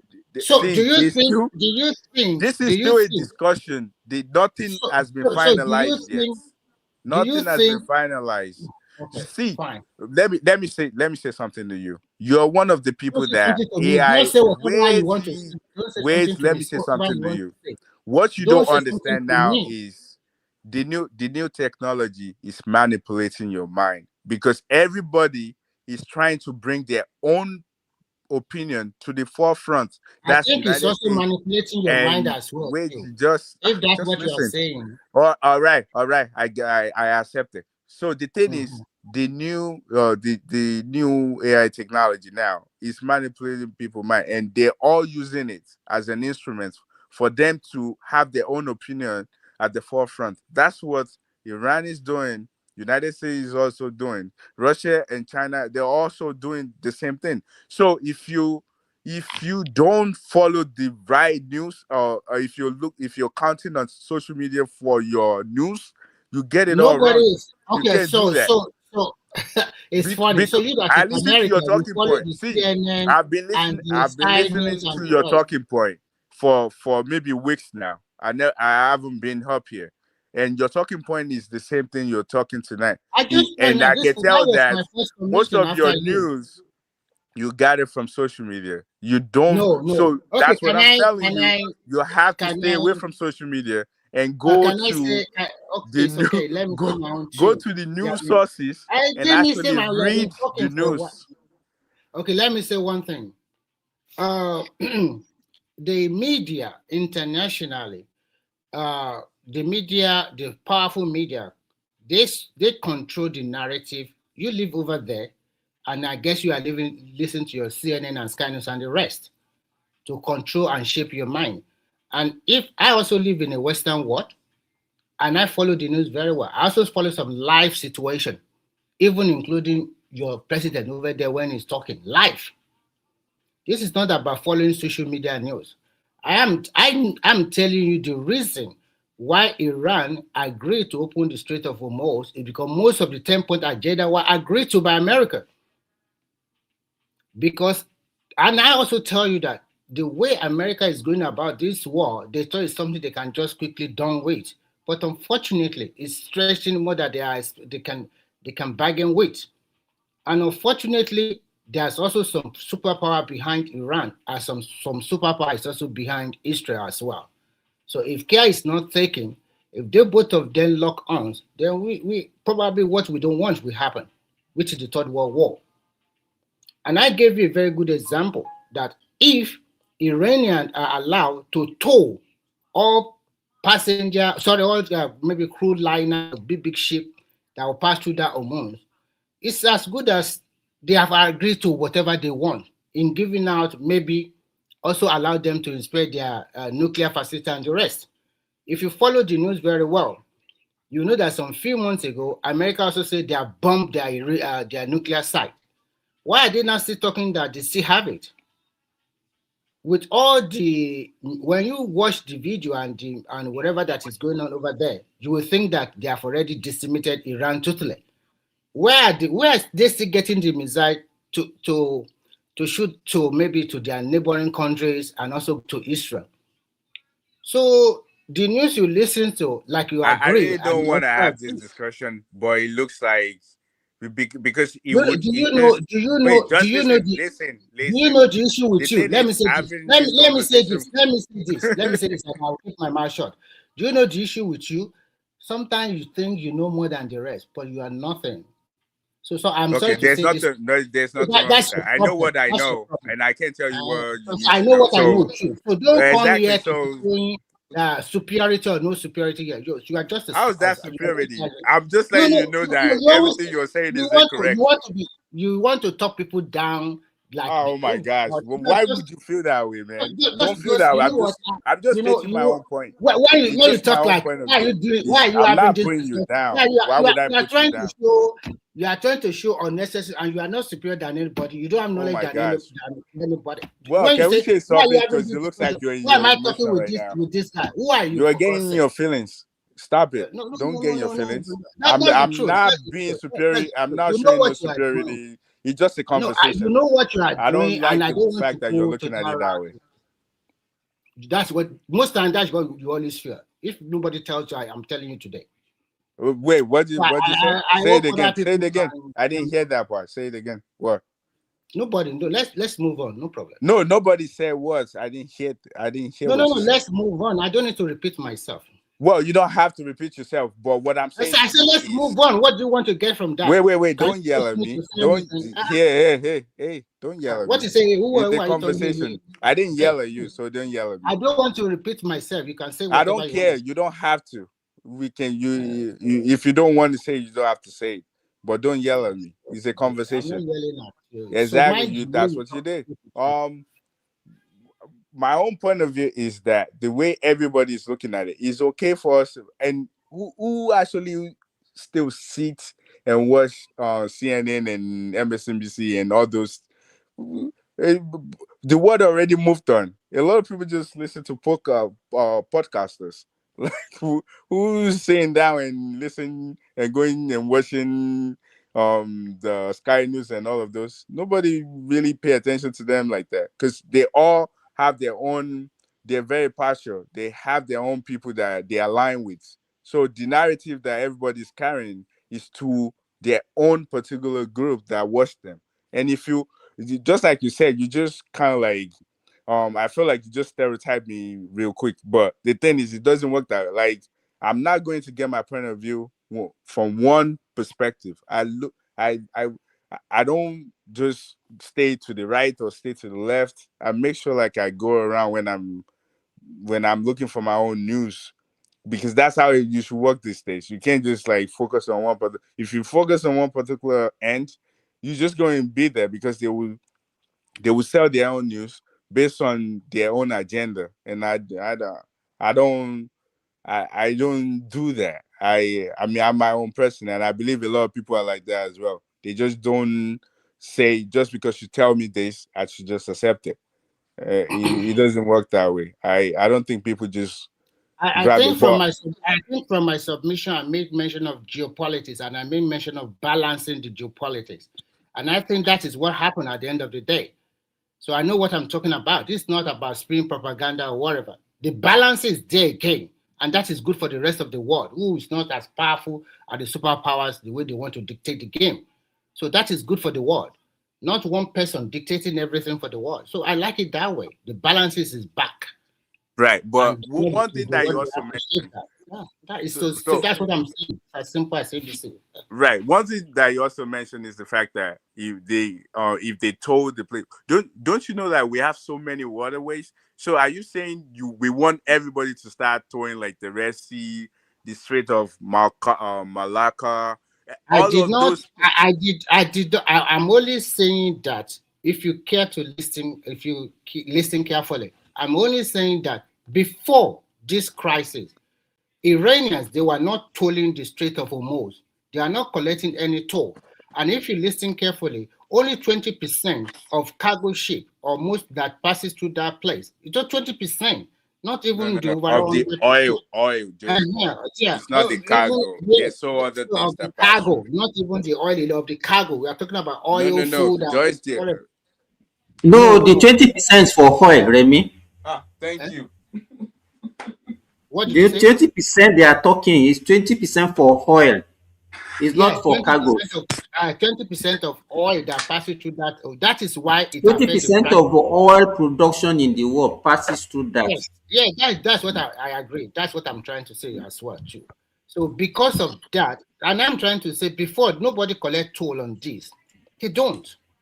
But now I'm not totally sure. Maybe they agree 100% that they will be collecting toll. But what I read is that Iranian have opened that strait.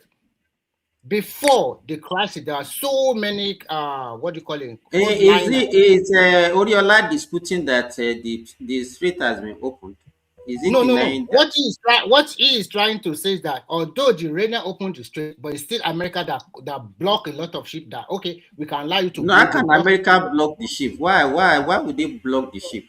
So that's what he's saying, and I'm saying that is not All true. right, so let me say what I said. During the war, Iran was like, okay, they put mines in the They didn't waterway. put mines. Wait, They let nobody me put land. mines there. Why are you saying they are put mines? How do you say? How do you know? Wait, let me So land. okay, wait now. Oh my God. How can they put mines and still allow some ship to pass? Here's the thing: they pull So mines. when they want to allow, they Wait. remove the mines, they Oh my put it God. back. They pull mines, They but did not put mines. they did Nobody pull put mines. mines. What they See, did can was you to just lock wait? their Why are we missile. having conversation about what's already on the news? Why don't you just look this thing up? How many mines they already found? They founded mines already. They pull mines, but not everywhere. They have some parts that they allow their own ship to go through. But what I'm explaining, let me just finish explaining what I'm trying to say. During the war, the Iranians think that they can play this card by blocking the Strait of Hormuz and only allow the ship that they want to allow. However, during the talk that the ceasefire, United States was like, okay, starting from Sunday, our Navy is going to block the entire pathway. And we know you guys said you block it, you only want to allow your own, do whoever you want to go through. But as from Sunday, this past Sunday, the United States Navy already blocked the entire. So they don't even care if Iran is allowing this ship to come or not. All the ship that's coming through, they turn them around. So you see, like 3 days ago, before this totally open of the Strait of, there were two big Chinese crude liners. They lifted all in Iran and they passed through where America. They didn't pass through. That's why I said, and they didn't stop them. They didn't stop them. Simba, can you just They didn't stop they them. didn't go through, they turned them around. Oh my gosh, why am I talking to someone that don't even listen or will read the news? They turned them around. You started with your what you call bigot. Why are you talking? Who are you? For God's sake? How am I bigot? I'm telling you that you don't read the news. If you read the news, you know they turned them around. All the news outlets would at first they were thinking they let them through, but at the end of the day, you saw the map. They turned them around, and you still. I'm telling you fact, and you're still telling me, and you're still saying things that you don't understand, and I'm letting you know that they turned them around. When you want to talk, listen. When you want to talk, mind the way you address. You cannot be saying, why do you talk to this person? You don't talk that way. Wait, when did I say why do you talk to this person? What are you talking? What are you talking about? I'm letting you know that you're not up to date. That's what I'm letting you know. Who's telling you that you? Why are you talking to this person? You're not up to date, and you kept telling us what's not factual. Okay, you are up to date. Continue. What you're saying is not factual. If you think that what I'm saying is incorrect, just look it up and tell me. Oh, this is not correct. No need of me looking it up. No need of me looking it up because it's what I'm saying is also true, and that is the truth. All right. So they didn't stop them. Because the reason why they did not stop them, I will tell you, because apart from this coastliner, the Chinese also come along with their own military ship to help them to pass through the Strait of Hormuz. China has been silent the entire world. They only say a word. They only say a word on Sunday. They never put their mouth in the entire thing. Oriola, let me be okay. So I just checked now. They said as of April 17 to 18, the United States has implemented a naval blockade targeting Iranian-linked vessels in the Strait of Hormuz, enforcing strict restriction on ships entering or leaving Iranian ports. While the US says it allows neutral traffic, the blockade has effectively disrupted major regional trade and created a high-tension standoff, with Iran threatening to close the strait entirely if the blockade continues. They've been trained. They started the blockade since Sunday. From what you just read now, Simba, what I understand for is Iranian linked ship. So if you are carrying any ship that belongs to Iran or any ship that American thought that it has a link with Iran, they will stop it. But those ones are carried by the Chinese and they allow them to go. Yes or no? Neutral. But if the Chinese Oriola, wait. I'm the one there so that don't put your. What if? You don't want me to scare this guy Remy, right? So he doesn't get in his feelings. No. What I can understand is that let's say that vessel that belongs to Chinese, if it's coming from Iran, it's not likely that they will allow it to pass. Thank you, sir. Thank you. I think you guys understand yourself better. Yeah, exactly what I've been saying to this man, and he doesn't want to accept it, but it's fine. So what? Mr. China, he loves China. He loves China so much. Can you be? Let me say something. Your response, Simba, is that you're not sure. It's not likely to pass, and I am telling you that the video I saw and what I read, they allow it to go away.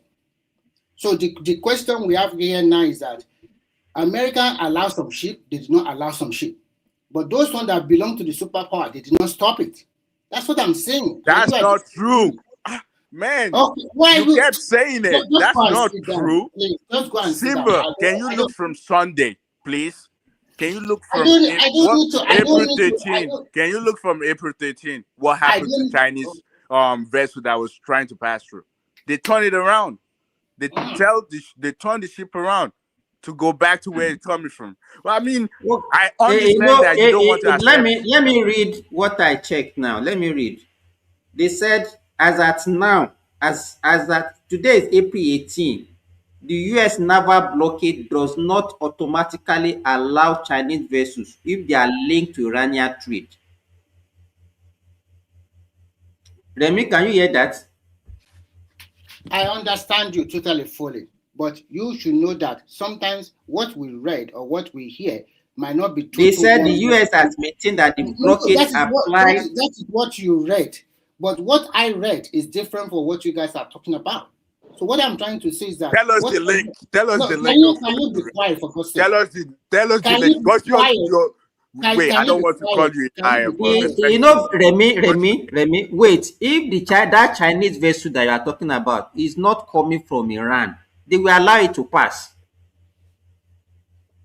Do you understand now?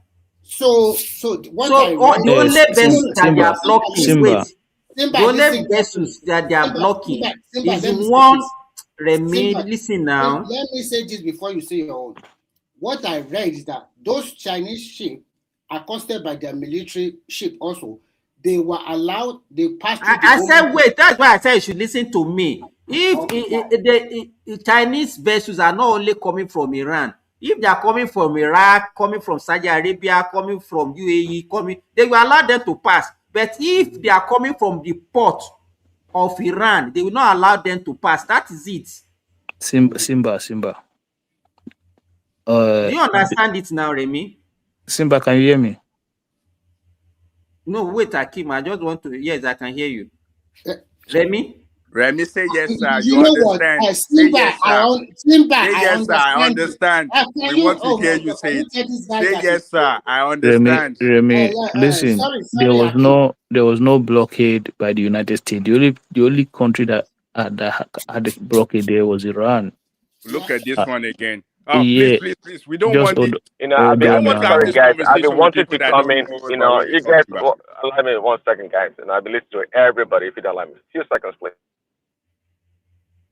I've been writing some of the Go ahead, points, Prince and then Daddy. so too has Remy been right. Can you hear me? Sorry. We Can can you hear me? you. Yeah, so I realize been right on some points. So too has Remy been right on some points.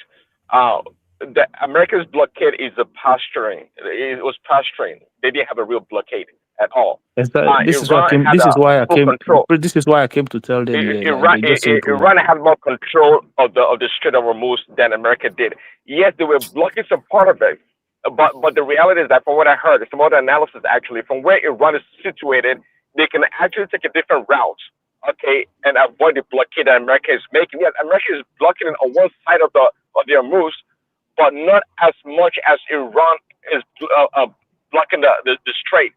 And in regards to the mines, yes, well, Iran claims that they have mines all around the Hormuz, the strait, and just like Remy said, or somebody did, of course they allow some ships to pass through along the route that they have, they have, laid out. Okay, I don't think American vessels or whatever that the mine sweeper actually swept any mines from the strait. I don't think they did. So there's a lot of on both sides. There's a lot of propaganda going back and forth. Propaganda, On the exactly. It's on propaganda. the issue of the which side of the what you call it, the negotiation points, the 15 point American point and 10 point Iranian point. Trump was playing politics. He said he did make it known that was going to go with he was going to consider Iranian standpoint. But in the same breath, like a few hours later, he said no, they were not going to go with Iranian point because even his press secretary said it to the whole world that no, they're not considering Iranian standpoint.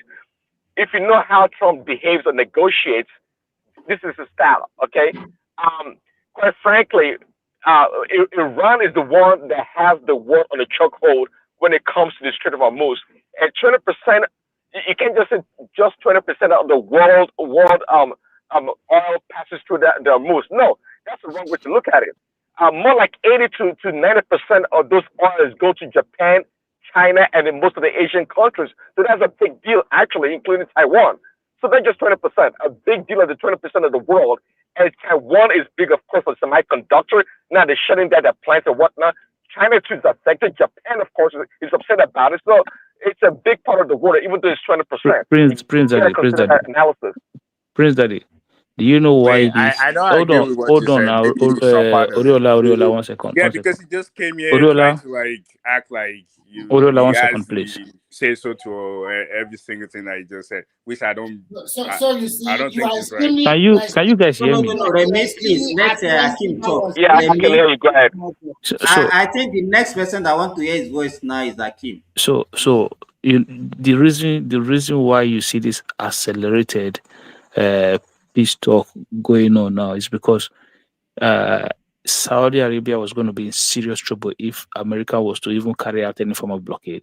Saudi Arabia was getting to a situation whereby Iran and the Houthis have said if America was able to successfully block the Strait of Hormuz, that they were going to block the Red Sea through the Houthis. And Saudi Arabia said, sorry, I came.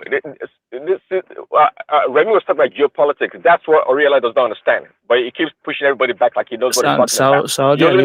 Saudi Arabia was never going to allow that. They've pushed Trump so hard. What did you say? They've pushed Trump so hard that there's no way they're allowing America to close the Strait of. This is Saudi Arabia now, which is American ally. What did you say?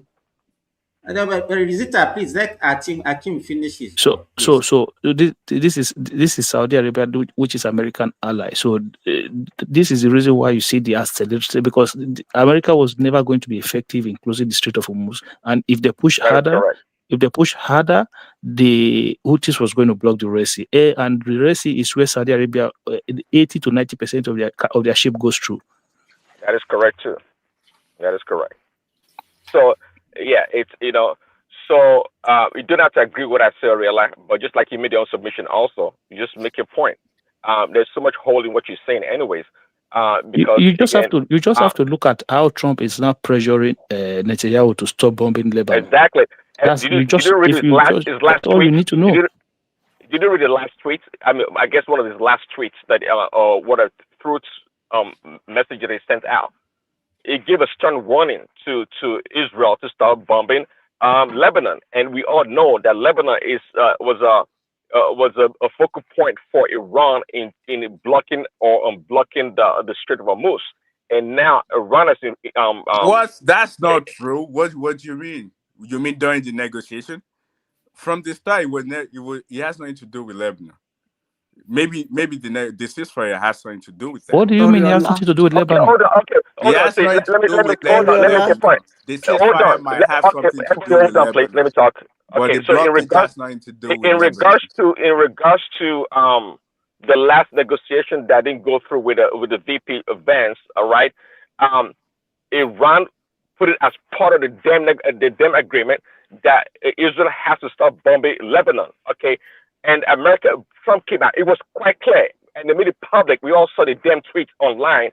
But even the press secretary said, "Why are you relying on the tweets, man? What are you talking? Why you they having?" What did you say? And you're talking about. Let me talk, please. No. You already talk, and I was about to. Well, let me land my point. Let me land my point. What point are you landing? You're telling us what's not true. Okay, you want us to listen. Just like you said, let him finish so that you can talk after him. Just like you said, Oriela, it's public information. If you didn't come through that information, doesn't mean it's not true. So please let me talk. Okay. Iran said Lebanon was part of it. America later denied it, even though it was public. We all saw it that Lebanon was part of the reason. And that's why part of the negotiation broke down. But now Trump is insisting that Israel starts bombing Lebanon, and that's why Iran officially now are they collecting tolls? I'm not sure about that, but Iran has opened up the Strait of Hormuz for passage of all cargo shipping. Initially, they were collecting toll. They've collected up to $5 billion in tolls. I know. I said, but right now. But that's propaganda. Okay, hold on. Is the trade open right now? This guy would just come here with confidence and telling us they collect $5 billion. According to Iran, moderating this thing. Now, Oriola, wait now. According to Iran, the strait is open. That's what I stated initially. No, listen. The strait is open, right? According to Iran, the strait is open. Simba, start telling us that's the final truth. Okay, Oriola, what are you saying? Oriola, you tell us your own. Well, I've been saying my own all along, so you need to listen. What I'm telling you is they're not collecting any tolls. That's number one. The Strait of Hormuz is still blocked. It's still black. Even though today, sorry, I didn't collect any tolls. Sorry. 17. Sorry, I realized Allow him I to didn't speak. collect let me any just tolls. land, then you can Allow him I to didn't counter. collect speak. any tolls. Ah, Man, Yes or let me no? just now, land. What the hell? wow. That Allow is one person to speak. Now, I want to hear you people's argument.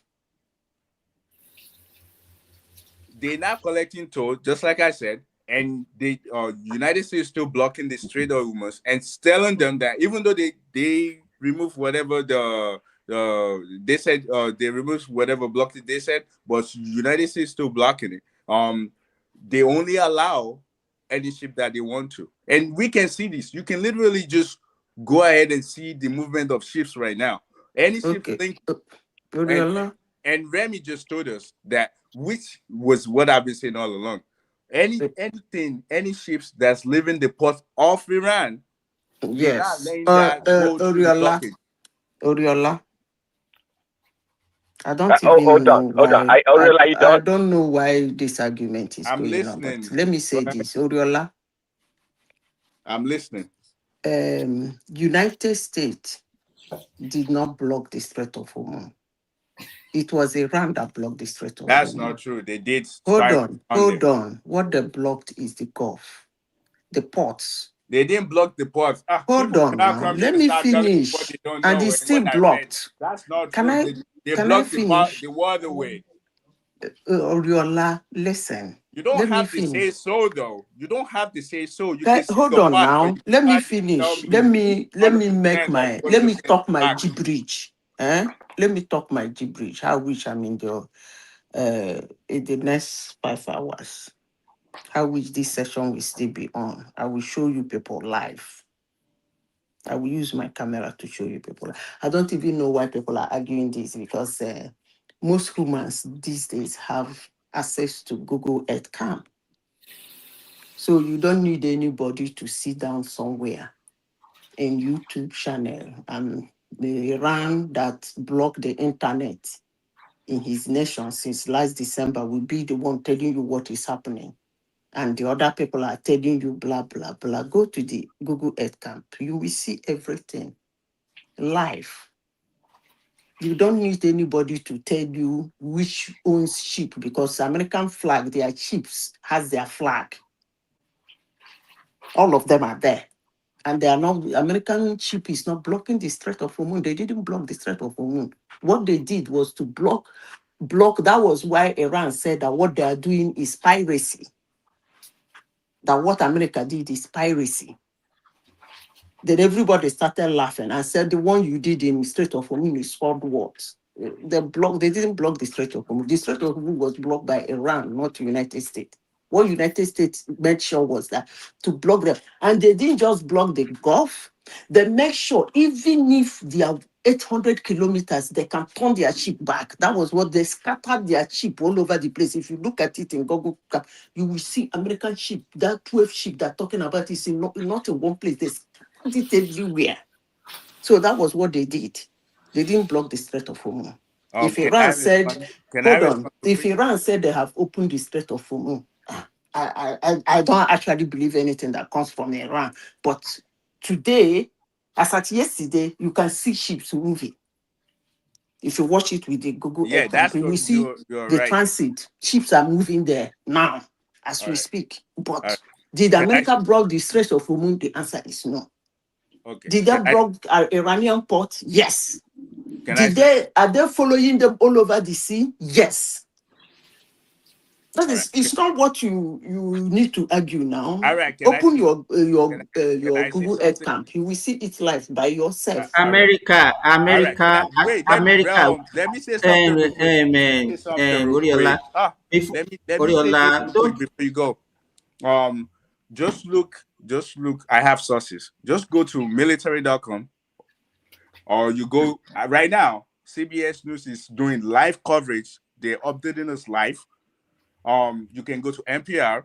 These are non-profit. They don't lie. They just stay in the middle. See, Or you can go to Odiola, yes. Wait, they let They me say just no. block. land. Hold Hold on. on. They Let me say no land profit before doesn't you lie. counter me. That's a joke. Odiola, they It The says block. no It's ANC not profit that. doesn't says lie. they Okay, blocked okay. the Strait of Odiola, You're a let me Hormuz. joker, That's man. explain what I'm trying to something. tell you. You Odiola, telling let us me that they only explain blocked something. the ports. If That's you not correct. That's Okay, hold incorrect. on. They blocked the entire I Strait of think I did Hormuz. not explain this thing very well. If you say they block the Strait of Hormuz, it's same as if they put a chip there and block it, that nobody should pass. No. Yes, they did. They have about 6 of their ships, their warships right there. Is Go there, look what do it they up. call that thing? I forgot I it. don't even know why we're debating this. This is undebatable. Well, you happen to be the only person out of 6 people on this matter that's have a different position. But somehow, somewhere, you think your opinion that's because supersede ours. I don't think. just give Okay, you my excuse sources. me, everybody. Hold on. I'm the moderator here. Go Hey, look hey. my sources Hold first. on, Before you real counter talk. me. It's Why that's don't you because look you my have sources what? first? You're countering me without providing any facts. Go look at my sources. I just gave you my sources. Let me say this. Excuse me. So Wait, Simba, yeah. Akim, wait. Let me say this. I don't know whichever name you want to call it. US has a blockade on any ship coming from Iranian port. They are blocking them. They open it. So if the vessel is coming from any other country from that Gulf, apart from Iran, they allow them to pass. But they didn't allow any vessel linked to Iranian port to So pass. can you tell us which country? Can you tell us which country they've turned around, please? They've turned around Chinese, and I come can on, even stop it now. Stop it. No, let me. I'll give you the name. I'll go and fact check. Why you don't even read news? I will give you the name. Let me give you the name. The name of the ship is Rich Starry. Was reportedly intercepted in order to return to the Persian Gulf after attempting to exit. Guys, you guys just talking. You're just speaking about things that you read. You're reading propaganda everywhere. You're reading propaganda everywhere, man. You don't know what you're talking about. Go read some news. Listen. Instead of you to listen, even that was rectified because Trump even tweeted that. Did you see the tweet that Trump gave like yesterday? This is what I was going to say to Oriola. And she was talking that This is what I was going to say to Oriola, that this war is being fought on social media space where both leaders from both countries are putting information out there, and you're asking me what is my source. I don't need any TV station to tell me anything. Hakim, how did you make your own facts? How did you know that the news is wrong? Is a false? How do you know? I just told you, government officials are putting out information. News from social media, how did you know that what we are telling you is wrong? Just tell us. Yeah, because I watch media and I saw. Listen to me. Listen 1 second. 1 second. You're getting your news from social media. We don't listen to you. I'm not saying I get me. I'm saying okay. So hold on. So Marco Rubio didn't come out. I'm going to be quoting government officials now. So Marco Rubio didn't come out to tell us that the reason why America attacked Iran was because Israel was going to attack Iran. Did they say that? Yes or no? Yes. So you want them to tell you exactly their secrets? What's wrong with these people? You don't even know politics. You want them to come right outright and tell you exactly what they're doing? That's irrelevant. What are you talking about? No, that's irrelevant. It's simply stating a fact. Hold on. You want them to come outside and tell you? They're not going to tell you. That's irrelevant. It's only not irrelevant. Do you agree, yes or no? You need to pay attention. It's not irrelevant. They're not going to come out and tell you straight up what they're doing. So did they go to Pakistan, both American and Iran? Did they go to Pakistan for negotiation? Yeah, we know. That's the reason for the ceasefire. Hold on now 1 second now. Oh no, you asking where we got our source, our information from. Stop. Okay. I'm not saying we know you get it from social media, and we can't count on so you. I'm asking if I got it from social media, you should tell me what I'm saying is wrong or is true. Did they go to Pakistan were they in Pakistan for negotiation? What kind of question is this? What type of question? Because you said what I'm saying. Yes or no? Were they in Pakistan for negotiation? Everybody know that, but they didn't get anything out of it. Okay, so hold on. Did the Pakistani president came out to say that Lebanon was part of the negotiation, was part of the deal at the first time? Who cares? But how come Lebanon? What the hell? So if you don't care, so what's the point of having a conversation with you? Lebanon and Just answer the Israel question yes are or no. If you currently know. at the Washington right now. They're currently at the Department State Hold on right now. now. You Doing what? said we are They getting said the our. agreement. You say Just we are because getting our Pakistani information says from something, social media. Pakistan is not controlling the narrative. They're not the one. They only allow them to have people sit on the table. They're not telling them what to do. That's to say you don't follow news. They're not telling them what to do. Pakistan is just like they just want to get information. So okay, so Oriola. So why this? They're not the leader. Why did Nobody Saudi listen Arabia to them. cancel? Why did Saudi Arabia hold on now? Why did Saudi Arabia cancel its investment in the Trump's golf Oh my God, event? what kind of question is this? No, what kind of question is this? We're talking about A is moving from A jumping to B. We're not talking about that. We're talking Okay, about so you see, this is why there's no need to have this Akim, conversation with you, man, because it's a waste of time. Yeah, you're a waste of time. You don't know what you're talking about. Stop reading. Stop coming from social media and telling us to believe you. We're not going to believe you based on social media. From what we can deduce and from what Simba have read out, maybe Simba, maybe you are right. Don't say he's no, right. Let me finish. Let me finish. Please be quiet. Please, I beg you, be quiet. Wait, son, don't tell me to be quiet, son. Don't do that. Never tell me to be quiet. Hey. You can have your own talk, but never in your life tell me to be quiet. No, never say that. Did I ever call anybody names here? Did I ever call anybody names? So don't be rude to me, and you want me to be nice to you. Don't do that. Okay, can you be quiet for a while? Exactly what I just told you. Don't tell me to be quiet. Can you be quiet? So what should I do? Be quiet. You're not going to say nothing right now. Don't never tell me to be quiet, son. Never say that. Okay. What do you mean never? Go and sit down, man. Why would you tell me to be quiet? Don't tell me to be quiet. Don't be rude. Be nice. Say sorry. Say sorry to me. Say sorry to me. Say sorry to me. Say you're sorry. Can I say my own? Guys, let me. You can't hold the place hostage. Let me go ahead and talk, please. Who are you? For God's sake, are you like a girl? From what I can deduce is this: Iran still control that the strait, and because they open it up, and maybe they have already agreed to some of the concession from both sides. Maybe Simba is also right that any ship that leaves the Iranian port into the open sea, maybe America will block it. Into the open seas means they are no more in Iranian territory. Maybe they will block it. But for you to go to that Strait of Hormuz itself, it's still being controlled by the Iranians, whether you like it or not. So Remy, how do you know? Hold on, Remy. How do you know which ship comes from the Iranian port? I go listen later. Finally, let me conclude. One thing I'm happy about is that the geopolitics that I'm talking about, the balancing is back, and I'm happy. Simple as ABC. Go ahead. Anybody want to talk? You don't know politics. I don't need to respond to you. So you that know politics, cannot close the Strait of Hormuz. Give your own submission. They can only close it because somebody is warring them. They did it in 1984.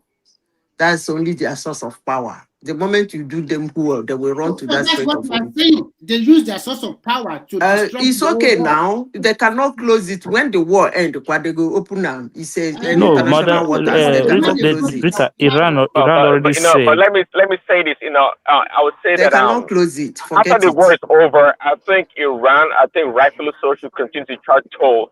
Because they have to get reparation for the destruction of that country. No. Please, daddy. Do you know why? Are we going to bet money? No, please, daddy. Part of the negotiation. I'm just saying that it's only fair that they get money from the for the destruction of them country.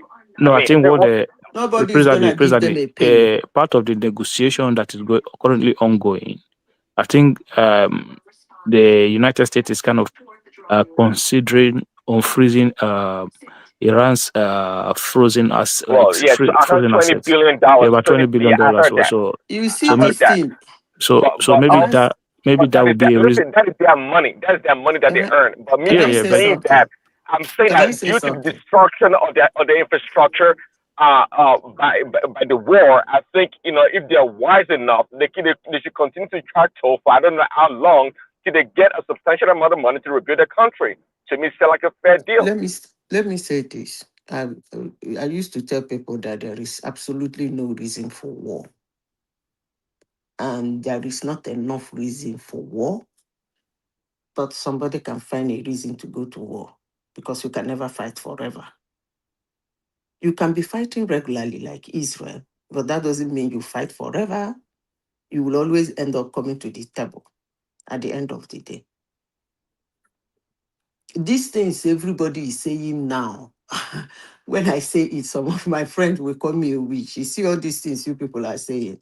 They will give them this, they will release it, they will freeze their money. All those things have been on the table before. They have agreed on everything. The question is why they'll fight.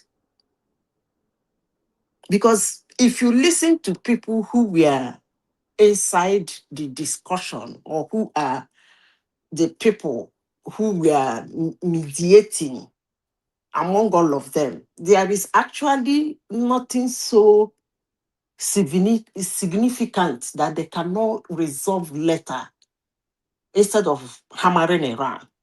Honestly, sincerely speaking, Iran virtually accepted almost everything except the long range. Almost everything. And that's why Oman is very angry. Because they were the ones helping on that thing. They were angry. Iran almost accepted almost everything. The only one they were not agreeing was the long range, which makes a lot of sense to anybody, although they were lying about it. So the question everybody should be asking, and all these people's propaganda, argument, and everything, everybody will ask the simple question: why the hammer? And that's what nobody is was the trying to reason. ask. BB was the reason. No, anyway, I've said the reason here before, so never mind. That is a question everybody should be asking. Why is it that they always want to degrade the defense of any country around that place? It's even according to some people around here, that will tell you they actually salute Donald Trump's courage for hammering them, because it's a very chaotic country. What do you mean? What do you mean? It's a very chaotic country. What have they done that made them chaotic? Now, that's what they did. Okay, you people are very young and you don't make references to. You guys are young and you don't make references to what has been happening. Madam Rita, you don't know the age of the people that is on the platform with you. You don't know the age of the people that is on the When I platform say with you. young, I'm not talking about age. Forget it. When I use the word young, people who know me around means people who careless about some certain things. That's Well, what I I mean guess by young. that's synonymous with ignorance. It's not That's what some I would say. people. When I see people who don't show interest in some few things in the world, I call them very young, because they want to. Well, I use very young. They want to enjoy, like that. They want to go their merry way. When I see somebody who is not interested in something, I say, this one wants to go his merry way. There is nothing they did now that is different. The only different thing is technology. That's all. They were able to reach their neighbors. That's all. This thing they did now, they did it in 1984. They did the same thing. They did 84, 85 war. They did it with, that one was even with Iraq. The war they fight with Iraq for how many years? Is it 8 years? They did the same thing now. The Strait of Hormuz will open and on. Although the traffic then was not as up to this 20%, it is now. But they shut it down. Iran hammered their cargo land. Iran destroyed some of their, what is it called? Their oil refineries. Go and look at make reference to it now. You will see all the story. You can even watch the documentary or watch the video then when the propaganda was not enough. You will see it. Wait, can I get it was a year of, I think, 8 years. They fought that war for 8 years. Can I get your opinion? Iraq destroyed a lot of things, and this Strait of Hormuz was still their strong power. There is nothing they did not agree on. The only thing they didn't agree, they even agreed to release that thing. They want to take it to Turkey. It does. They said they will take it to Turkey. So I don't know why they were hammered. You people should be asking that question. Because all this, they're going to give them this. They're going. US has already said that they will agree to lapse in some areas the sanctions. Even this person that didn't talk to them, what's his name, Joe Biden, that never talked to them, released some part of their money to them. So it's not. That's not the reason why they're hammered. Yeah. Can I get your opinion on this? Because I mean, I know when you're losing, then you start like, and the reason why I'm saying is this: when you look at the 6 weeks little war thing, they're not really directly attacking the United States like that. They're just attacking their neighbors, which I don't understand. Like, you guys are the same people. Why are you attacking What your do you neighbor? mean you don't They're understand? not the same. What do you mean you don't understand? They're not the same. When yeah, I Oriola, understand, like culturally. Oriola, let me explain I to you. understand Number one, they're not the same culturally, people. I'm They're not just the same saying people. that. Number one. They're not the same. Let me Right. explain. No. Number two, Forget hold on. forget whether they are the same Sorry, people guy. or not. They're Please not add the one same. second. Please add 1 second.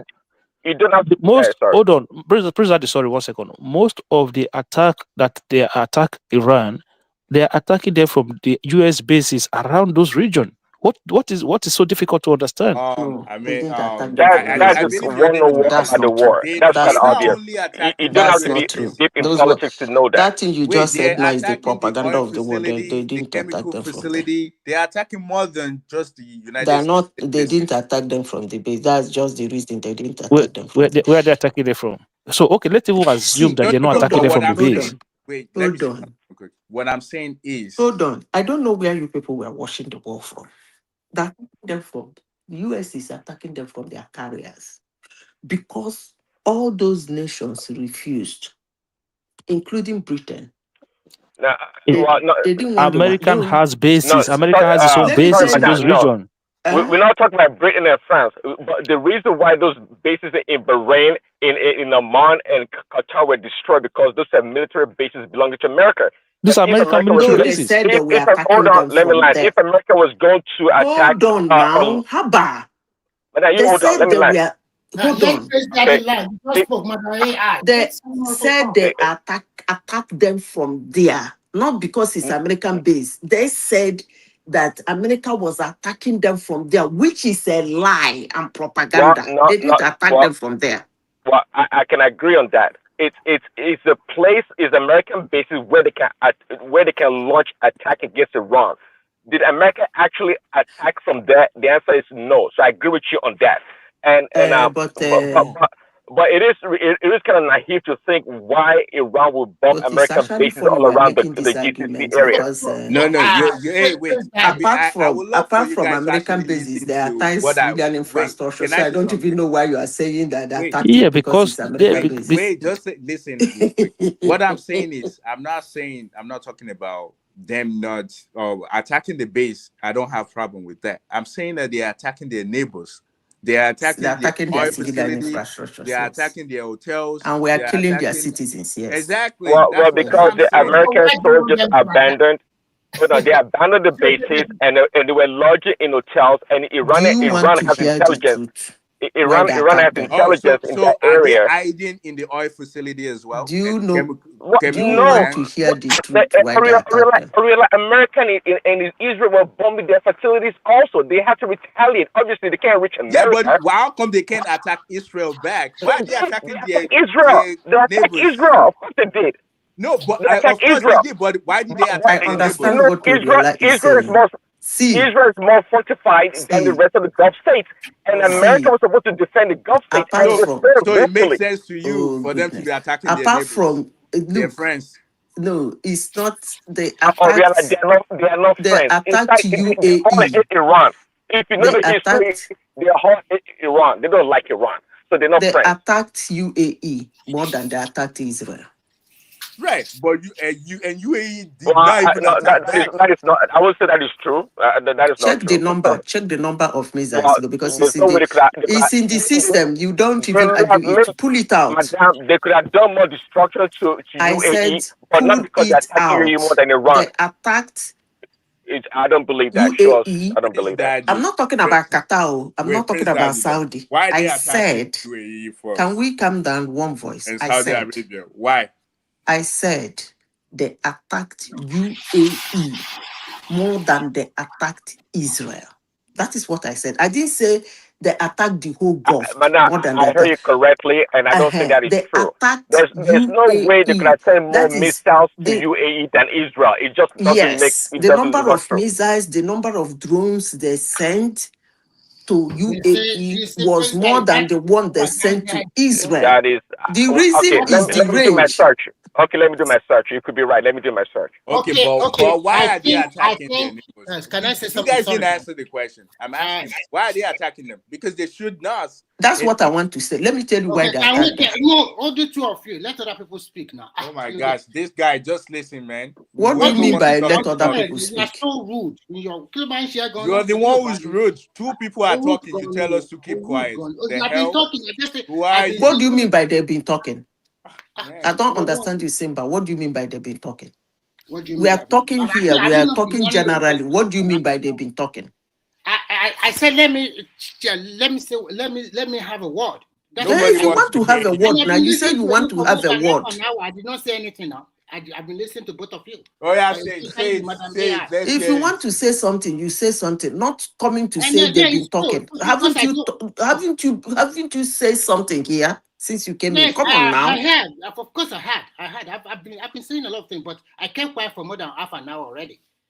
And I just let me say something. And you two guys you are talking all over yourself. To you and Oriola.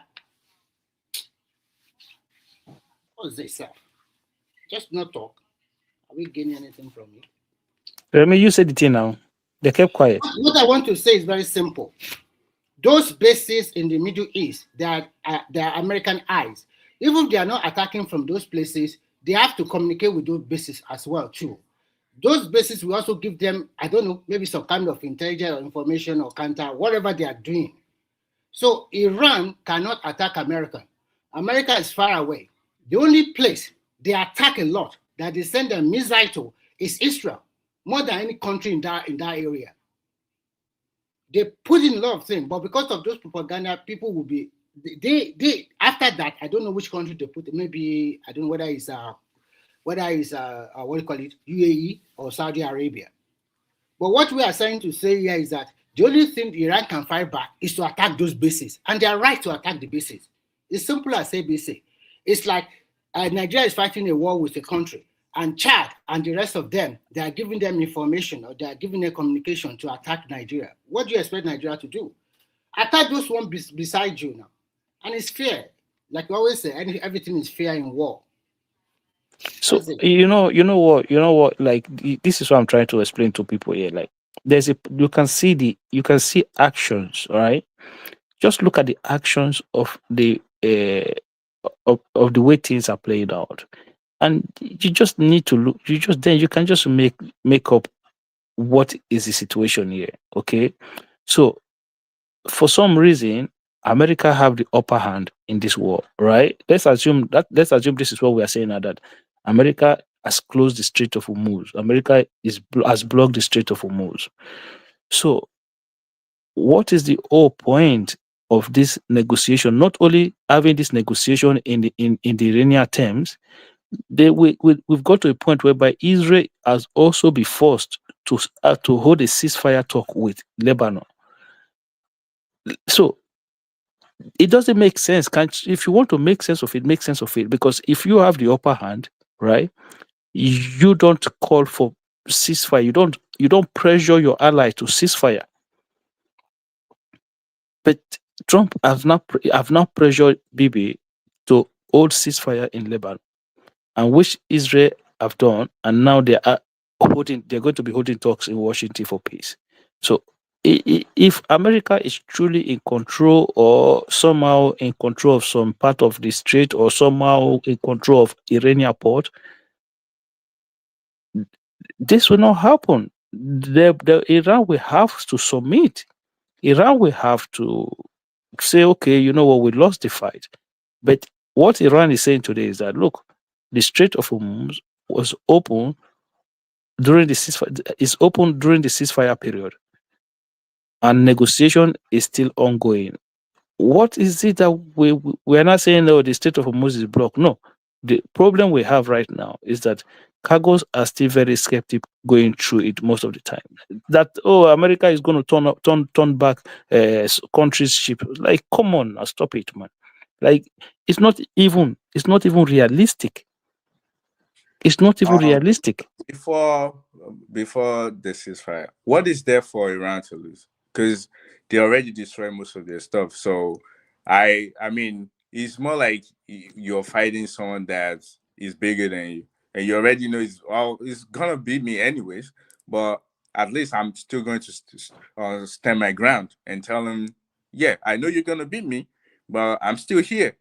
Do your worst. Don't you think that's what Iran is doing? It's like, we know you're gonna destroy us, but at least we're gonna stand our ground. You do your worst. So, like I said to you, I say I'm not going to say this is what they are thinking. I'm just looking at what is actually happening on the ground. So why, if Trump was not able to stop Bibi from attacking Iran in the first place, why all of a sudden he's been able to now ask him to stop bombing Lebanon? Simple question. Simple. I think I already answered this question before. I didn't want to go back. Wait, let me. I started talking before you, and you want to jump in. So let me finish my talk first. So I already saw the. I already kind of like talk about this before. So basically, there's a ongoing talk between Israel and Lebanon in United States. I think started maybe like Monday or even as of last week, Friday or so. So there's already talk going on to have them have a ceasefire. I think they already have a 10-day ceasefire anyways. So that's already happening. So there's no way you're going to ask someone that's reasonable to not tell Israel that, stop it. You guys already have an ongoing talk. So I think that's what's going on in that area. No. That's not what happened. Okay, listen. You see, this is the problem. But when the initial when Hezbollah came into this fight, right? Israel launched heavily into Lebanon, like they launched heavily into Lebanon. So when Iran started their negotiation from the beginning with Pakistan, Iran said Israel have to stop bombing Lebanon. And that was part of the deal that the United States started to work with, the framework that they started to work with in Pakistan. And the Pakistani president came out if you remember, when Bibi launched attack in Lebanon, the Pakistani president came out and to say that the deal included ceasefire. The ceasefire include Pakistan, and Iran says if Israel does not stop bombing Lebanon, if Israel does not stop bombing Lebanon, that they're going to reclose the Strait of Hormuz. That was what Iran says. That, and then Trump says to Bibi, Bibi, maybe you should take it easy on Lebanon. Maybe that was how the negotiation started for peace ceasefire in Lebanon. So if Trump and America are in control, why would they put pressure on Bibi to ceasefire in Lebanon? Because the ceasefire originally started from when they had a deal in Pakistan. I think we should just move over this because I hear your point, but I kind of don't think it's. I can't. And I don't want to argue about anything right now. It's not about arguing. I'm just telling you, government officials from both sides. Government officials from both sides. That's all. I think, Akim, I think you are fair in your analysis, and that is the truth. Like I said earlier before, America and Israel thought this is a war we can just run up under 2 weeks. Estimate all their whatever they have in military, navy, or whatever, and we are done with it. And then we can impose whoever we want to impose on. Of course, there is also other interests underlying control of the oil. So, but unfortunately, they found Iran resistance to it. And there was a report that came out that Iran still has stockpile of those missiles and whatever up to about 75%. So they have not decimated nothing. So to me, the way I see this thing at the end of the day, for all of the three countries, is just an exercise in futility. Because you still have to come back to the table again. Iran will still control the homes of whatever they want to control. America that want to control the whole, they do not have everything. Israel will still continue to fight among their neighbors, whether we like it or not. The cycle of violence will still continue in the future. So whatever we are saying here. So let me finish, please. Go ahead. You're not done. I thought you were done. So that is the reason why when you make your own analysis, when you try to give me all those subtle jabs, I just look at you and I just let it pass because I don't want to reciprocate back to you. Because if I reciprocate back, you will be thinking other things. So be careful. Let bygone be bygone, man. When you are in a problem, yeah, no. Well, I'm just advising. I don't think I need you to put me on anything. Because you are not talking to a small boy, okay? So mind your utterance. I'm not a small boy either. But I know you are not a small boy. But the thing that I want to understand, we are both an adult. We are both adults. So we should be respect is reciprocal. So please. Sure. The thing that I want to understand is attacking your neighbors while you're fighting. People that lose the fight. I'm not sure. A lot of people, a lot of us when we're younger, we know how fight was. When you're losing the fight, you started attacking people that they're not part of the fight. Quickly answer this question. Don't you think if America is not involved in this war, if it's just between Israel and Iran, do you think Iran will attack all their bases in the Middle East? I wouldn't see. I just asked you a question. It's a simple question. No, they would not. But that's not my question. That's not my question. That's not my question, though. You know that they are attacking the private citizens, like private companies. They are attacking oil facility. They are attacking Oriola. That's what I'm saying. They have to do that to survive as well. Hold on, Remy, 1 second. Remy, 1 second. You're not 1 minute. Remy, 1 second. You're now saying my point. Like they're doing Oriola, hold on 1 second, because please. they have. It's a war. Oriola, listen. No. The first set of attack. The first set of attack. The first set of attack that the United States carried out in Iran was on an elementary school that killed over 150 children. So what are we talking about? Talking about what is fair, what is not fair. Wait, you are right about what you said, but the thing is, the news has now come out that those schools that you're saying, the schools, the hospital that they attack, did you know they actually have their what is it? Their what they call those things that they shoot bombs from? They have it right in the school. Oh my God! In the hotel. Oh my God! This is exactly what Israel was doing in Gaza. That they've leveled the whole of Gaza today, like completely leveled the whole of Gaza today. Right? I'm just so if it's justifiable, let's listen to ourselves. I'm not saying it's right.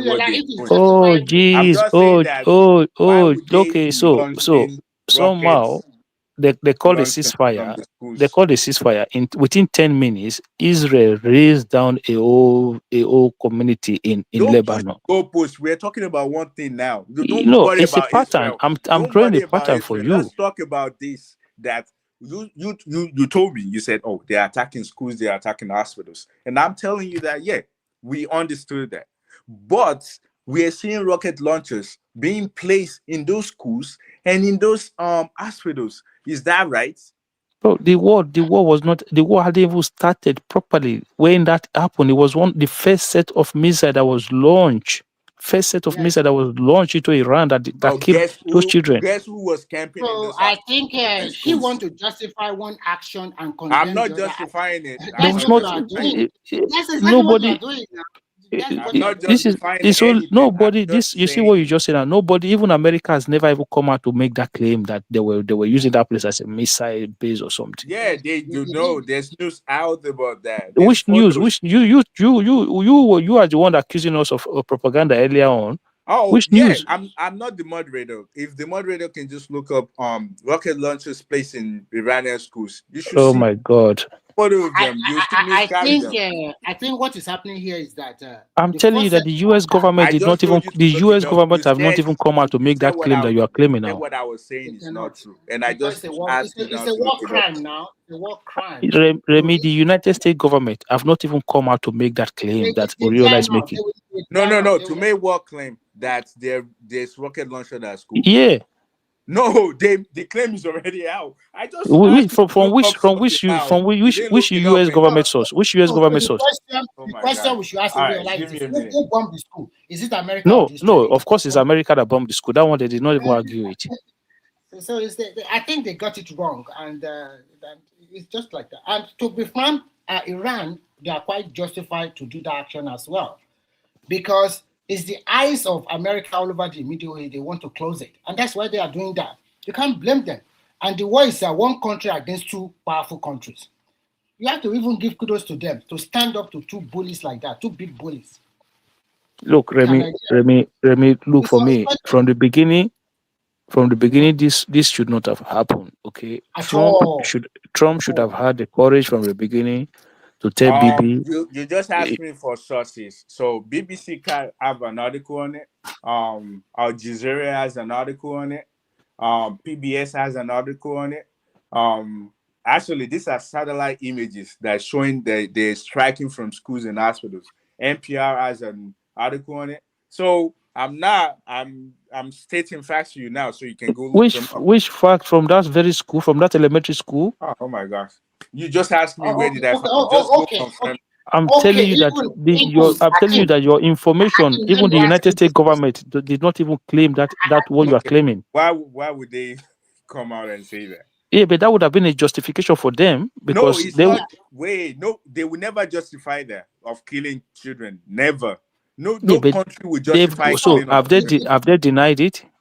Well, they didn't. They said they're going to investigate it. I understand exactly. Your point, so I'm just saying that even if there's a rocket launcher at those schools, which it is, they will never come out and try to say but this is what I'm saying. They've not even denied it. They've not denied it. Yeah, why would they? Who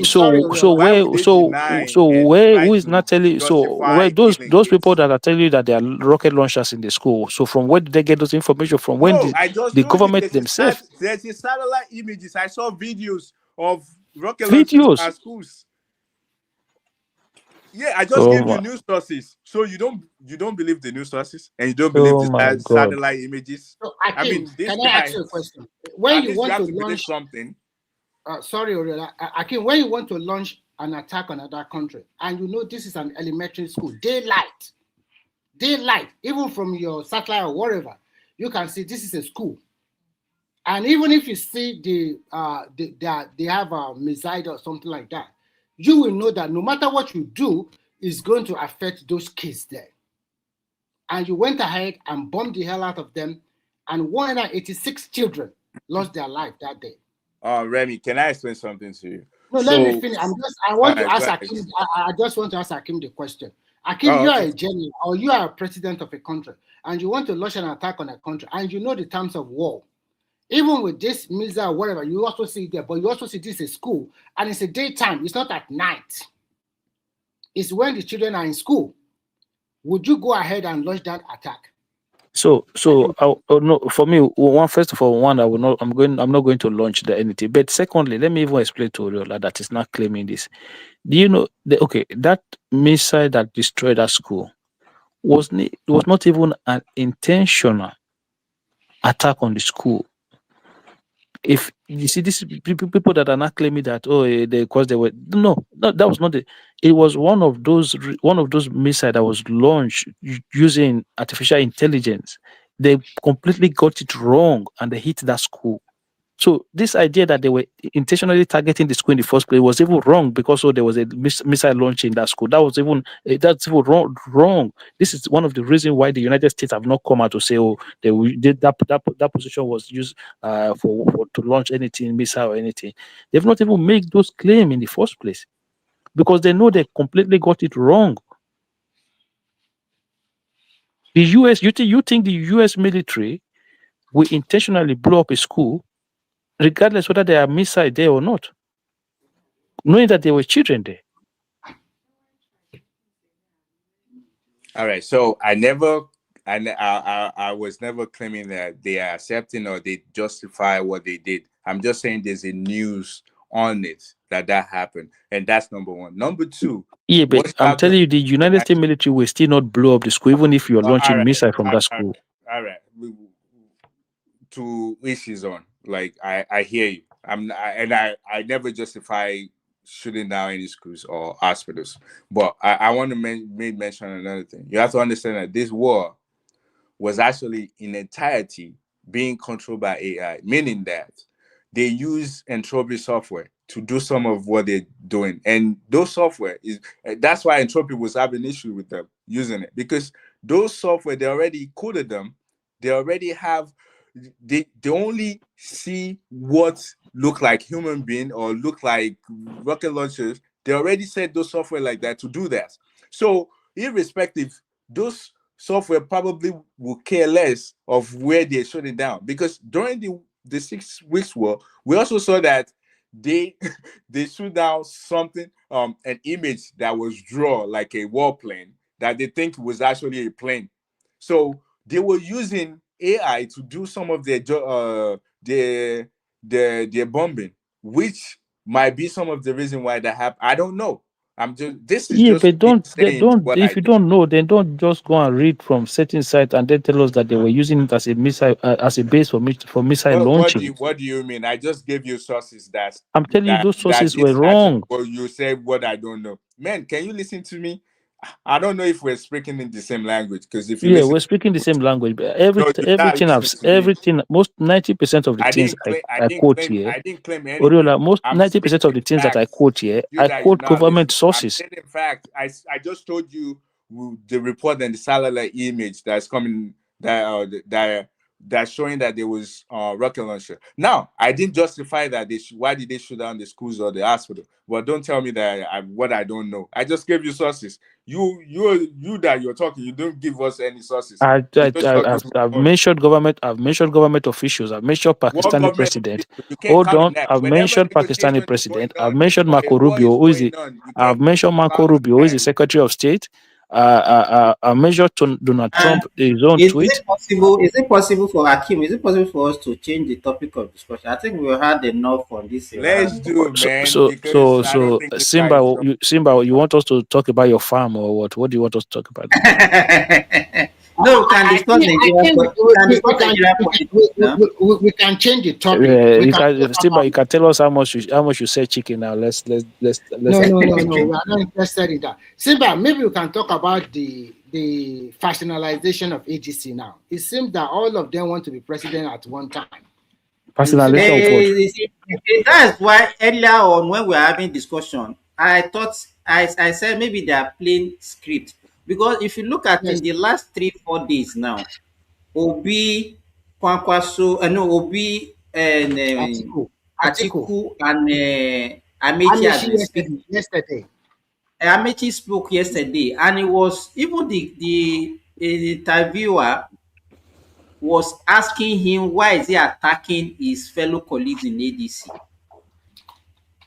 Because he was trying to run down. What's wrong with that? I did not find. He was trying to wait now. He was trying to run down Obi and Atiku. He was calling them like a tribal kind of candidate, regional leader, tribal kind of, that he cannot be seen as a Ikwere or Igbo, that is like is the true nationalist among them. You understand? And it was boastful of Simba. If we want to talk about precedents, if Amechi probably lose that primary to Atiku, I think he's going to leave. Because I had one of his interviews. And the only thing, all of them are still saying, because they asked them that, okay, if peradventure you don't win, will you support? They will not say they will not support now. No, you understand? It's not the same Amechi. It's not the same Amechi. When immediately he lost the primary in APC, he didn't do anything for the party again. Yes. Before, Amechi already mentioned like 1.5 months ago that ADC should zone the presidency to the south. is the son of the So South. even they zone it to the south now, it will be between him and Obi. And he will win. To me, he stand a better chance to win it than Obi. Yes, he will win it. He will. He will win it because for me, I think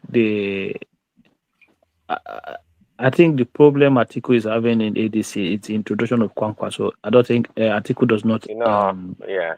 he does not like Kwankwa. So I was enjoying the conversation between Akim and Oriola. Then Simba said we should talk about damn chicken and Opitobi. This is kind of ridiculous. You know, we were enjoying the conversation. I mean, do we have to talk about damn Opitobi all the time?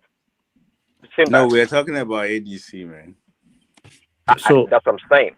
Do we have to be talking about damn ADC or whatever? We have already overstretched. No. They were having a good conversation. Sometimes you just gotta let things go, man. We're not having a good conversation. The conversation was so tiring to me because this. Well, I don't want to go. All right, so actually, I was gonna ask you to read the part of Al Jazeera or NPR article you're talking about where those children that were killed like chicken were in a military base or whatever you said. I'd like you to just read some excerpts. Let's listen to you. I want to listen to you. I can do that. Yeah. Let's. I mean, but it is important. I can read that, but actually, if you please, Oriola, President, I can kick you out of this. You know, I'm the one in charge here. Yeah, Idi Amin. Listen, I have contact in Iran. I tell you to send more bombs to Saudi Arabia. You keep messing around. Except you don't want to live in Saudi in peace. Hakim, in as much I give kudos to all these Middle East countries, because if you have ever visited countries like Qatar, UAE, and also the other one I visited, 3, you'll be amazed at the development, the progress. But at the same time, they are also sponsor of terrorism one way or the other. And where they sponsor those, you have facts to that. So, of course, you should know that it's no factual. Just listen. Let me explain it to you. As long as BB is still there will be no peace in that region. Let's just call it like that. That's exactly. But I don't blame them, because for their survival too, and because of geopolitics among the big powers of the world. And I said that the cycle of violence will still continue, whether we like it or not, because Israel want to dominate those other countries over there. They wouldn't accept. So how do we go about it? Okay. Anyway, I feel sorry for Prince Daddy, because it's your tax money that the BB is using, wasting in those countries. Okay, let me chime in and say the reason why it appears that I'm against this war. I can say I really like to correct if I'm wrong. When the Iraqi war was going on in the early 20s, right? In the 2000s rather. I think Ariella was probably a teenager, or maybe a little bit over a teenager. But my point here is that listen, prior to the war, and they fed us a bunch of freaking information. Ariella was a teenager. This guy shooting shot. He's throwing a shot at me. Okay. No. I'm not. Listen, you can't deny it. I'm not throwing a shot. That's what I'm saying. Let me learn my point. You get what I'm trying to say. But the point here is that it doesn't even matter your age, because even our senators, they bought the garbage that that Bush sold us. They told us about the weapons of mass destruction. They even showed us pictures of mobile WMD. That's what they showed us. And that was BB. That was BB. That was BB. It was BB that was drawing pictures. My point is that we all bought and drank the Kool-Aid. I was for the war. I supported the war.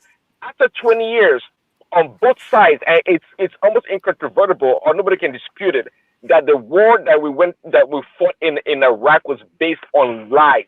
Just a bunch of lies. There's no doubt about that. Prince Daddy, you cannot blame. Somehow you can blame, but you have to understand that the emotion of 9/11 was still running high at that time.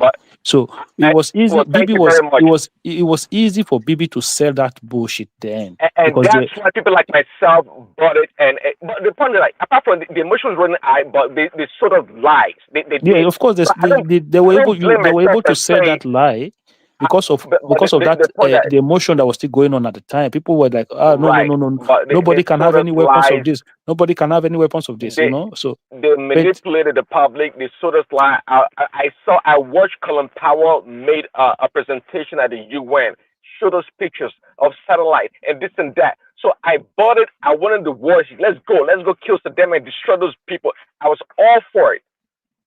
After 20 years again, we have documentation and record. They've done all kind of report on it that it was all based on lies, and nobody's coming out to dispute that. So and there was now, no now, WMD. they didn't find no damn WMD. But now today we have a war in Iraq, in Iran, right?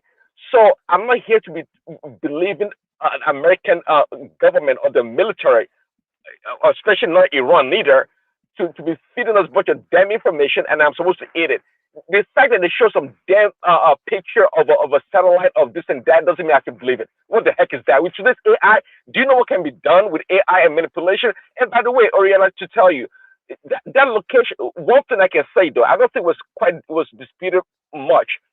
That school location, okay, at one point in time may have been or was a military what you call it, facility. You can say that, but that place has changed in the sense that now it has become a public school or whatever, a school and institution whereby girls go. The girls' school. That's what it has become. So now, the first day of the war, they used the Tomahawk missile and kill a pie bunch of little girls. Okay, I guess I'm supposed to be happy about that. It's collateral damage, as Chema would say, which is ridiculous, of course. So this is the point. So I'm not for war and killing people. I'm not for that. So no, I'm a Trump supporter. I'm not buying some damn excuses and some silly. And by the way, I hope you guys heard it. When Trump was on Air Force One, they asked him about the bombing of the little girls' school, and Trump said, in his own word, I heard him, I watched him. He said, "Who knows? Not only America has Tomahawk missile, it could have been from the Iranians." He said that. He never acknowledged that America made a mistake and killed little girls. It did not. So it's sort of about. So I don't, when I talk, I don't make things up. I just say what I think I is never factual said and you what I've made heard. it up, in the line that you're going. I think at one point during the conference, they I think the Secretary of War actually mentioned that they're going to look into it, that they're Yes. going to investigate exactly what happened. Yeah, I'm not trying to justify what they did. But they look I into would it, never but do that. again, they never disputed that. Yeah. Trump lied about it. He said it could have been the Iranians that Iranians used America's weapon to bomb their own school. You know, it was just ridiculous. See, to me, life is life, man. It doesn't matter if it's American or Iranian. I don't want people to die for damn reasons because of some politicians or some people trying to make money into the military. I'm not for that. President, don't you think the problem with them eating the school and the hospital might be the fact that they're using software to actually control the entire world? Maybe those software is just misreading. You know, like people that drive Tesla, if they go pass through buried ground, it will show like people are walking. So don't you think those software might be misreading? Yeah, if you watch Well, videos yeah. online. Yeah. If you're driving Tesla and it's going through the background area, it will show the cops that they're walking. Actually, they will be seeing people. Really? So, yeah, just So look it up Tesla can see online. ghosts, is what you're saying? Yeah, that's what I'm saying. Look it up. Okay. So don't you think those software might be misreading? Because like military complex. What is it? Iran, they have some military base next to schools. Don't you think that might be some of the reason why? Yeah, but Maybe, this is what I said to you, Right. Ariola, that it could be You're an right. error. You're right when you said they use Anthropic software or the AI for this warfare. I think nobody's disputing that. But you can't just rely on freaking AI. Isn't that the why Entropy said they can't use it? This isn't why But they're they did. fighting at core right now, that they don't want them to use their software for war. That's the reason, because they know it's not 100% yet. It could do some things crazy that they don't know, then they don't want it to happen. I'm just saying, maybe that's what's going on right now with those schoolgirls. But see, but this is the thing. When they interviewed Israelis former IDF spokesperson, what's his name, Jonathan Conrickers, and they asked him a question on Piers Morgan, and it said, do Israelis or Israelis military build facilities near a residential area and this and that, and he said yes, yes. So the building of facilities, military bases around civilian or civilian areas or community is nothing new. And the That's reason why crazy. That's crazy. They shouldn't be doing that. well, this because if you do that, I mean, supposedly during war or whatever conflict, the people that are going to try and bomb you will be careful not to do that because that'd be what do you call it? Right, War crime, that's right? right. Yeah, that's a Yeah, war but that didn't stop Bibi from blowing up everything in Gaza. That's a different case, man. BB is a different animal. Yeah, like it hasn't stopped him from doing any of those things. Yeah, but did you know that the international justice, they're looking for him, Netanyahu? You know, yeah, like I look, I pray they catch that man. Like I They're probably not would. gonna do it. Listen, Personally, they're not going. They're not gonna see.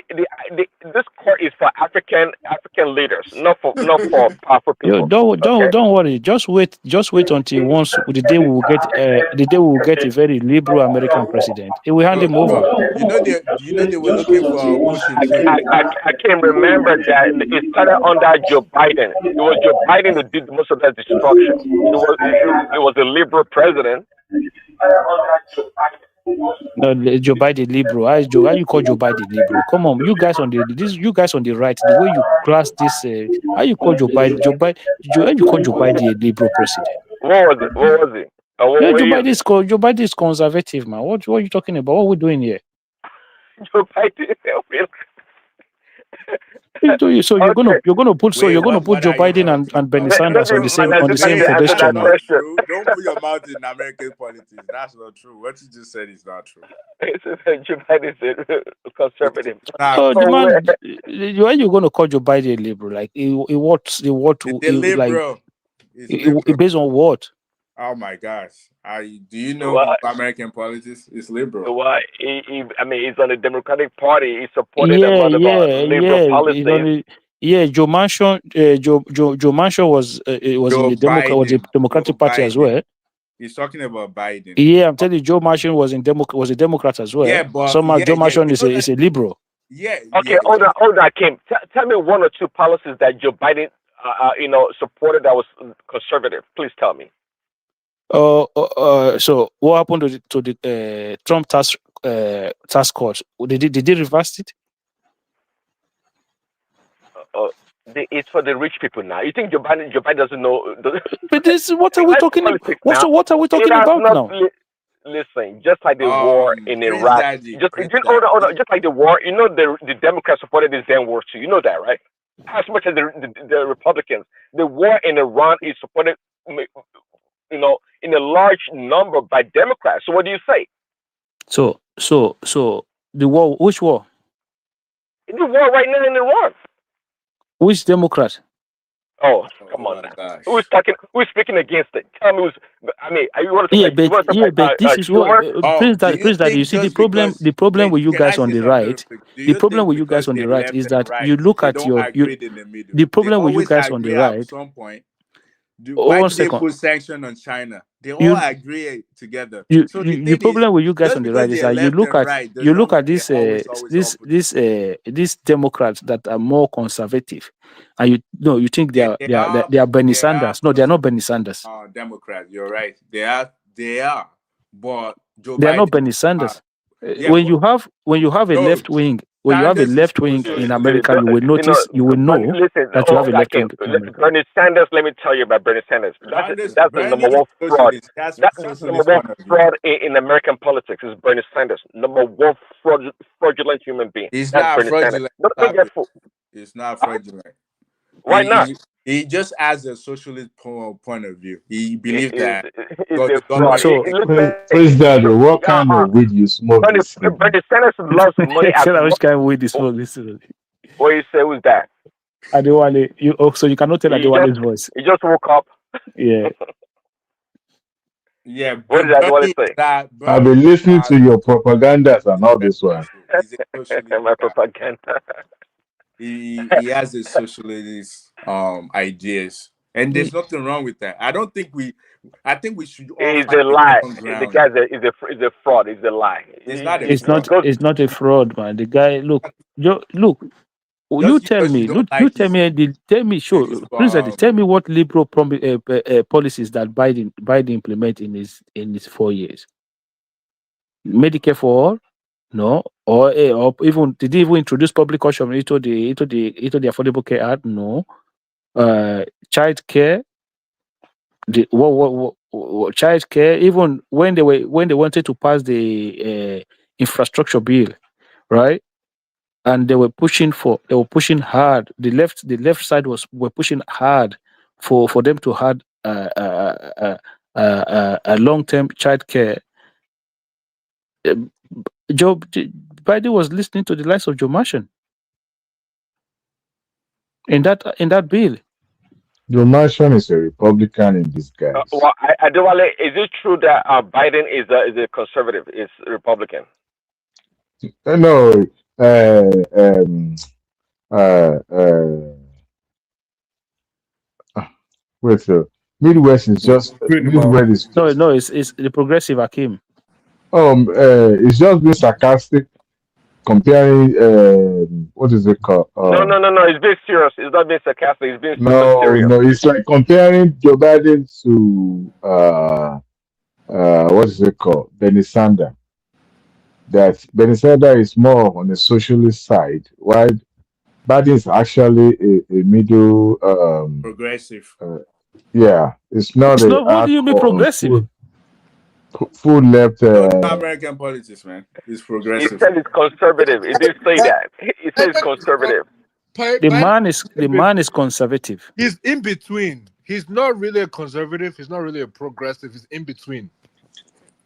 Well, what do you mean by in between? Definition. Well, how does that work? Oh, okay. It's very simple.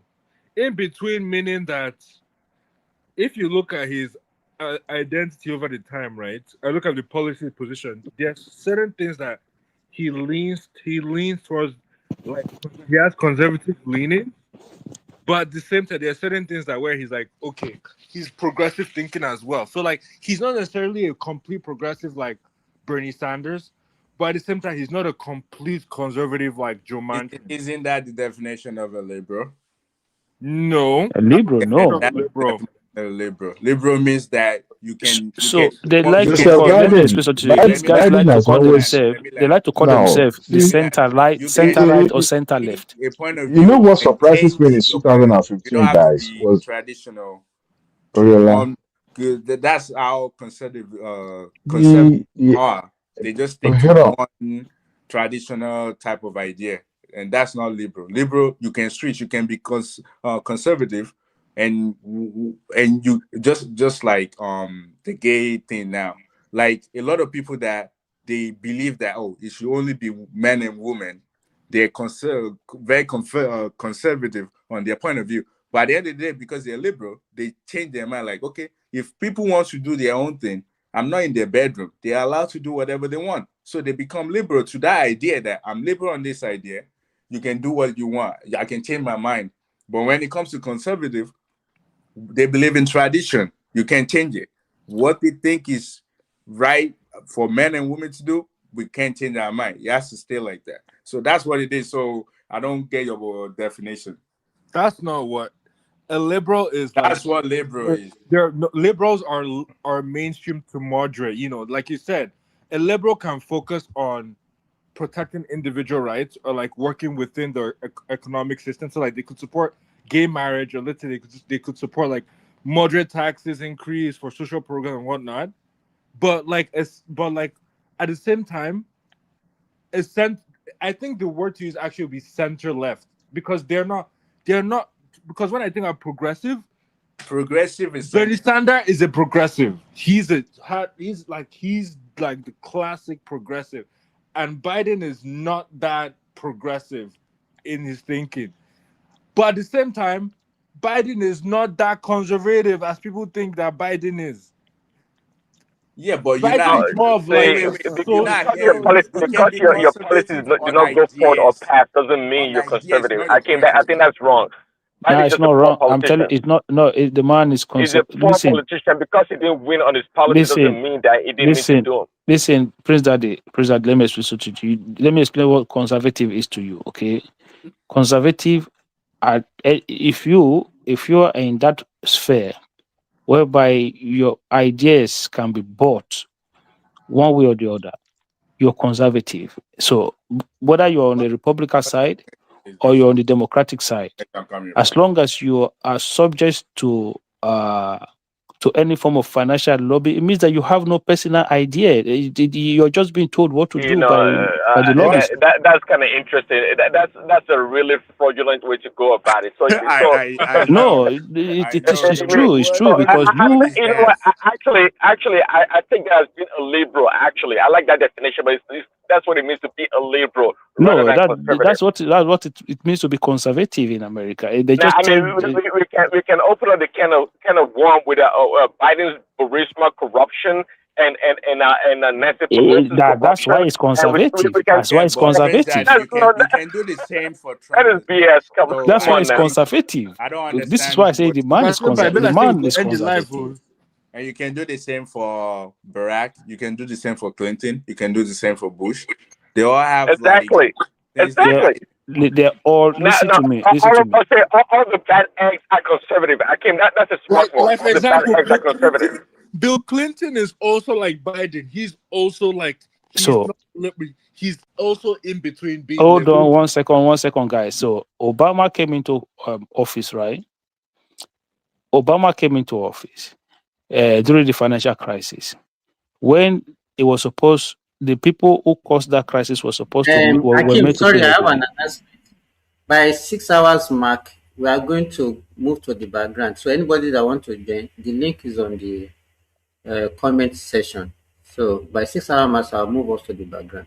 Thank you. So Simba, are you a Democrat or a Liberal? Remy, what kind of introduction? What kind of intrusion is this now? Just to light it up. Just to light it up for Simba.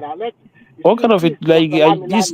Sometimes I feel like if we were still like back home in Nigeria during the military times, you will beat him, man. When you see him, you will have beaten him, man. Koboko, serious Koboko. Just tell you, you do that. Leave Dr. Lami alone. Let him answer the question now. That kind of intrusion, Koboko rated is sovereign. You use Koboko it's so lighting it up because you have two firepower in Adewale and Prince Daddy. Before they'll take over totally. So Obama ended up bailing the bank.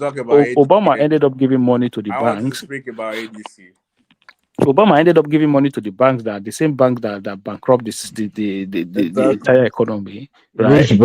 Which bank bankrupted? The bank bailout that Obama did was in the bank. Let us be mindful of information. Hold on one second, Then, when he wanted to pass his healthcare bill, he went to go and take Mitt Romney healthcare.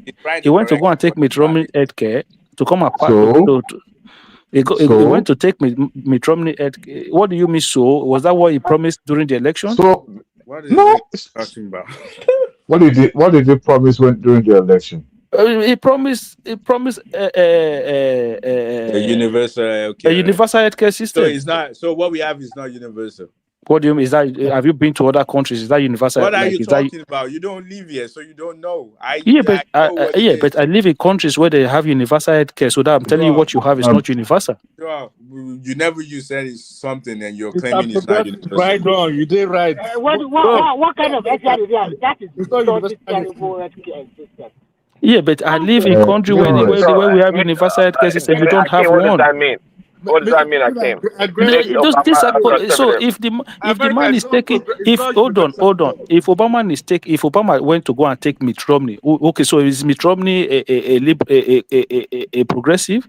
Who tells you He took his healthcare plan and then implement it and then pass it I call it affordable, and they say it's affordable care. So when we talk about He progressive, never took his idea. Stop it. He didn't take his idea. what do you mean? They like why America is it? doesn't have a universal health care, please. I beg. Let's Is get that straight. what is We it do. because What do No, is it it was because it's because Mitt Obama now Romney you don't had want to admit that implemented that. we do. hold on, is it We because it's do? Obama you don't want to admit Okay, that what was is this, Romney Mr. care? Oriela? Huh? What's the universal health care, please? We don't have a universal health care system. What do you mean we don't We have a hybrid of public and private, but we don't have a What's universal hybrid healthcare. of public and private? What is hybrid of public and private?